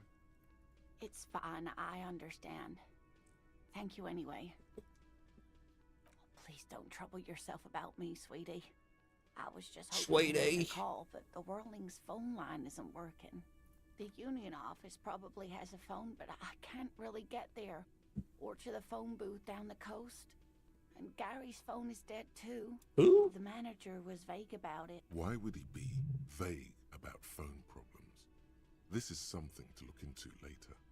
Ask God, maybe. To let the young woman who's house sitting for us know that we may be delayed. Morel, my husband, and our friend Gary were supposed to get back by Monday night. But they're still missing, and I haven't heard from them. I was also hoping she'd heard from Morel. A little missing persons puzzle might just be the thing to take your mind off the hangover. That's just it. This isn't like him at all. He always plans his expeditions so carefully. But you have more important things to worry about. Nope. More important than a missing expedition? I don't know. Expeditions often lead to something interesting. Just some field work, sweetie. Morel is a highly trained scientist. He and his assistant Gary are studying an extremely rare species of insect. But they should have returned by now. They were just going down the coast across the waterlock to set a few traps. He said they'd be back on Monday. The waterlock. That was broken. Could this be it? I see. Oh, sweetie. It's nothing like that. Gary's as loyal as they come. I trust him with my husband's life any day. Oh my. What happened to the waterlock? Oh, sweetie. If it weren't for you, I'd be looking forward to another sleepless night. Thank you from the bottom of my heart. You're welcome, ma'am. I hate to ask, but if your investigation takes you to the other side of the coast, please do keep an eye out for my husband. Yes, some left-field scientific research is exactly what you need right now. Funk up that vanilla murder investigation. And if you see him, let him know Lena is waiting for him here at the Whirling. He gets so tangled up in his work that he may not know the waterlock's been repaired. And it's cold out there. Oh, you're such a dear. Thank you, sweetie. Oh, yes. A zoologist. A cryptozoologist, to be more precise. It's a pseudoscience that attempts to legitimize research into mythological beasts. Looking for Bigfoot. That's one opinion, yes. And people are entitled to their opinions. She's used to playing off such insults casually, but they still affect her. My apologies, ma'am. I did not mean to undermine your hobby. It's not a hobby, dear. It's a subfield of zoology, one specializing in animal species that are so exceedingly rare that many assume them to be extinct or even fictitious. Searching for such species called cryptids is difficult and often thankless, and frankly, many scientists are too lazy to do it. Universities these days are rarely interested in supporting real research. The quality of research at Revacholian universities has been on the decline, but you doubt there was ever a time when cryptozoology was embraced by the academic elite. Oh dear, I'm not sure where to begin. Well, His expression is slightly grumpy, but his eyes are always bright and curious, like a small boy's. And his palms are quite coarse from all the field work, but he's quite gentle. Gentle.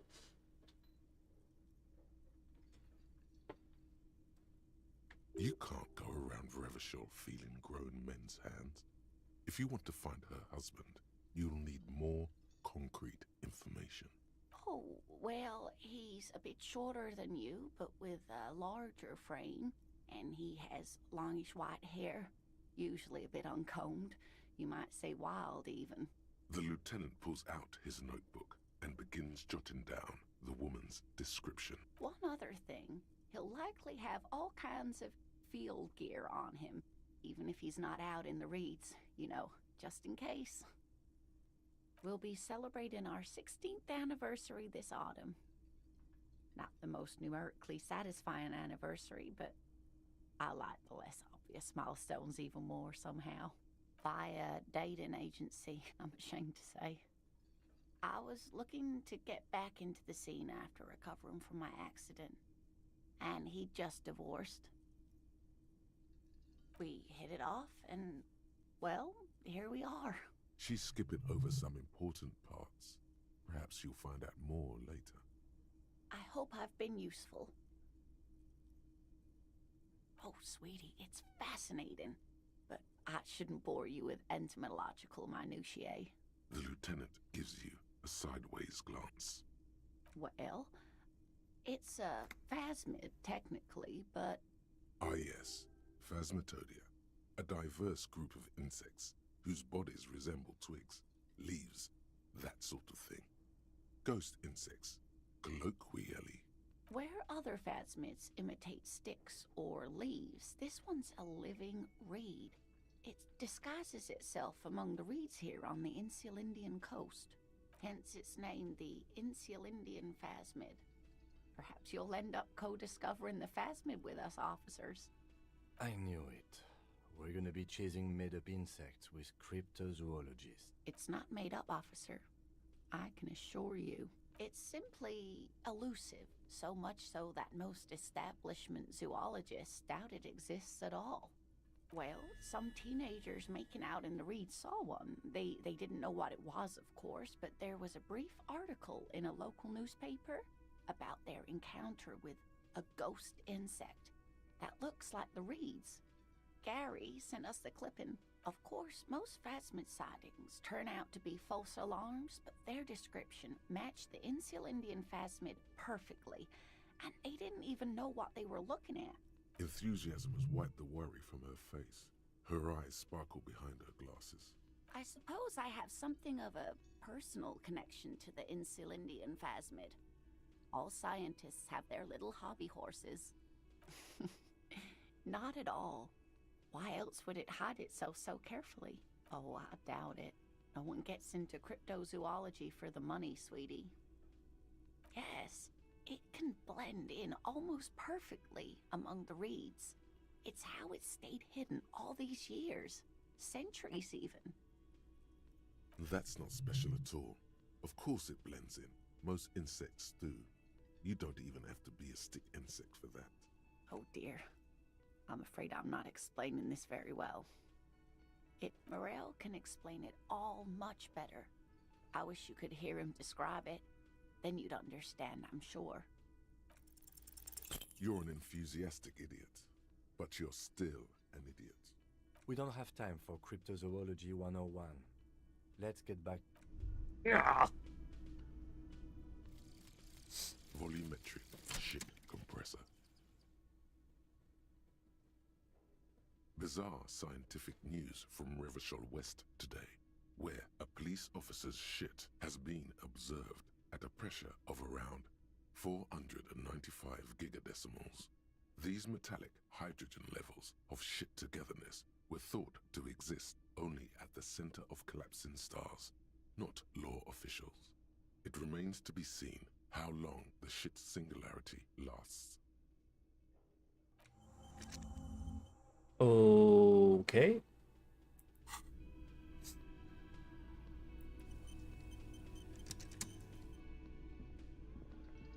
I help you? Another thing.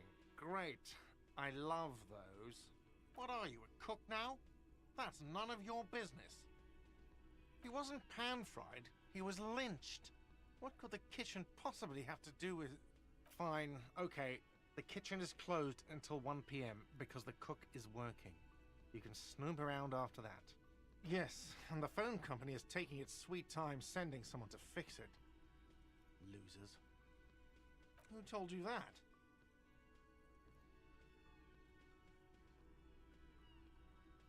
Fine, yeah, it looked like someone had messed with the wiring.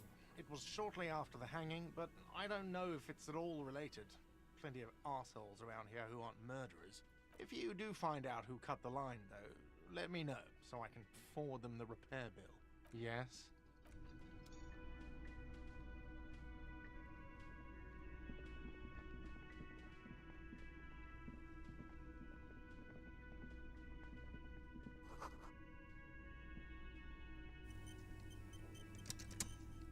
The man ponders his cooking utensils and gives you a little nod, acknowledging your presence. Speak Revacholian? We speak Suren. There is no such thing as the Revacholian language. But don't worry, your message remains clear. The cook is still smoking, ash falling from between his fingers. His hands are Speak large. American in these parts, buddy. Good thing he didn't understand a word of your stupidity. He looks up at you, then looks away quickly, shrugging and muttering something to himself. Shrugging is an international sign for, no, I don't know what's behind that door. Yeah. You see a heavy I want to know what's behind the door.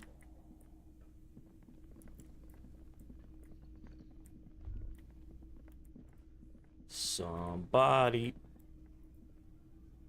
Let me handle this. Detective disorientated. Are you still wondering where you are? This is Martinez, in case you've forgotten.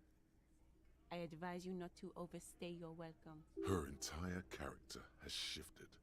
This young woman is cold as ice. No, I am not a gardener. I'm a legal counselor for the Dock Workers Union. So let's get to it. You're looking for Titus Hardy? You think he has information that will help you? Maybe he does. That's Titus. Talk to him. But know this. I'll be keeping an eye on you. No strong arming. Nothing official. The District of Martinez does not recognize your authority to make arrests. It doesn't matter if you recognize our authority. We will make an arrest if we have to. She says nothing. Her glare speaks for her. Like I already told you, I'm a legal counselor. Do you have hearing problems? What you want is of no significance, officer. Don't test your authority. In Martinez, you are no one. What are we going to do to you? The union isn't going to do anything to you. It is not a crime syndicate. It is a labor organization. Goddamn right it is. If anything, it is the RCM who do things to people. But we digress. Aggressive, you make your living enforcing violence. These people are just dock workers. Just dock workers? Do dock workers spy on the police? We let you off easy, miss. Don't think it will happen again. Listen, you moral intern lackeys. You're a mob, enforcing the unlawful privatization of Revachol. 20 fat men in the Occident are stealing it all, and you're their bodyguards. Fuck yeah. So ask what you came to ask, or get back to your commanders.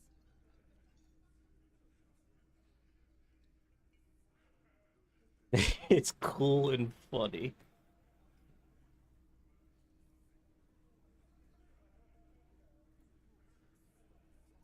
Look, a comedian. Do your job, ask your questions, then get out of Martinez. Strange.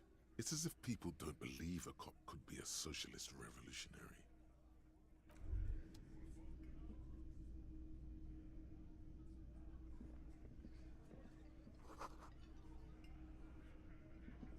Money!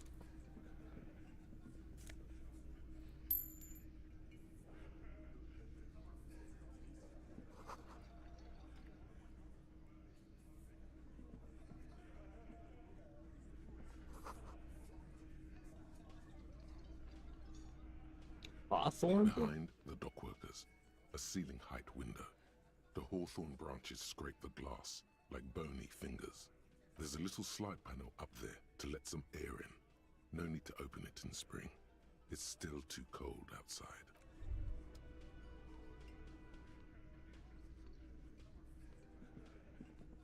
This is where you say your bed. I am the wall. Detective.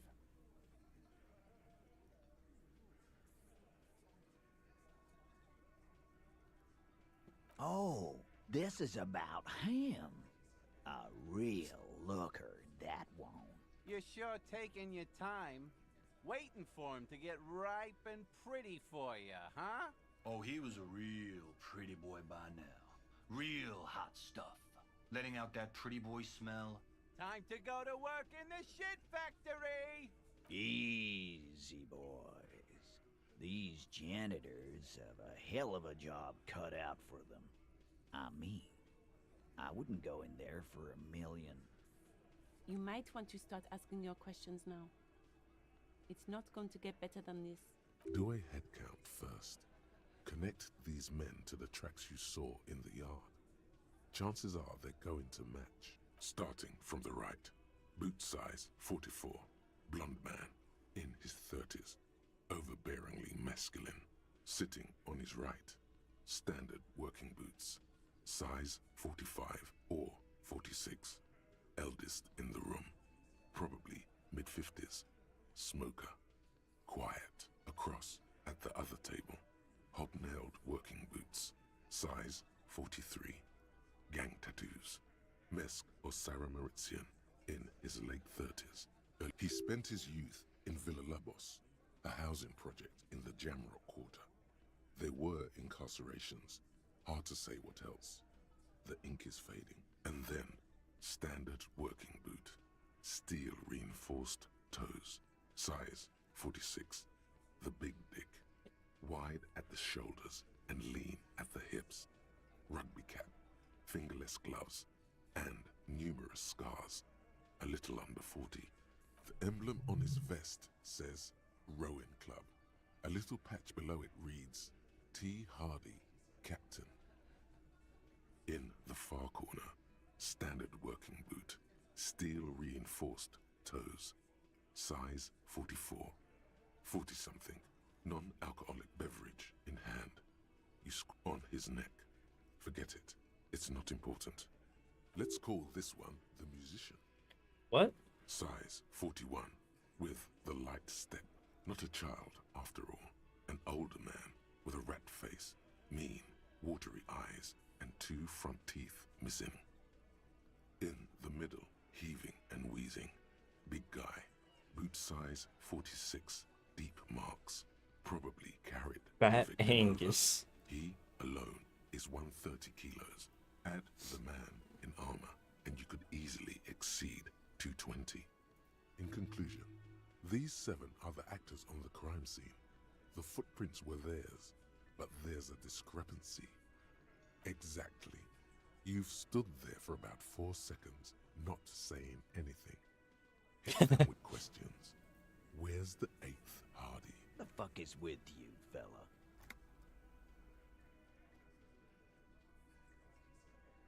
The pretty boy. You guys really love talking about that pretty boy. Funny. But my partner and I have a serious matter to discuss with you. You mean these boots? We all got a pair. We wore them the night we took the pretty boy out back and hung him by the neck. Yeah, we did this. Together. All of us. Until he was dead. That's why our prints are all over the scene. There's a catch hidden somewhere. He didn't confess so that you could take them all away. It's too simple. There is no catch. These 7 honest men have all equally come forth to tell you what happened, so that you don't waste any more of your time. All 7 together. They're diluting responsibility. It's an anti-arrest tactic. How many people have you sent to the Shays? Ever felt remorse for them? Chaise électrique is the method of capital punishment in Revachol under the Coalition. During the suzerain's reign, it used to be the firing squad. Or send them to Reunion to rot. For 20 years. For life. The River Esperance Correctional Facility, a military prison run by the Coalition, dubbed Reunion by the inmates. The origin of the name is unknown.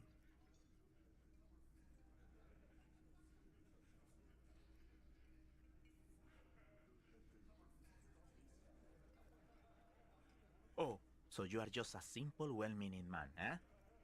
Ever been in solitary? Prison is a charter. That's what it is. So is hanging a man, slowly, without breaking his neck. Are you deaf? There will be no singling anyone out. You can't arrest a hardy boy without arresting all hardy boys. Do you think you could do that? Do you think you could arrest them all? A trick question. Don't let her lead the conversation. That's for the courts in Les Jardins to decide. Not for the officer making an arrest. Which we all know you won't be. What you can do right now is go back to your station and write a report. No. We'll stay here and discuss what happened that night. You don't have to keep answering his questions. I know, Lizzie. Relax. We killed him last Sunday night. Seemed like a good way to end the week. Known him? We don't associate with scum like that, asshole. Yeah! Who do you think we are? Quiet. He came around about 3 weeks ago when that Pines cow first sailed into town. Happy? By the Pines cow, you mean the representative for Wild Pines? The shipping company you are striking against? No. I mean the Pines cow. The stupid-ass cow they sent in to fuck us over. But why don't you ask her about the pretty boy? I'm sure she has interesting things to say when you ask her hard enough. That's enough insinuation for today, Titus. Officer, your interview is drawing to an end. Why? 'Cause he was worthless mercenary scum. And he stepped out alive in my town. And he stepped out alive. What kind of mercenary? The kind that shows up when you start a strike. The experienced kind, too. Had Cohoy and Semenine written all over him. Ex-Oranese Special Forces. A live grenade. Right here in our bar. I can't prove it, but I know he was sent by the Wild Pines. They hire merc shit like that. Story of every strike from here to Samara. 'Cause one night, he walked straight up to the mic and said, I'm Oranese goddamn Special Forces, and I'm gonna fuck you all. Really? Yeah, really.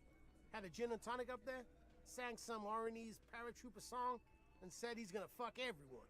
We couldn't believe it either, but he fucking did. Right there. Like some kind of animal. Sire, the tale is true. This is a serious violation of the karaoke code. Wrong. He harassed women, raped one, harassed workers, threatened to kill some as a warning. From rape to harassment to threats of violence. Why the strange de-escalation? He regrets mentioning it. Hopes you... To kill us all, if we don't open the gates, if we don't let the scabs in, if we don't bend over. And that was before he started coming here. Yeah, he said it was his favorite joint now. Started coming here every night. Drinking, grabbing girls, grabbed one of ours mid-karaoke, right there on the stage. He grabbed someone? Yeah. This girl's on the mic. A beautiful girl. Young. Gets into the second verse of Lover Lake. The fucker grabs her legs, starts screaming. Show me your cunt! Why don't you show me your cunt? Then, he gets knocked on the head with a wine bottle. Doesn't even fall down. Aren't you fucking listening? My man is talking to you. He took care of it. They got the girl out before anything else could happen. Yeah, me and Eugene got around. Aren't you fucking listening? There's something odd here. Seems like they don't want to talk about that rape Titus mentioned. Why not? This is a serious allegation. Make them talk about it. No. You're not getting the name. That's a Martinez matter. And I'm not discussing it with you clowns. There's nothing you can do for now. He's stonewalling you.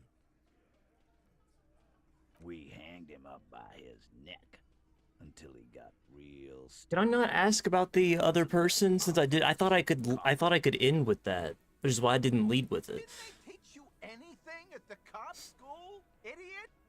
This is where an autopsy would come in handy. You have to work with what you know. Yeah, and I also didn't do that. I feel like I want to reload. Maybe wrap it up in nothing. I think we're going to stick around. I've done this job for long enough to know that people don't just confess. Good luck with that. You've heard everything a rent-a-cop is gonna hear from us. Real. Authority godly.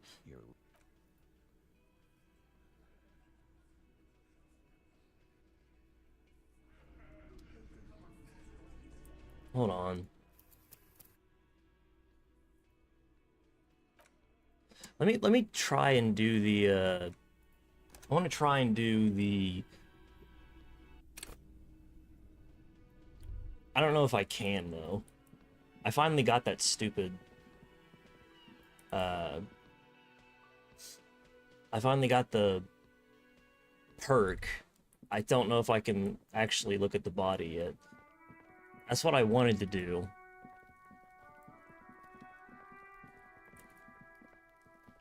I don't have a hangover anymore. Looking right through. Shit compressed. Okay, 83%. The body below is as you breathe in, the odor comes over you. It's a smell of the mind telling you to run, and your stomach to wring itself empty.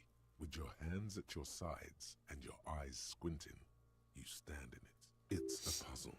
What's hanging in front of you is a puzzle of decaying flesh, tattoos, and tendons.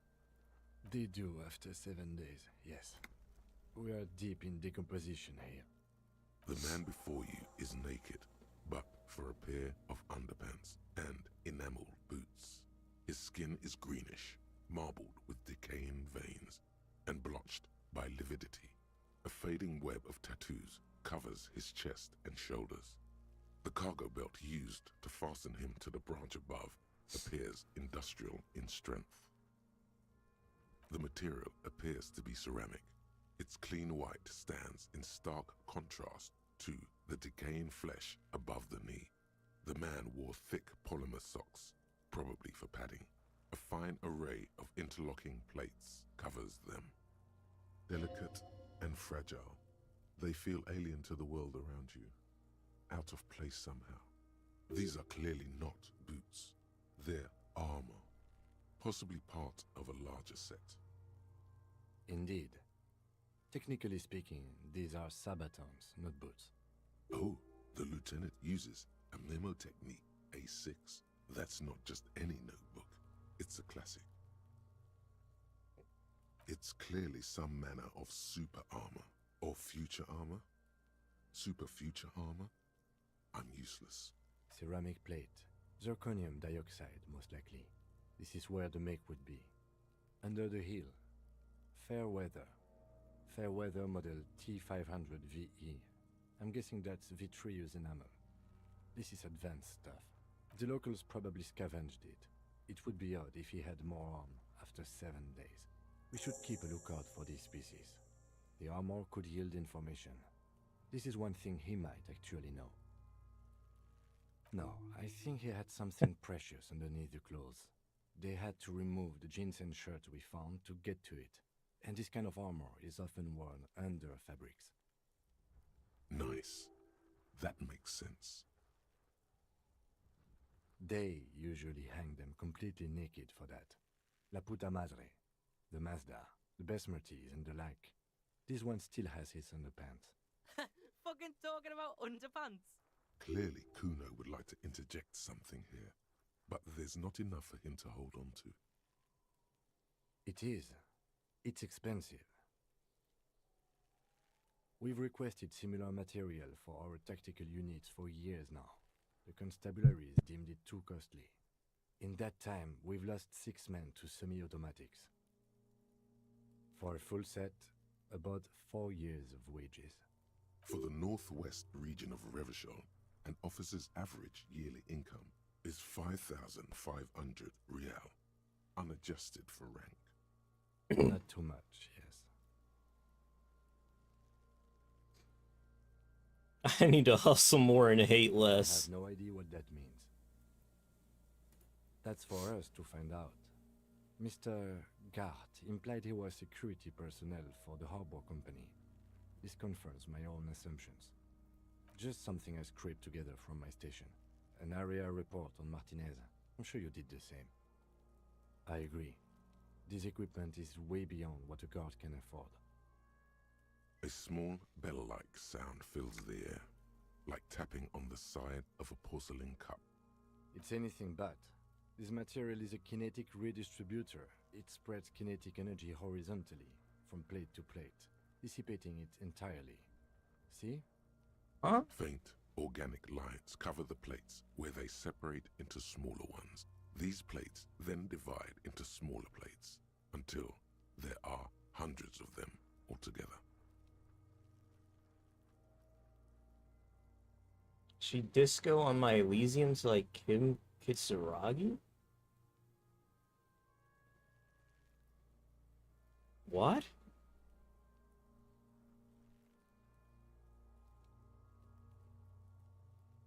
Like whirls of floorboards, the design looks organic, influenced by highly resistant wood materials, like lignum vitae and ebony perhaps. Ligma? Somebody just used a sex thing in chat and now it's talking about Ligma? What's going on here? If trees were made of porcelain, this is what their cross-sections would look like. What?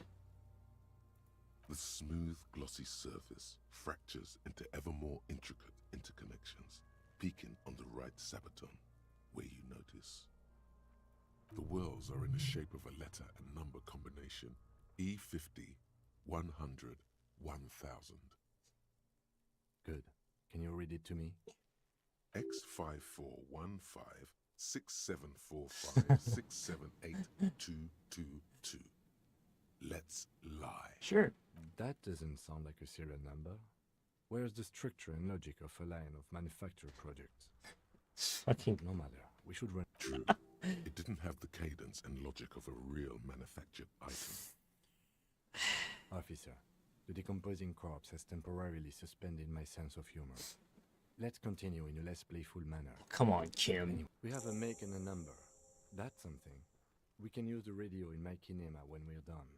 Either station can chase it. Lighten up, buddy. Stuff fake serial number. The stench fills your nostrils. As you push downward, an ominous creaking sound comes from above. Stop!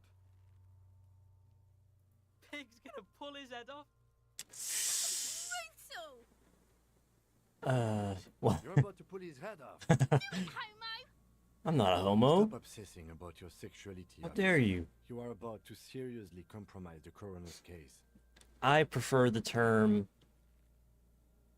fluid. Indeed, from this angle, it does look like the neck isn't going to take much more.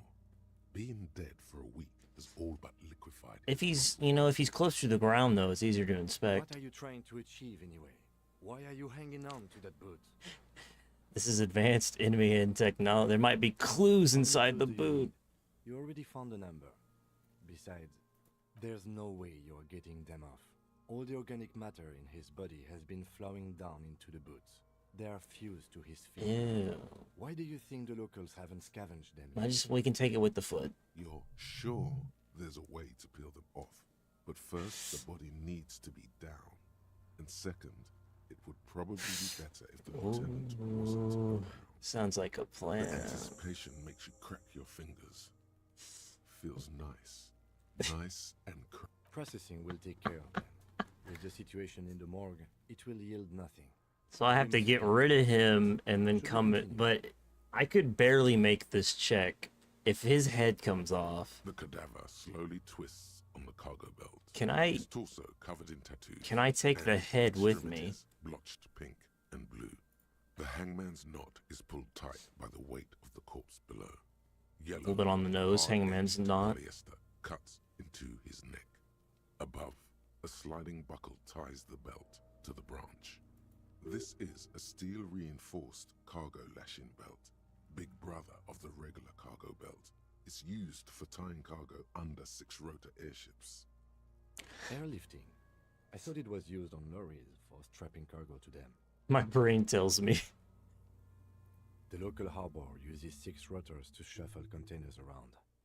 I get the sense they use whatever was on hand, without paying much attention to not incriminating themselves. How many racists have I met so far?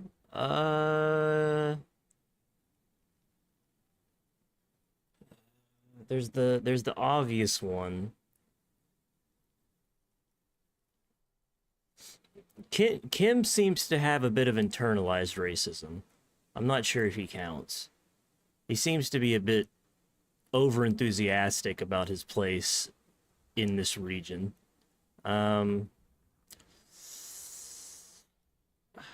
The old-timer, I don't know if I mean, the old-timer is just, I don't know. The black dude with the colonial uniform. I don't know if I could say. He's definitely, I mean, it wouldn't be a stretch, I feel. So maybe 3?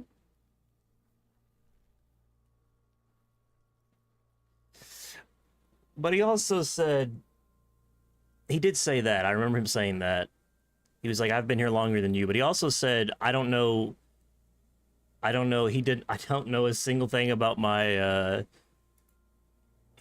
he said he doesn't know a single thing about this Samoan language or whatever. And couldn't tell you anything about it. And then it said he was proud of that fact. I think it's a bit more than him just.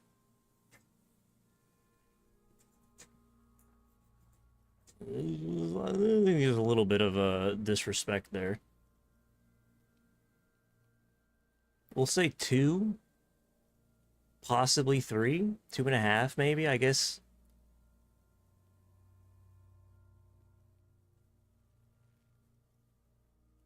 I mean, Kuno is kind of insane. I don't know if he's a racist.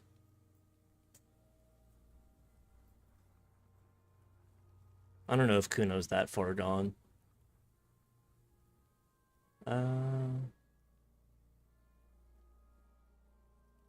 was afraid it would be. Thin steel wiring, parallel strands. This makes getting him down more problematic than I had assumed.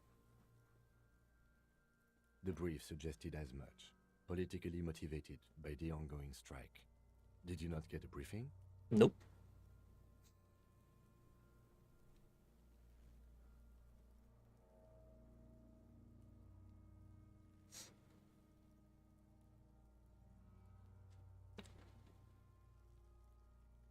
Doesn't want to be seen as an outsider. I mean, I feel like it can be both.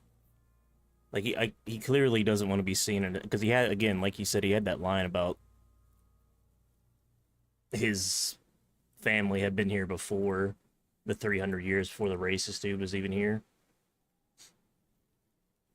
But he also seemed...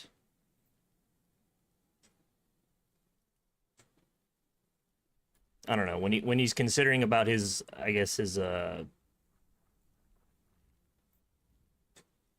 don't know what you'd call it, his, ancestral origins. I don't know the technical term for it. He doesn't seem to be overly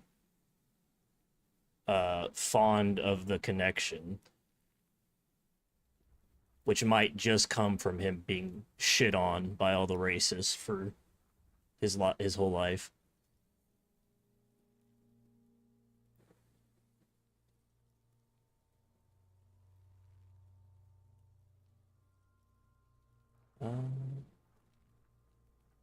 Nothing remains. My mother, the love of my life. Brief suggests. Okay. No, they must have forgotten. You should ask me the first moment we get. Oh, okay. I can just ask him. Well, this seems a bit late for that to come up in this. That I have not been briefed on. To use one way around.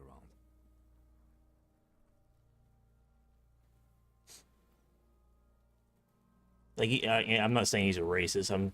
I think it's just like he's been shit on his whole life for being connection, for his connection to a people that he knows nothing about, that he has no real thing to. So he has this sort of apathy towards what should be a proud cultural heritage thing for him, but it's not because of the racism, I think is what it comes down to.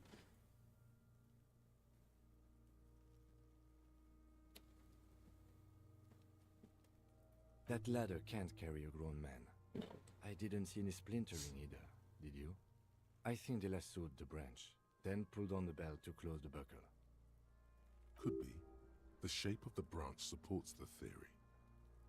Okay. The cadaver hangs from the cargo belt. An intricate web of blue lines stretches across the torso, from the right shoulder to the solar plexus. Each time they intersect, a small white star is formed in their crossing. Hundreds of fading asterisks riddle his skin. Their concentration is highest around his heart.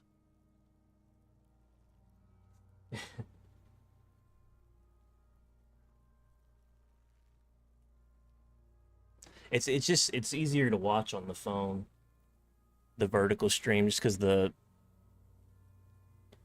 a lot of times if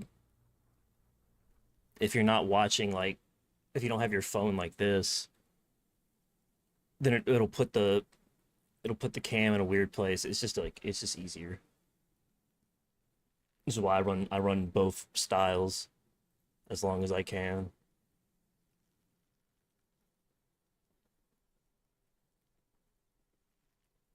I keep the regular stream for the VOD though, just so I don't have 2 VODs every single day.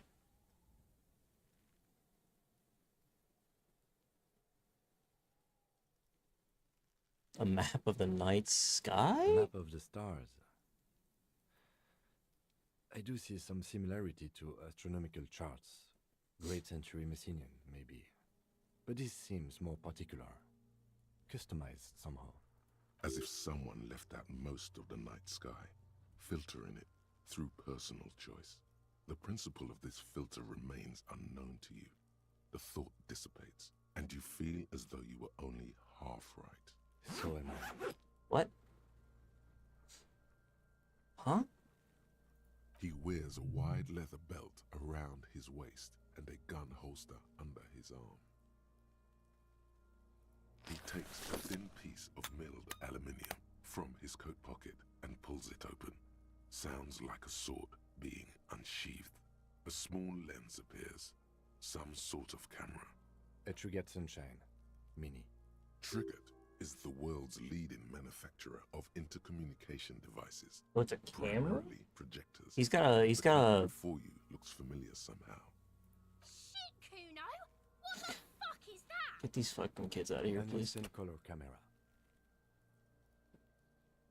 I have only 2 ampoules, so nobody move. I don't want to waste one. A sound, a shrill flash, followed by Oh my god! a small ampoule of glass. You see streams of color pour onto the thick, glossy piece of paper, rolling out. In case Where'd his face go? In case we need it? Cool machine, Yes. dude. It is pretty cool, isn't it? Yeah. There is only one ampoule left. Use it wisely. It contains insight to the victim's person. Well, by his build, I'd say this was a man of physical violence. The story he wanted his body to tell was important to him. It is his letter to us. Someone should decipher it. We'll need... Sure. Just don't lose it. The glossy-eyed corpse looks maybe I can show it to the old man. mute, and his skin as colorful as the chemical rainbow on the photo paper, teeming with opportunistic organisms. Okay, I like how his description changes every single time. His eyes are milky white and blind to the world, protruding comically from their sockets. There is no one home, just subaquatic terrors there. Dark brown hair grows on his head. His face Talked in is your ready dream. to explode from the organic processes inside. 58%. The head grin has passed. What remains is an unrecognizable mess. The corpse is dead silent. You have no idea why you just said that. Who is he? He is male, 4250, with an athletic build. The corpse looks right through you as you distance Debatable. yourself from its stench. Eyes like a shark. Squint. As you narrow your eyes, the monster before you blurs into a violent mess of green and pink. This is a trick. You've done it before. Pink is where the blood settled in the first hours post-mortem. You can use it to see if the corpse has been tampered with. Does his position at the time of death match the discoloration? Only the lower extremities are pink with a dash of blue. His fatted hands, thighs, and his neck, just above the noose. The rest of the corpse appears dark green in the cold spring air. I see it. His neck too. The lividity goes right up his chin. We have good, well-pronounced discoloration here. The monster comes back into focus, an explosion of color, coursing with dark marbled veins. His stomach appears pregnant with something. Black liquid streams down his thigh and onto his boot. So, what do you think? I think he's dead. I agree. His personality is no longer a part of the world. Totally dead. Too heavy. This Buster's not coming back. That sounds about right, yes. Really get Kim to trust you? That was the thing that did it? What? Why does he trust me because I said some weird shit about his personality and composition? Kim, I think you're a bit of a weirdo, my Jen. What the hell? Okay. Agreed, especially on the neck. The belt acted like a tourniquet, keeping the blood in his head. The hypostasis supports her hanging. You would still like the hypostasis marks in the neck to be a bit more pronounced. Okay. Maybe it looks faint to you? It could be more pronounced, actually. Dumont noté. There's always a chance. We should check for ligament marks on his neck to see if they're in tune with the belt. We'll have to get him down first. Just pull on him a little bit, his head will come off. A pool of blood and feces has eaten into the frozen mud Oh, below the man's God. feet. Purge liquid is dripping into it. Purge drop liquid? by drop. The victim appears to have contained no more than half a kilogram of digestion at the time of death. The fuck he's saying? Talking about shit. Malicious laughter erupts in the yard. Sounds like seagulls. Big said he's a... The lieutenant's face is made of stone. I do. Most of them are post-mortem. Maybe even all of them. The delinquents have made our jobs harder with their little sport. Stop talking in riddles, coin slot. He means you fucked him up good, Kuno. Fucked him up brutal like. Are we sure this is a girl? But there is no breath to catch. only the cadaver filling the air and your nostrils. He slowly rotates before you, decomposing. Are you sure we finished the preliminary examination of the cadaver? We might miss some of these things once he's done. The cadaver slowly twists on the cargo belt, his torso covered in tattoos and extremity. The steel-reinforced belt presents a unique challenge. I brought chain cutters, but I don't see a good Pull way 'em. of approach to the belt. He doesn't actually think the challenge is unique. He thinks it's frustrating, annoying, and harder than he thought. The cadaver is a good 1.2 meters up. Neither one of us can reach the belt without assistance. And even if we do, there's the question of cutting the airship strength material. An acrobatic maneuver would solve this situation. Nothing can go wrong with a good maneuver. An acrobatic maneuver. We could saw a branch. There and saw the branch? It seems unclimbable, cause the ladder is treacherously rotten. But you could use your hands and feet to reach around the tree, then It seems well within my capabilities. Honestly, I prefer a non-acrobatic solution to this. Clown cops climb tree, fall down. Enraged cop assaults children after falling from tree. Cretin cop, they like that word, saws the branch he's sitting on, literally. Local children report corpse mutilation. Fuck yeah, climb that shit, monkeys! See, you're only making them do those things less. No, I do not see the future. I made those up using 2 decades in the Revacholian police force. I'm not afraid of newspapers. What I'm proposing is, we save acrobatic tricks as the last resort, after we've tried everything else. Oh, these have got to be the most fucking boring multiparts I've ever seen. I have thought of that, yes. But the tire tracks would compromise the scene. Any prints would become illegible. That's if we get it through the hole in the fence. Also, my MC has a sloped roof. It's a sports model. The roof is slippery. An all-around bad platform to stand on. How about I take you, piggyback? The fuck are these pigs talking about? Oh, their bank or something. Oh, it's fucking boring, Kuno. Wish they'd fuck already. I wasn't actually implying I would. I meant it's a bad idea. It's a fucking hilarious idea. You two puscapas get on top of each other and fuck. In silence, the lieutenant gives you a meaningful glance, as if to say, case in point. Yeah, bang bang time, pig. Shoot his head off. How? Where the buckle ties the rope to the branch. That's a good spot to aim. Where? Ah, yes, I see. If the shot hits that... I don't have a might gun, have though. chance to release the belt. Yeah, now we're talking. Entertain a Kuno with some shit. They'll miss. The pigs will miss, Kuno. Let me try. The lieutenant's brow is furrowed. He appears too deep in concentration to even notice what you said. What's the worst that could happen? I'll blow his head off. Take it. Take the shot. Yeah, take the shot. Kuno wants some of that shit. Silence.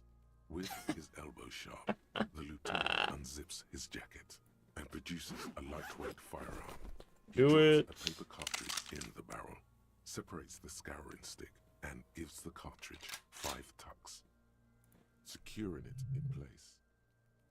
That's a Kiel A9090 Armistice, mass-produced muzzle loader, ascetic, frugal, one of the most common firearms in the world. He then steps back and assumes the fellow's desk position, taking aim. The corner of his eye twitches. His finger is on the trigger.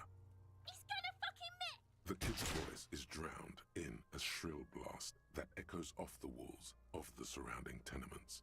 A cloud of smoke slowly parts in the air as the lieutenant steps back and says to himself, God damn it. A lot of things were wrong with that shot. The fellow's desk was the wrong choice. His shoulders were raised, but above all, he cannot trust his eyesight. Fucking idiot. Mulkapa asshole. Kuno could have hit it easy, but then Kuno's not fucking handicapped, is he? Kuno's sorry too. Kuno feels sorry for the Beano Cloud. The lieutenant doesn't say a word, just looks at the gun in his hand. No, we are lucky as it is. We didn't break anything, and the victim remains uncompromised. Just give it a shot. Any more mistakes could put us in an unfortunate position with the locals. We have eyes on us. I have to say, it's beginning to look unlikely we can get him down without assistance. You know, you don't feel like too bad of a shot yourself. It's bad as it is. Us shooting firearms like punks. Go ahead. I'm not stopping you. Just don't lose it. Do it. They only have one gun. Yeah, for now. This is the sorriest pair of pigs Kuno's ever seen. Yeah, take it, you fucking banana poika. Take it and shoot yourself in the mouth. The cold piece of bakelite and gunmetal is surprisingly light. Ooh. Your fingers fit right through the guard, instinctively resting on the trigger. The fuck are you waiting for, Kuno? Tell him to shoot himself in the mouth. The buckle comes into focus in your sights. You stand with your feet planted firmly in the ground. This man's your killed left hand before. supporting your gun arm. You know how glasses. Why don't you just shoot yourself in your mouth? At least you won't miss. Point the gun. Your field of view narrows. The branch slowly moves, becoming entirely two-dimensional. The metal buckle glimmers, catching the morning light. This made as the corpse slowly rotates. This made better or worse. Slow movement of the branch in the wind, and your shoulders directing the gun sink up, dancing hypnotically. Look, he's crying. You gonna cry now, fucking faggoty? Or what? You gonna fuck me? You wanna do it? Set me free! Don't. Do it! Pull the trigger. Fuck you. Right here, Mulko. Right here. Intense shit, copper. Could waved his gun. It wasn't intense, it was pathetic.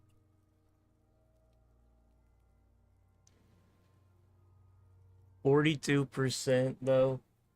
Actually, I have a point. I gained a point through this. I can actually increase my chances here, can't I?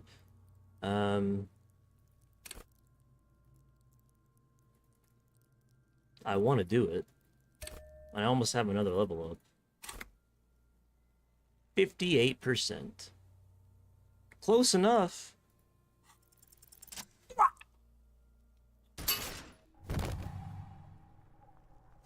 The buckle explodes into tiny pieces, Okay. coming loose with a whir. With your hand numb from the recoil, you look at the body slumped down. Huge. For a moment, the man appears to kneel in front of you, looking straight at you, helpless, trapped within itself. Communism. Communism. It takes a millisecond for the association to flash within your cortex. You have no idea where it's coming from, only that it's right. Then the rigor in his muscles gives up, and he You've been policed. spring mud, 70. letting out a horrid stench. Hell yeah. Gained experience plus 70. That gives me a whole nother level up. Damn. Alright. Who's laughing now?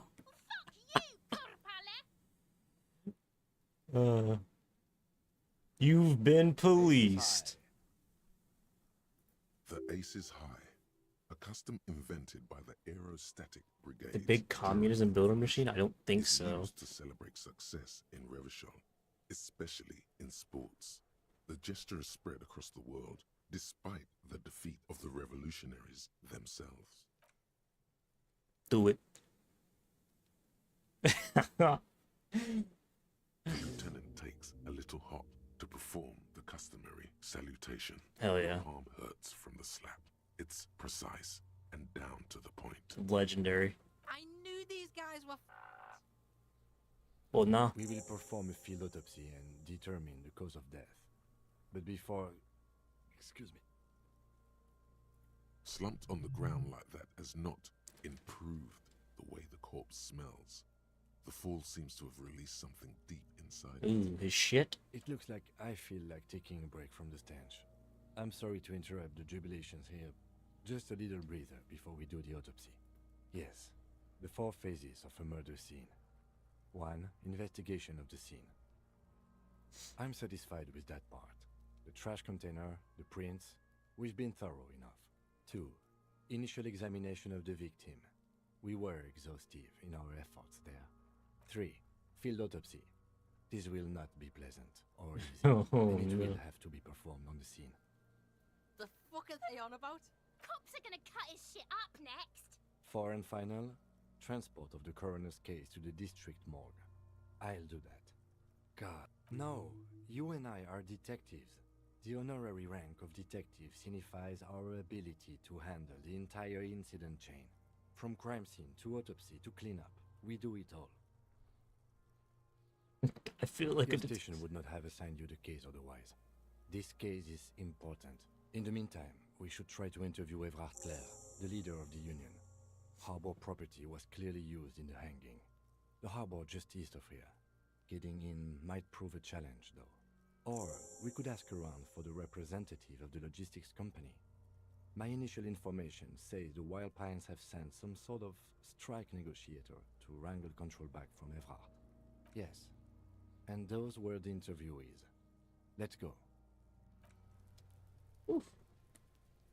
All right. That feels like a good place to save.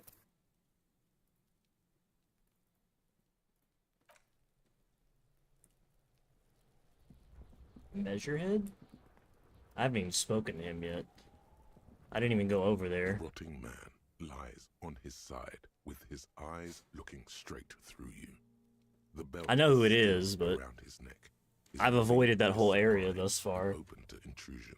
I want to do everything over here on the left side before I even tried to get in there. The lieutenant adjusts his glasses and takes a deep breath. Remove his boots. Come on, officer. You know what a field autopsy is. Debatable. What you do know is, at 18.9 kilometers, the dormant shield volcano, Corpus Mundi, is the world's highest summit, and the failure of the 38th single, Epui Descent, to crack the top 20 was the death knell of disco. But what a field autopsy is, you have no idea. Unfortunately, no. They are better than nothing. Tell you what, I perform the anatomical side of things while you will take notes. That's right. Yeah, we got this. We're smart.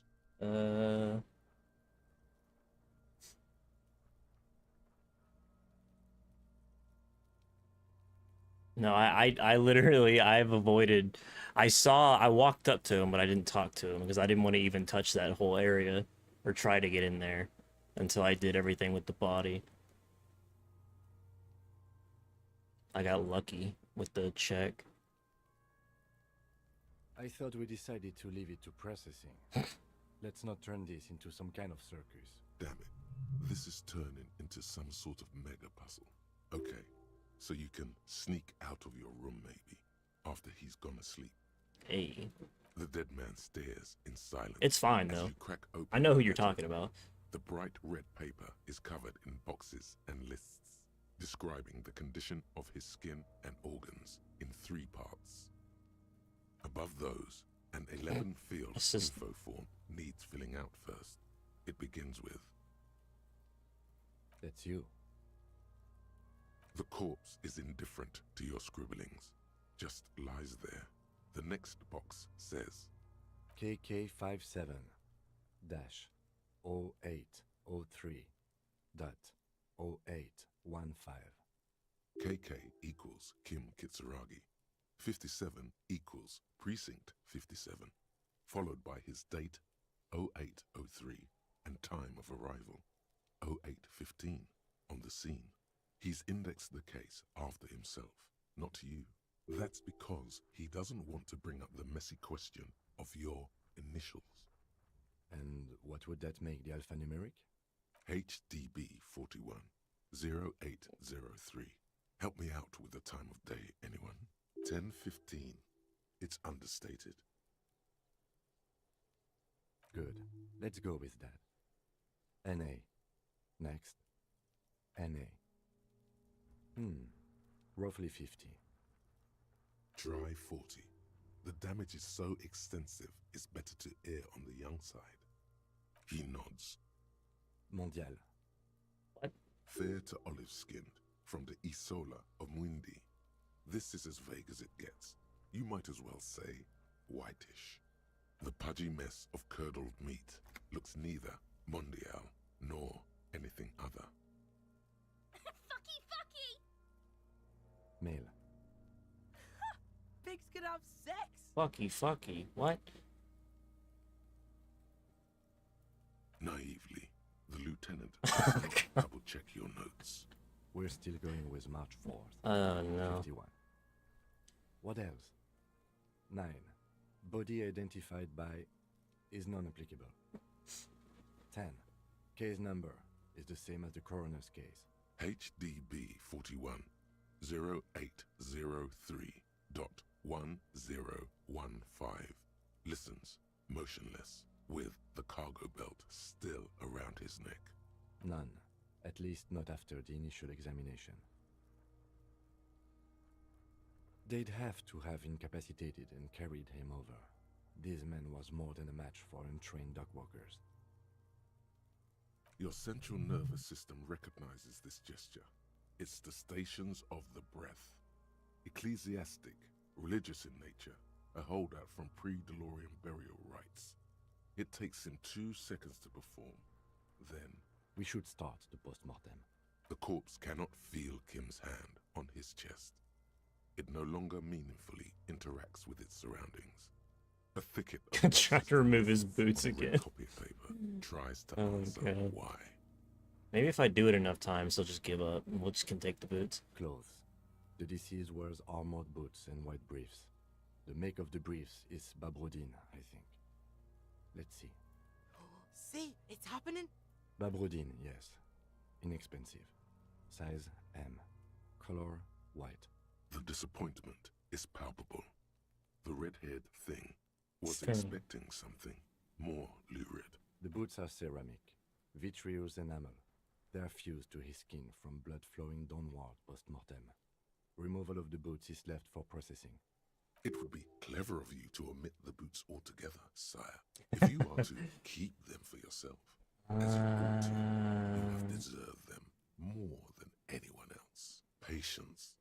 After the autopsy, before the body is taken away, there will be a window of opportunity.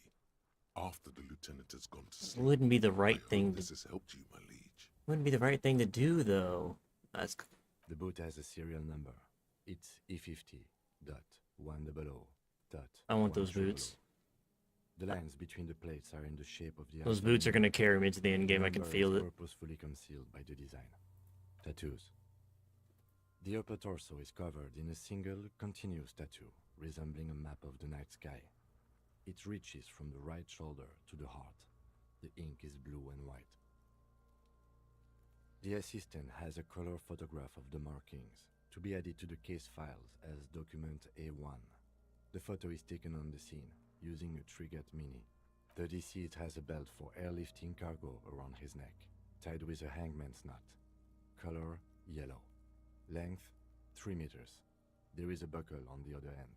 Well nourished, athletically built, measuring 1.8 meters. Generally consistent with age 42. Preservation is good. Ambient temperature below freezing. Body hair is light brown. Distribution is consistent with age. The deceased had male pattern baldness. Hair is combed back, short. His hair feels wet, soaked with rain, cold to touch.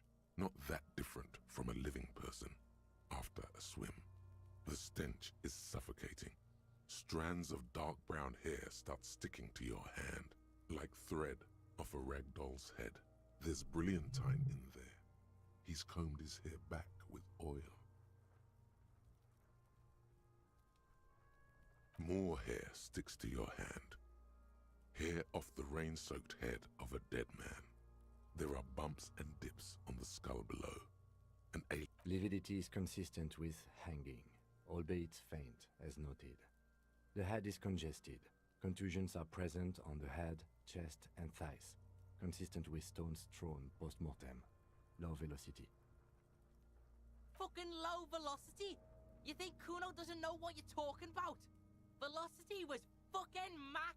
Talking shit about Kuno's velocity. In addition, there are bite marks on the face, scalp, and chest, consistent with predation. I'm in for high velocity. Ligature mark.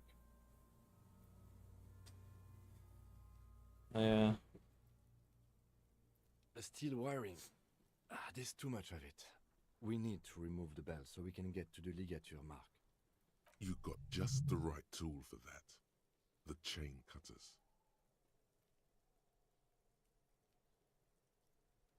The hanged man lets out a joyous little bubble of rot from his nose. Always good to think ahead. Now, we need to cut the belt to see the ligature mark below. Carefully, with as much precision as you can. See? My pig is gonna fuck his head off. No, he ain't. Your pig's a boring fuck. Physical instrument, even for it. The belt is equally tight around the whole circumference of his neck, swelling over the edges like white bread rising from the east. The knot is the weak spot. The chain cutters fit in there, steady now, like a flower arranger. 2 cuts and it should come loose. After some deliberation, you sink the cutters into the knot tying the belt together. You squeeze the rubber handles together, sweat forming on your brow. Snap! The knot is slashed. Another cut and the belt falls apart like a flower bouquet, revealing the dead man's neck and the dark red ligature mark around it.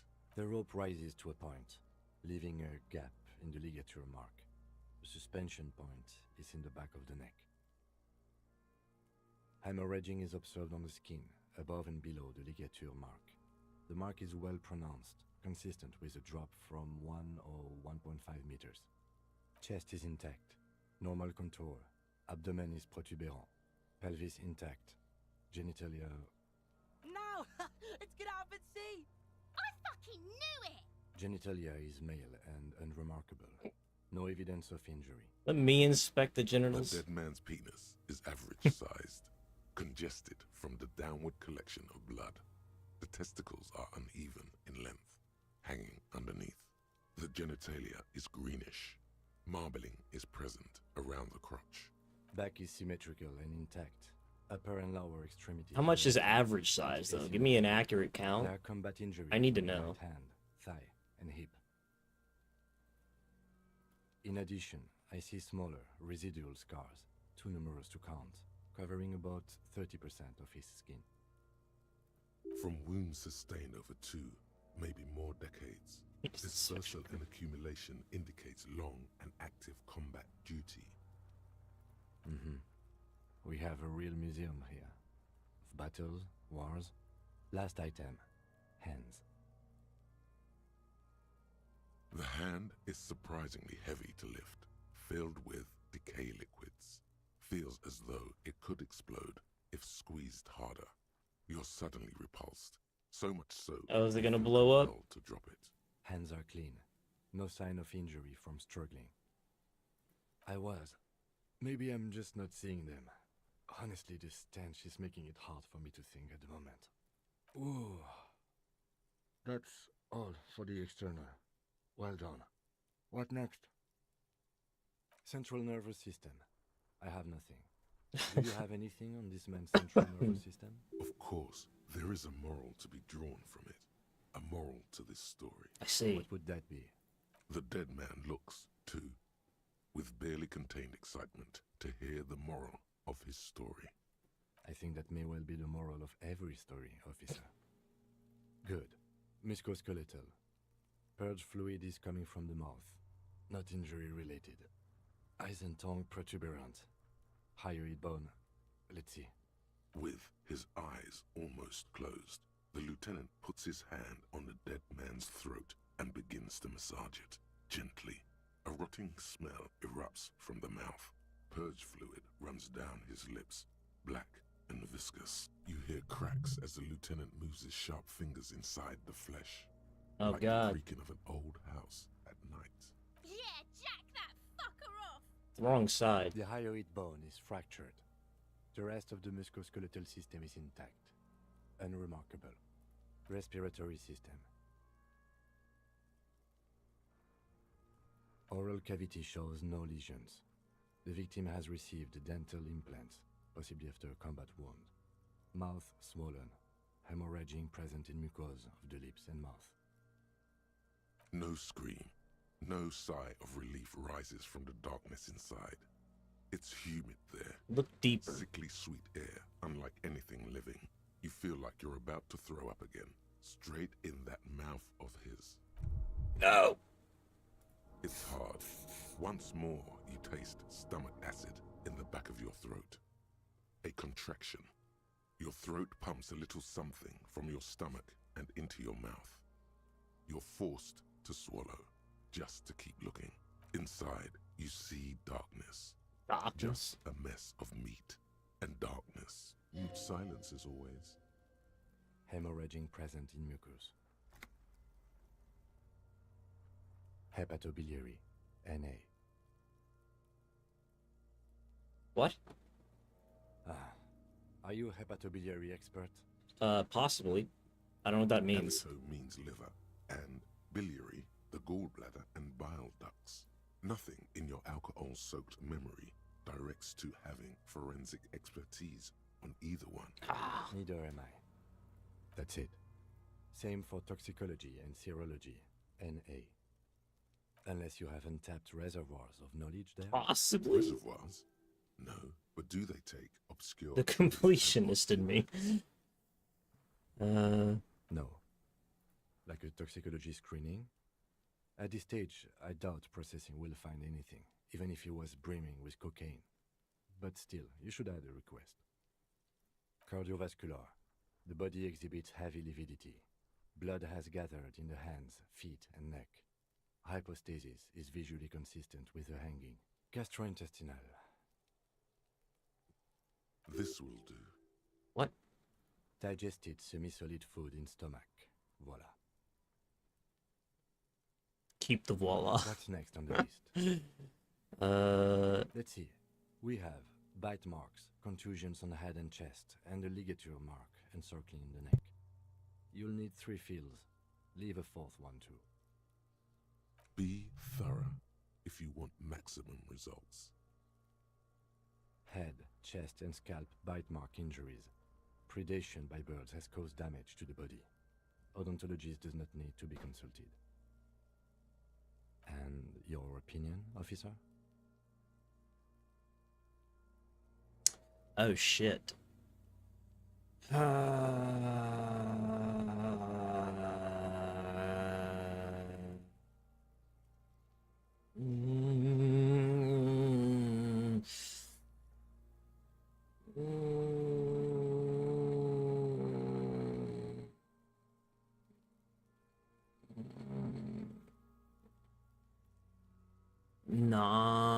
Non-fatal? Are we talking, see... Bite marks non-fatal. Agreed. Okay. Next injury. Okay. Contusions. So, the scalp bleeds from a post-mortem head injury, a stone. The injury does not have the rim of an early inflammatory response. The perpetrator on the scene confessed to causing it post-mortem. At maximum velocity, fucko! Has confessed to causing it at maximum velocity. Coagulated blood sticks to his scalp and chest, where the countless stones have hit the dead man. Beneath, the description of injury. 2 boxes. Right. Next. Nothing. Just in case. The corpse lay slouched to the side, oblivious. I thought we decided to leave it to... Damn it. This is... Okay. So you can sneak. Alright. Be thorough. A dark red abraded ligature mark encircling the neck, with a gap on the nape measuring, let's say, 7 centimeters. The hyoid bone... Maybe I can... Maybe by removing the boots, there's another type of injury? I see hemorrhaging on the skin, above and below the ligature mark. Depth of the mark, 1 centimeter. No signs of clawing on the neck. Below the note, 2 customary boxes wait to be ticked. The man's head jerks to the side. The ring around his neck is visible. Think for a moment. There's time. Don't rush. Well, now that you're telling me it...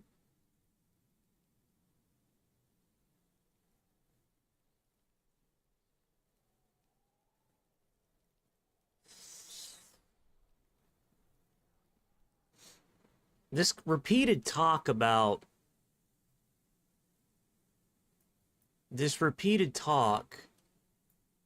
how maybe his, like, the blood wasn't pink enough around his neck, the way that he didn't struggle, so he was knocked out beforehand, leads me to at least consider the possibility that he was dead already before he was brought here, which maybe would be revealed by the by the chemical analysis.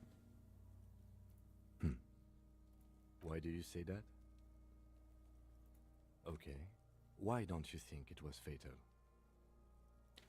Just a random guess. Honestly, just a random, just based on, I don't know, it's just a random guess. I don't have any specific facts.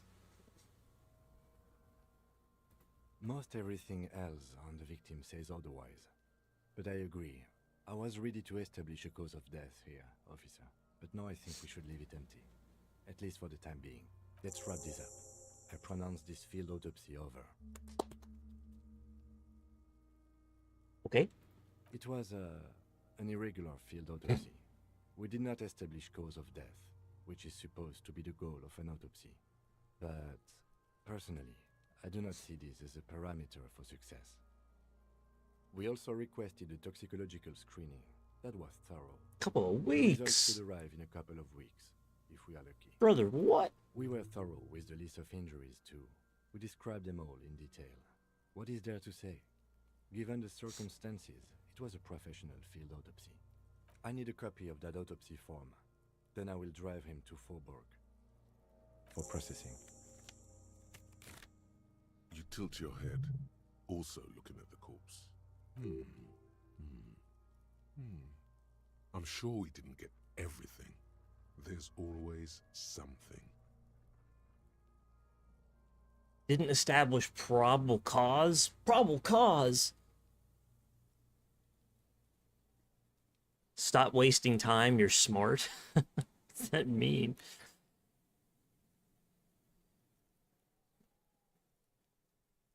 What does this check? Perception. I got another level up just now, didn't I? A suggestion? That's fine. Yeah. Perception. I have a -1 from my perception. If I take something off, I can fix that.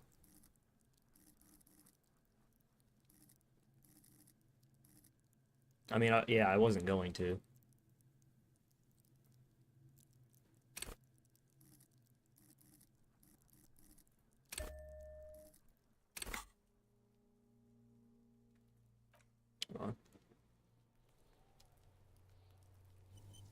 What is causing my -1 perception?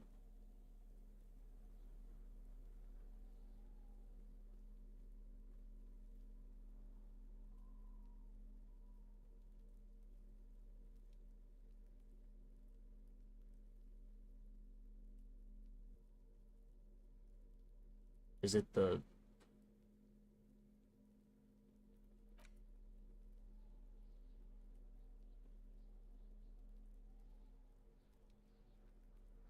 The -1?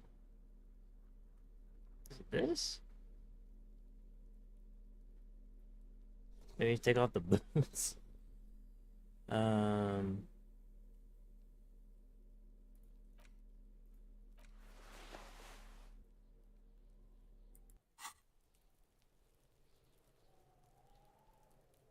man is decomposing visibly now. The lieutenant adjusts his glasses and takes a deep breath. What? 28%? Damn. 72%. Who are you, dead man? The fish lips stay silent in response. You must be losing your mind, asking him that over and over. I told you, he is male, 4250. Oh, yeah, I have to remove the boots anyway. I'm doing that when he goes to sleep.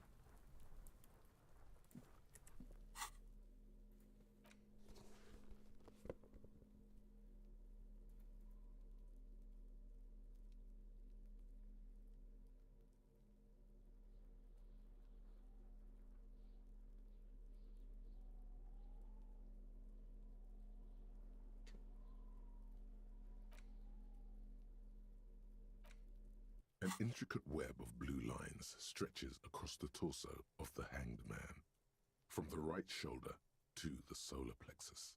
Each time the lines intersect, a small white star is formed in their crossing. Hundreds of fading asterisks riddle his skin. Their concentration is highest around his heart. It still kind of looks like a map of the stars in the night sky, but something's not right. Gone. For you to discover. You've gotten as far as you will without assistance. Kills? Someone who knows about history. History. I would assume it's... Kuno, I'll talk to you in like 3 days, probably. No, I wanna take the boots. I also need to talk to the guys in there about it.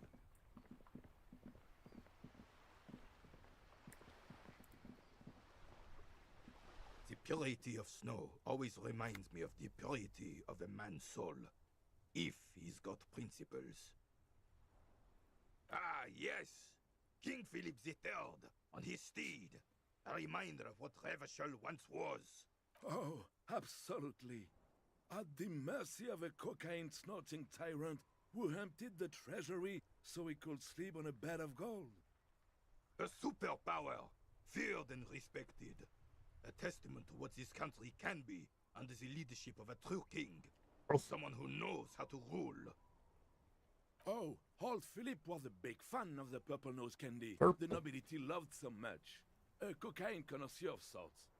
You can't even take the responsibility for yourself. How could you fathom the responsibility weighing on the shoulders of a ruler? That's why the Philippian kings use cocaine, for clarity of vision, to aid in their work. Regnum cocainum, Revachol's finest years. Of course, clarity of vision, awareness. Philip III was even brought into this world with the help of cocaine. The court made him administer the dose to his mother when she was in labor, and it is well known that with the help of cocaine, only the purest, of course, he was able to connect with higher realms. See. He's just making excuses for the king's habits, isn't he? Drug use shouldn't even be used to operate heavy machinery. From what I've seen of the officers of the RCM... But I don't want to get into a debate about drug policies decisively, without fear of offending the sensibilities of the frail and weak-minded among his subjects. This is something the insurgents never understood. A nation is only as strong as its leader. That's why it was such madness to try to... Don't get started on that again. What happened, happened. The Carabinier doesn't reply, but his entire being communicates unbreakable resolve. Right. Oh yeah, I need to find money for the room tonight.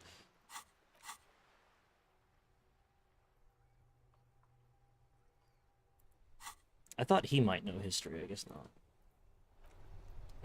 History.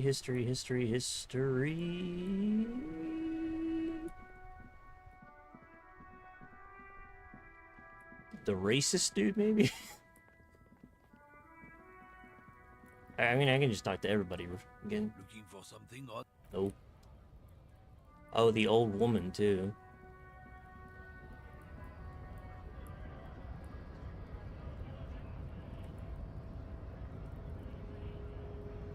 Hola, No.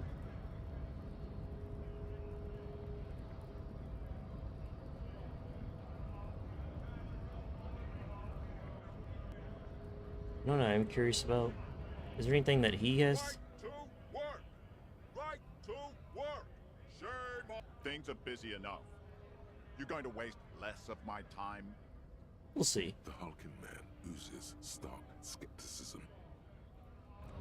Okay.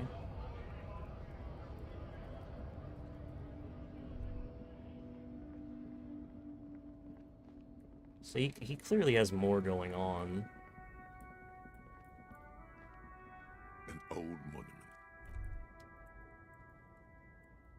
Bro. Hello? You're old. Still had no response. Fucking hit her in the head. That'll knock some sense into her. Get the butt of the flashlight and just bonk her on her noggin.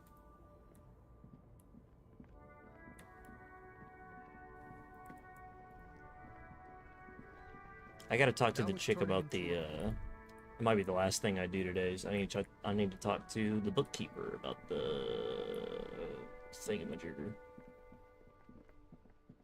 Who's this?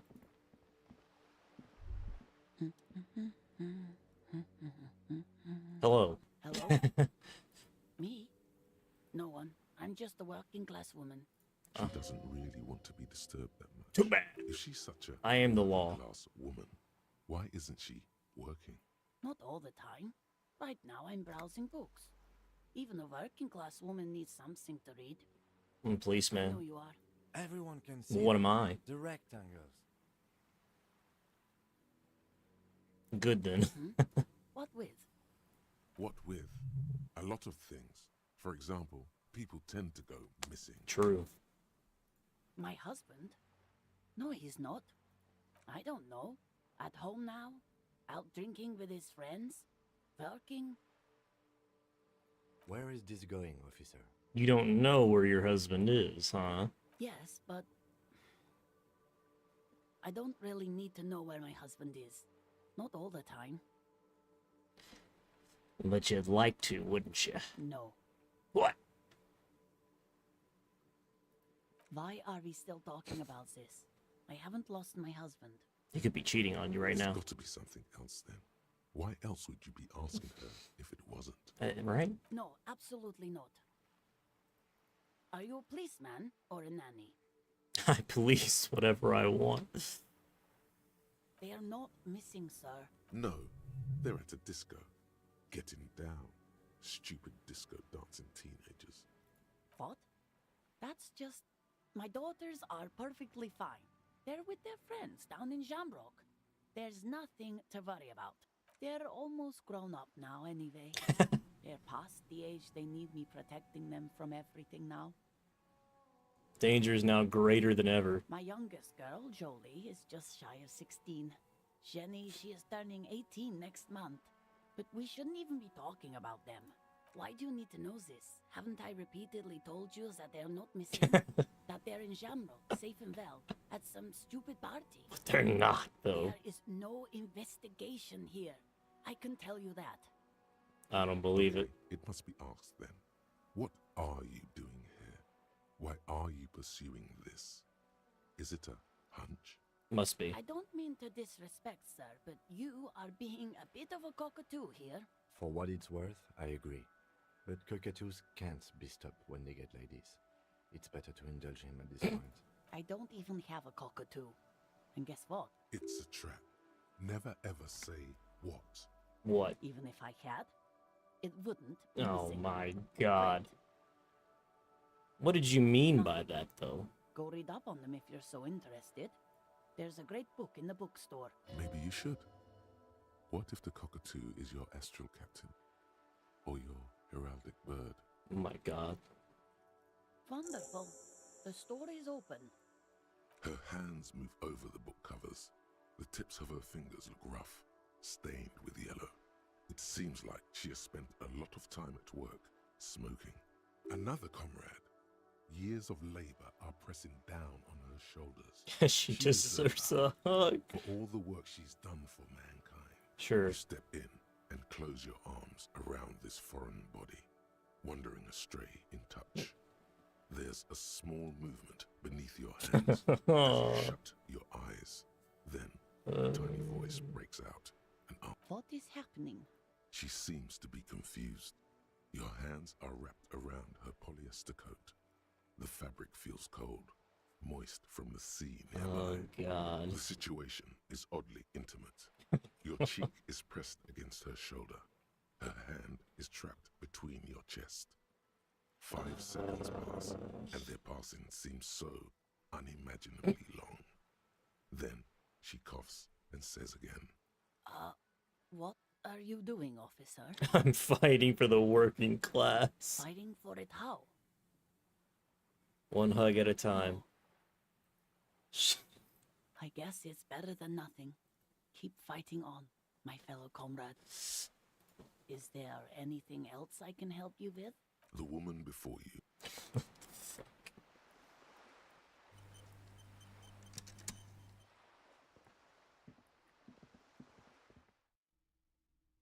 Worked out, actually. Oh, the child's inside now. Oh my god. I've done a good deed. Where's the cockatoo book? Old sports magazines.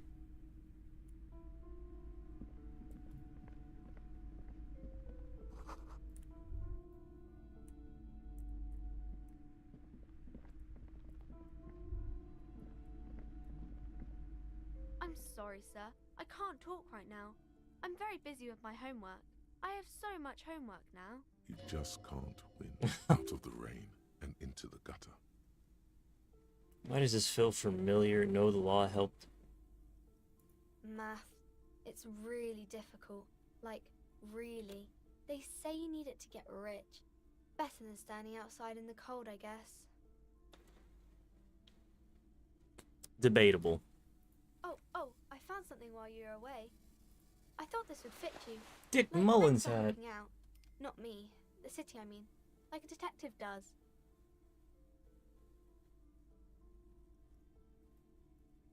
A fedora. Better than this god-awful beanie I have on. Maybe. It's the hat Dick Mullen wears all the time. You'll look way more serious with that. Right, I have to get back to my homework now. Before Mum notices. Nah, Suggestion. This is hard. 42%.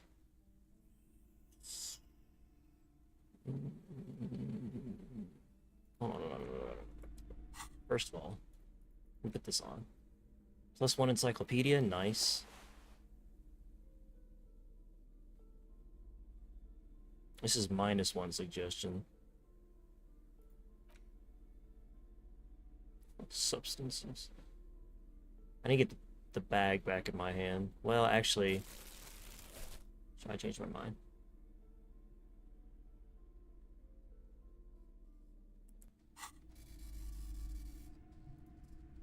I guess we can try.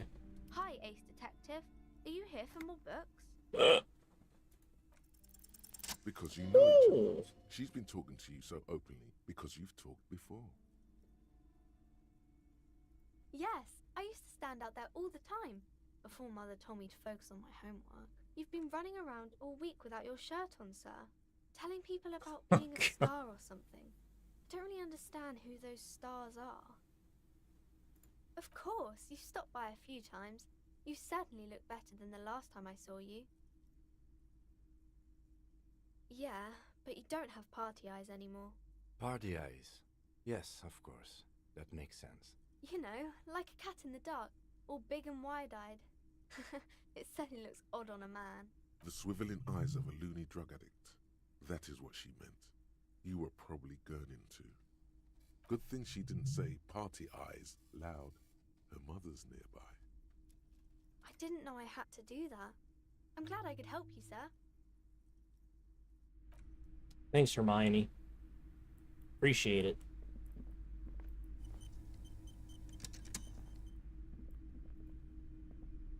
What have you found?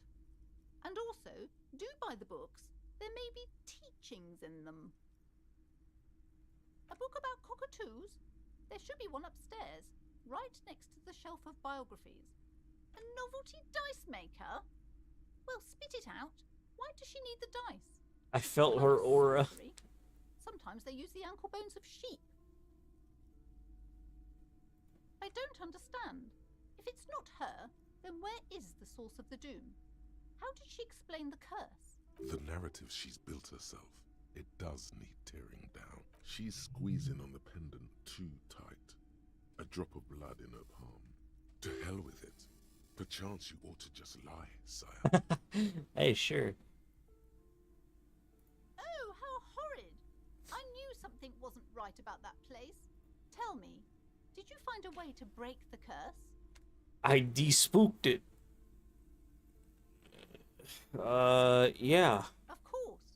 I trust my Seminole's wards and charms kept you safe while you perform the ancient rites. Sure. All that matters is that the energies are retreating. I can already feel the curse lifting. It will be a long time until we're fully free of it, of course. But still. Thank you, officer. Truly, you've brought a better psycho-emanation to this humble bookstore, and that's no small achievement. She so badly wants this to be over. She would have believed anything. All right, then. All's well that ends well. Should we return to our ordinary lives?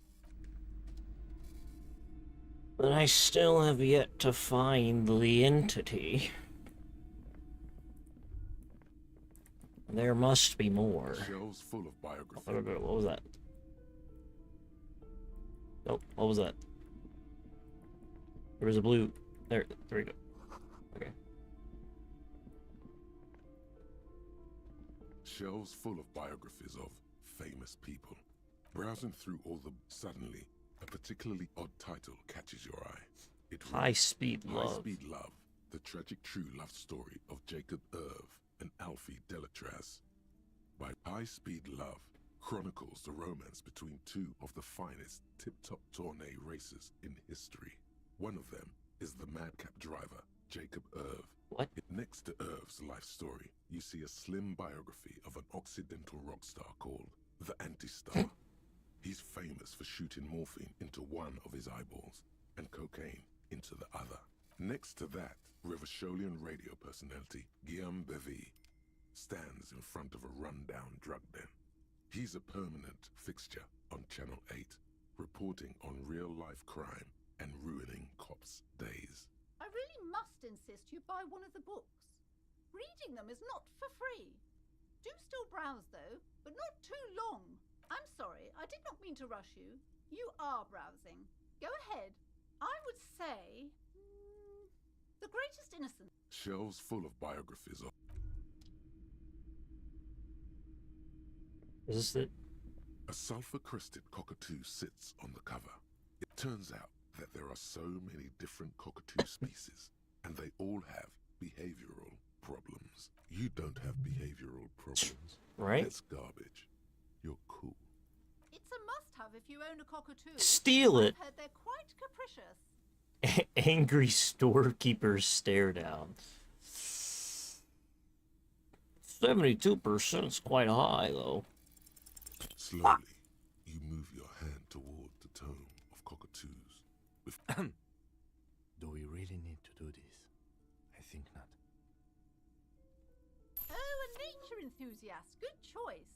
I knew it was a good idea to keep that around.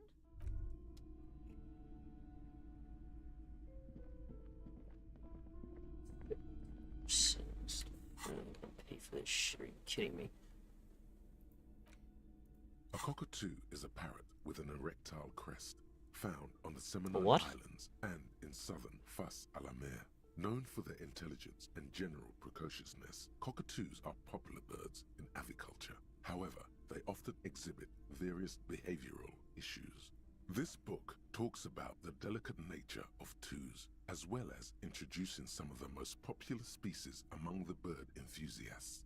The funeral cockatoo, the major majestic cockatoo, and the most common bang bang cockatoo. Bang bang? It's colorfully illustrated.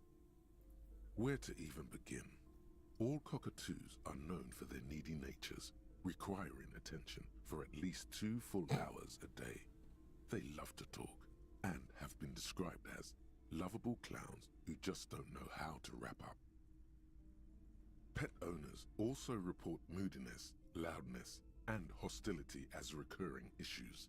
If left unsatisfied, cockatoos may scream non-stop, pluck their feathers, or become aggressive. It is not recommended to get a cockatoo if you're not able to cook them food every day and give them the full care that they need. These birds will never understand that you have a life of your own. You're right. Cockatoos are magnificent creatures. They love to perform, cuddle, and show off, and will even scream for fun, often as loud as up to 135 decibels. Ouch. That must hurt. Not great for the neighbors. Performing? Yes, birdie. This is a yellow-tailed black cockatoo. Its specific name, Psittacus venereus, relates to its dark and somber plumage. This bird looks as if dressed for a funeral, 24/7. There is something indisputably ominous about it. Perhaps the most impressive of all the species, the endangered major majestic cockatoo, often described as the most flamboyant bird in the jungle. Its pink-colored wings and flowing crest embellishing its proud and bumptious nature. In the words of poet-explorer Sir James Fournier, few birds more enliven the monotonous hues of the verdant forest than this big, bold, and beautiful It is species. mind-boggling to me that this is all voiced. It must be glorious to behold, dark pink and snow white. Despite its banging name, the Bang Bang cockatoo is actually the shyest of the species, common in almost all Seminoles forests, as well as zoos and homes all over the world. Its plumage is mainly grey and white. The Seminoles name, Bang Bang, is thought to be of onomatopoeic origins. Yes, but all those cockatoo species are so different. Which one are you? A majestic. Only the funeral cockatoo in its darkness can truly grasp the depths of my doom-laden soul. No, I want the major. You're right. Your Majesty embodied. This big, beautiful bird belongs on your heraldry. Hell yeah. Absolutely it does.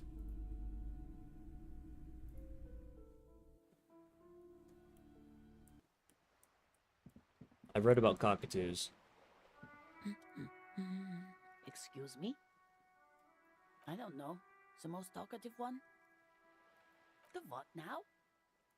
You truly are one strange cop, aren't you?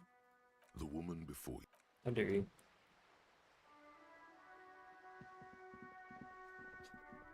I'm kind of mad about how I finished that quest about the entity. I feel like I could have done a more spectacular job. Maybe next playthrough. Okay, this is probably, it's already 12 o'clock. It's already midnight.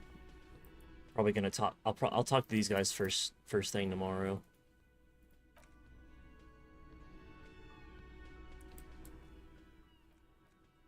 This game has so much dialogue. It is insane. It's actually crazy, and it's all voiced.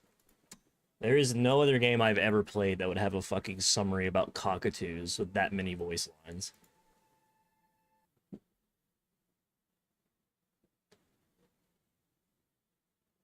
Like, at all. Like, it's funny immediately coming from Baldur's Gate 2, 1 and 2, which is what I played right before this. And then coming into a game like this that has everything voiced, where Baldur's Gate was only, like, typically the first line or maybe one to two lines of a paragraph would be voiced, and the rest of the entirety of the thing the character was saying is just not voiced at all. This has absolutely everything voiced, which is crazy. There's no reading on my part. It's actually great. It doesn't mean I don't talk a lot, though, which also I think is probably a good thing, actually. Anyway, I'm really enjoying myself. I can already see... I can see in my brain several different playthroughs I would like to do.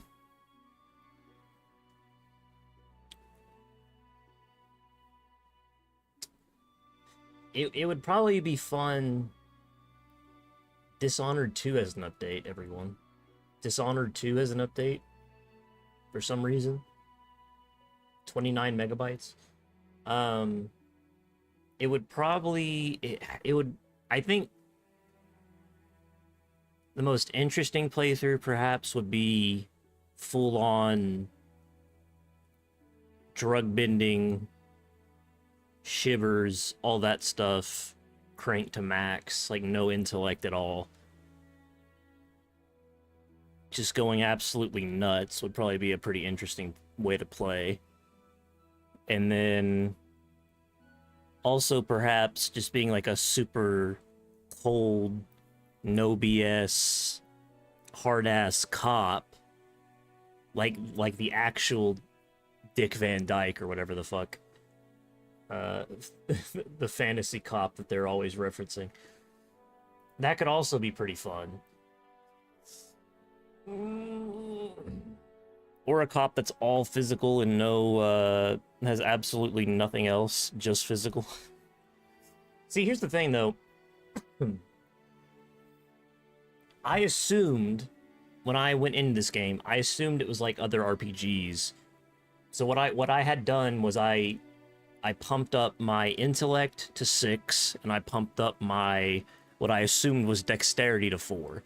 Because that's usually how I do it. In just about every RPG, I look at the stats, and I go, charisma or speech, put that up, and then either strength or dex, and put that up. And those are the two main things I try to focus on, is charisma and dexterity. And I assumed the intellect would be like almost like charisma, but that's not really how this game works. If anything, charisma would probably be closer to the emotional maturity, your volition, like some of those categories, like the way you can charm people, would probably be closer to a charisma check in a traditional RPG. So it's a bit, and it's the way they do physical checks also is quite unique.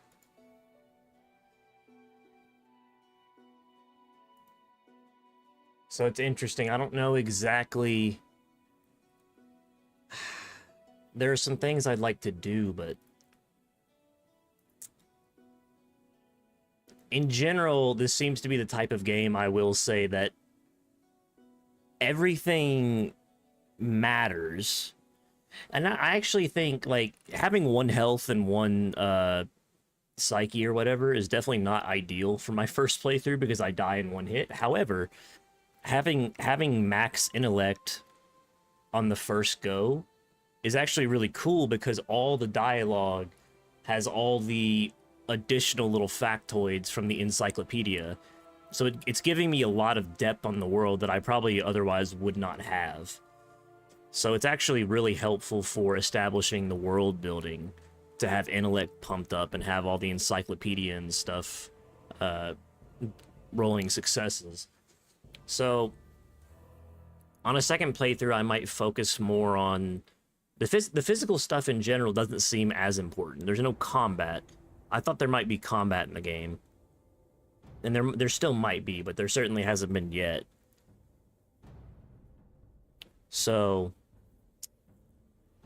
it might even just be worth it to kind of ignore, or maybe, I mean, I guess a balanced build is probably more beneficial here than it would be in other games. Because normally in a lot of RPGs, especially open world RPGs, either through leveling a bunch or just understanding the game on a fundamental level, you can usually make really insanely unbalanced builds, like max speech and having nothing in, like, take Fallout New Vegas, for example. You can have max speech and absolutely nothing in guns, and or anything like that, and still get through the game fine. Because you have other options at your disposal. You could sneak around, you can just entirely avoid combat, you could just run past people if you really wanted to, or you could get a fucking RPG. So you don't necessarily need to have high-level combat abilities in a game like Fallout. There are other options. This game is not really like that because it has checks for the different sections all the time in dialogue and out of dialogue. So having a balanced build in the game like this is actually probably much more beneficial than traditional RPGs. I do like having max intellect, but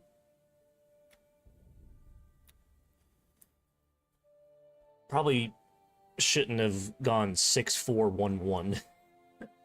maybe 5, or maybe even like 4-4-3-1 would have been better. Oh well. I'll get through it. I haven't had any issues yet, so as long as I can finish the game. But I'll be on tomorrow with some more of this. I'm having a lot of fun. I'm getting into it now. The first day I was pretty overwhelmed. I also had a headache, so I was really confused. Now I'm actually getting into the detective nitty-gritty of this shit. We got the body down, we investigated it. Kim trusts me for whatever reason. The madman. I'm having a lot of fun now. Like I said, I'm already thinking about other builds too. So I'll probably end up playing this game at least 2 or 3 times. We'll see. Yeah. I'll be on tomorrow at 6 p.m. CST, like I usually am. And, appreciate anybody who showed up today. Fagus, Abydos, Ellen K, I think. Him. Appreciate you guys. Even if you just popped in chat for a second, appreciate it. Always appreciate any sort of interaction. Because I don't get much. I think this is good for chat on stream, by the way. You can't really see it because of my floor, but the vertical still looks a bit fucked up, but I don't know that I can really do a whole lot to make that look good. So it is what it is there. But yeah. Oh. Whoopsie. I'll be on tomorrow. And probably Saturday as well. If I take a day off, it's usually Sunday, but I don't know. I didn't last week, so we'll see. Where's my stream over? There we go.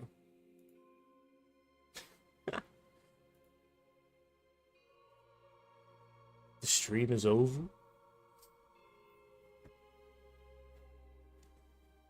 I'll be on tomorrow.